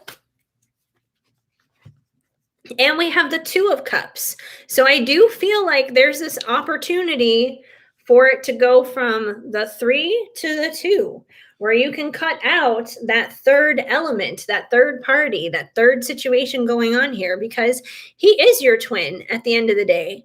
And it doesn't matter whether you go off with somebody or he goes off with somebody, or you guys just go to like separate sides of the planet or something. It doesn't matter. It doesn't matter how much time. It doesn't matter how much space there is. You guys are always going to be connected. And I know you guys are also connected because you guys have a child together. But even if that child was not there, you guys would still be connected 100%. So I feel like this is just confirming, like, yeah, he's your person. There is the ability, there is the power there for this to go from 3 to 2 the way that it should be. Let me get one more, and then I'll get some oracle cards for you. And we have the Ace of Cups. So I do feel like there is always that opportunity for a fresh new beginning with him. That fresh new start in love. That's always available. That's always there. But it doesn't come feeling defeated. It doesn't come speaking death over the situation. It doesn't come, thinking, oh, Milton's going to go and stay with that girl, and I'm just going to be over here. Like, you can't be like that. You gotta, you gotta embrace it. There's kind of like the fake it till you make it kind of thing in a lot of ways. You gotta fake it till you make it. And I know it's not easy. It's easier said than done. You gotta kind of be like the world's best actress in a sense in your own life, but be so convincing that you believe it yourself. The universe will believe it with you, and then things will start moving in a direction that you never saw it happening before. Okay, let's see. What else should we do for you and Milton here? Shadow, I don't want to run over you. He's like right behind me. He is going to get run over by this chair. I think he's just like, Mom, what's going on? We've been in here forever. Oh, it's fine. It's crazy. I've been on for 4 hours and 15 minutes, and my computer is still going. Well, that's a good thing. I'm glad my computer's battery is strong. Otherwise, we would not still be going at this time. Okay. I'm going to get some Journey of Love 2 for you to see what's going on in the energy between you and Milton. See what comes through. Let's see what we got.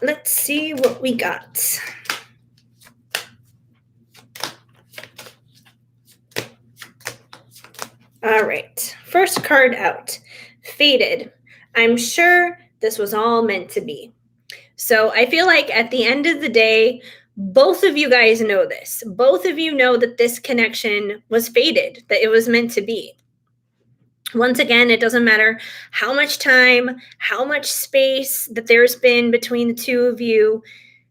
It's an eternal thing. It's beyond life, it's beyond death. It's a connection that neither of you guys can explain basically. It's fated. So, it's a constant, it's always going to be there, is what it comes down to.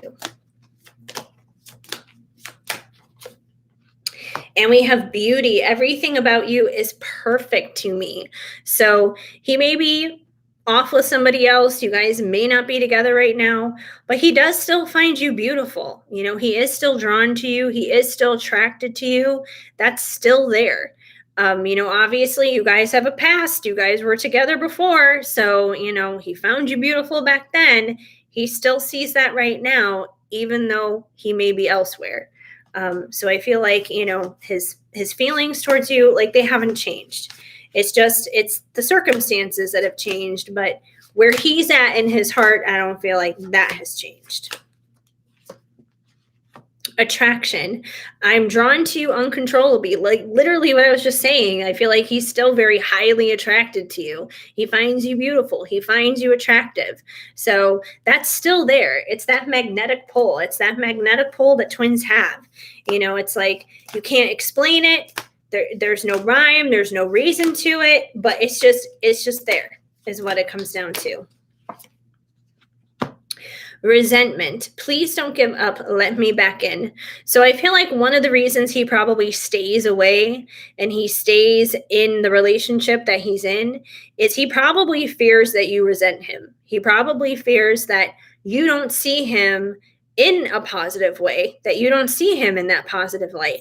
So, naturally when things have broken down and things have kind of, gone sideways, gone into a, bad position over time and everything, he's probably lost confidence. He's probably lost confidence to come forward towards you. He may find you attractive. He may find you beautiful, but that doesn't mean that he's not scared.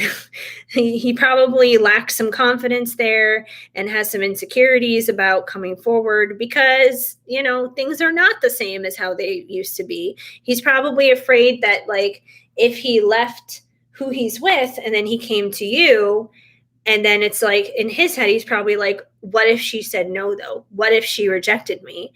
And then I already left, this girl over here. Then I'm completely alone and I have nobody. So that could be one of the reasons why he doesn't do it. It's not that he doesn't want to do it. It's just those are probably some of the thoughts that are going through his head, which isn't right either. I mean, at the end of the day, if he doesn't want to be with who he's with, then he shouldn't be with her anyway. He would be better off alone. But typically, most people don't think that way. Most people are just like, but I just don't want to be alone. And if that is what he's thinking, then he probably has some codependency issues that he needs to work out. And that's probably one of the reasons why he's with her, so he can not think that way and be just like, okay, it would be better for me to risk it and be by myself than to stay with her and still try and, step forward and see if I can work things out here with Elizabeth. But he doesn't know. He doesn't know that you still care, probably. He probably doesn't realize that, you would take him back in a heartbeat, and in his mind, he's probably like, oh, no, she wouldn't do that. She would not take me back. So, yeah. And, yeah, doubt. I don't know what to do anymore. So I feel like he doubts and he has fears about you accepting him back into your life, basically. So he has doubts around that. He has fears. So I feel like that's something that definitely keeps him away. And there's nothing you can do about that for him. That's like his own mind frame that he kind of has to work out and he's got to process and figure out on his own. But the best thing you can do is, once again, keep speaking life, obviously, keep praying for him, and eventually he will find his way. He will find his route with that. And we have destined. You've helped manifest my dreams coming true. So at the end of the day, I feel like the life that he truly wants, his dreams coming true, they do ultimately lay with you. Like I said, you guys have this eternal bond. It's always going to be there. So it's destined, it's fated. That's just how it is. So hopefully that helps out, gives you a little bit of insight on where he's at right now, what's happening between you and Milton. So, and there we go. Anywho, I think I've gotten everybody in. Let me just double check here. Because obviously I don't want to miss anybody. I would feel very bad if I did. Okay, Venmo is good. Let me double check PayPal. Yep, PayPal is good. I think we're good. You're very welcome, Elizabeth. So I think that wraps it up for me tonight on readings, because I basically got everybody in and I've been on for like over 4 hours, which is crazy. I'm amazed that my computer is still churning it out. So before I go, I don't know if any of the people who were here earlier are still here now. I can still share that 98-degree story if you wanted to. If you wanted to hear it. If not, that's okay. But I do have one other thing to share before I sign off for the night, that I can pull some general messages from a brand new special little thing I got here. So this is my very own deck, my first deck ever, written in the stars. So obviously it's an oracle deck. It's general messages, and it's got some like love, it's got some career, it's got a little bit of everything. And I am going to have it up for sale on Etsy. So it's already up for sale on makeplayingcards.com. It's already over there, but I got to create a listing for it on Etsy. And yeah, so I'm going to start including it in readings if it makes sense to. But basically, it's kind of like a pop culture, kind of California type of theme is what it comes down to. So it helps if you know pop culture references. It helps if you know those kinds of things. It's not necessarily required, but it helps. But the best thing you can do is basically just use your own intuition when, of course, reading the cards. And yeah, that's the best way to do it. So I'm just going to pull a couple cards here just to kind of leave us with some general messages to go through the week with. And there we go. So let's see what's written in the stars. Thank you, Elizabeth. It's so exciting. And I literally have like 2 more deck ideas that I want to try and pump out like before the end of the year. So we'll see if I can do that. But I definitely want to get both of them in before the end of the year for sure. All right. First card out. Your entourage is ready for a trip. Travel ahead.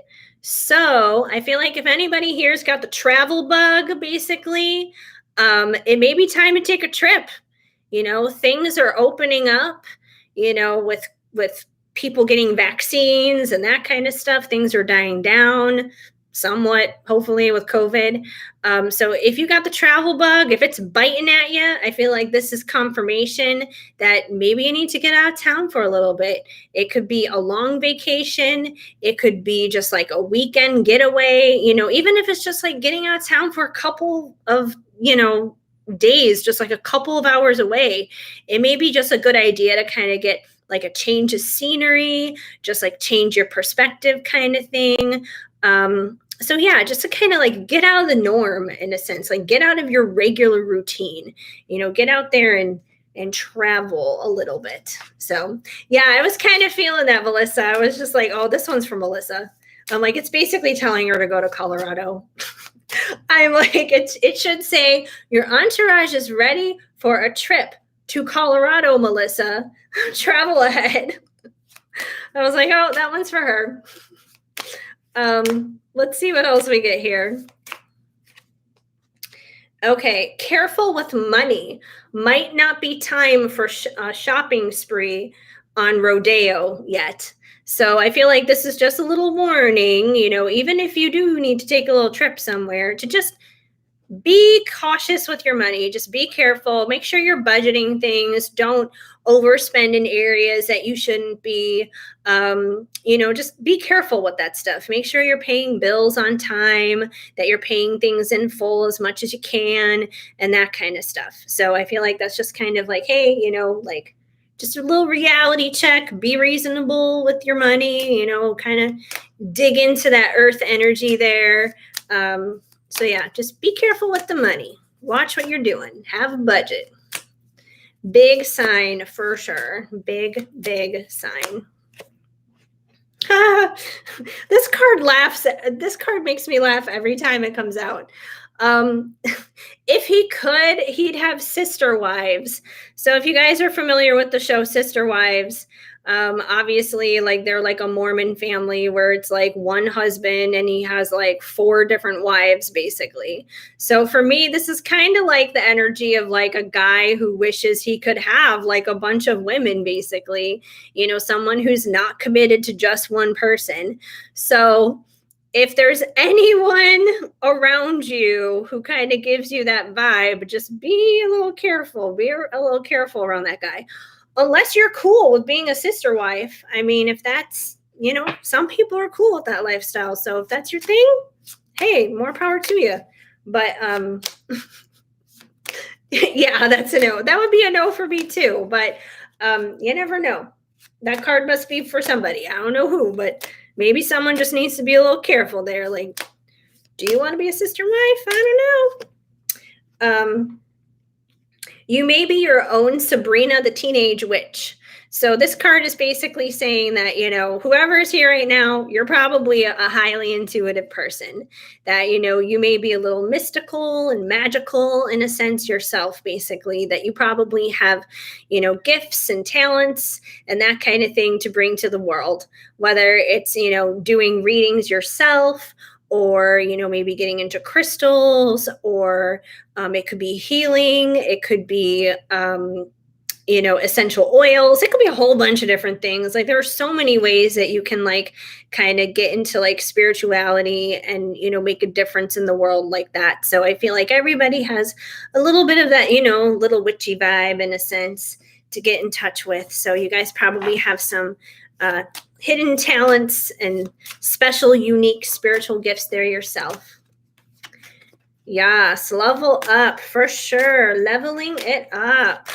Oh, that was too many. It was like, here, have like 4 different cards. I'm like, no, let's not have 4. Let's just like have one. As if they're clueless. So there may be somebody around you this week who may be like a little bit kind of like an airhead. They could be just clueless. They could be like not aware of what's going on. So, if someone's like that, try not to take it too personally. I don't think that there's anyone who's, like trying to like not get you. It's just, some people are just kind of walking around, just not aware. So as if, all right, I'm going to pull one more and then probably wrap it up. Although I feel like I could just keep pulling cards because they're my own cards. I'm like, ooh, what message is going to come out next? Maybe I should do a video, just kind of like a walkthrough of my deck so people kind of understand the cards. Maybe I'll do that. I'll do like a little walkthrough of it. It's time to meet the parents. So, maybe for somebody out there, there's like a significant other kind of situation where it's time to meet the family, time to meet the parents, time to meet people kind of a thing. So, but I have no idea what's going on, but I'm getting like notifications from Bridget right now on YouTube, which is kind of funny. Anyway, yeah, that's basically what I have for you guys. So that's kind of what's going on from Written in the Stars. I will definitely do more with my deck soon. Maybe I'll do like that little walkthrough, like I said, but I'm so excited. It's so pretty. And fun random fact, the the palm trees on it, like you can see like it's a street in LA. This was literally my street. So the cover of it is literally the street that I lived on in LA. So I took the picture myself. I try to be very conscious, obviously, of like copyright stuff and everything. So it's just like, I'm going to take my own picture for my own deck. So yeah, that's my old street in LA. That's in Los Feliz, which I miss it. It's all good. No, she's not on it. I was just like um on my iPod. Like I could tell it was her because it just says Divine Essentials commented. So she's not on, she's not live. It says Divine Essentials commented. So I have no idea. I'll look at it later. I'm like, I don't know what's going on. I'll look at it later. Anyways, but thank you, Melissa. Yeah, I think I'm gonna wrap it up though. I've been on for a while, and I'll probably do the 98-degree story another night. I'll probably do it when the other people who were on for that comes back, because I don't know if they're on right now, and I don't want to like share that story if the people from that part of the conversation had already left. So next time I'm on, if everyone from that is like here and they want to hear the story, I will definitely share it. So I wish I could kind of do this like Zoom or something where I could like share my screen, because then I could like show you guys like pictures from like back in the day, like hanging out at the hotel and everything. But I can't do that on YouTube. It's not on Zoom. So anyways, thank you guys for hanging out. I don't think I'm going to be live actually on Friday, because I'm going back over to my mom's again on Friday. I'm just going to be there for like the weekend. I got to do some things over there. But I'm going to try and get some other like readings and stuff up here on the channel, like just in general during the week. And I'll probably do a walkthrough of the deck. And there we go. So anyways, thank you guys for hanging out, and I will see you later on. Have a lovely and wonderful week. Mwah. I love you all. Keep sparkling, and I'll see you later.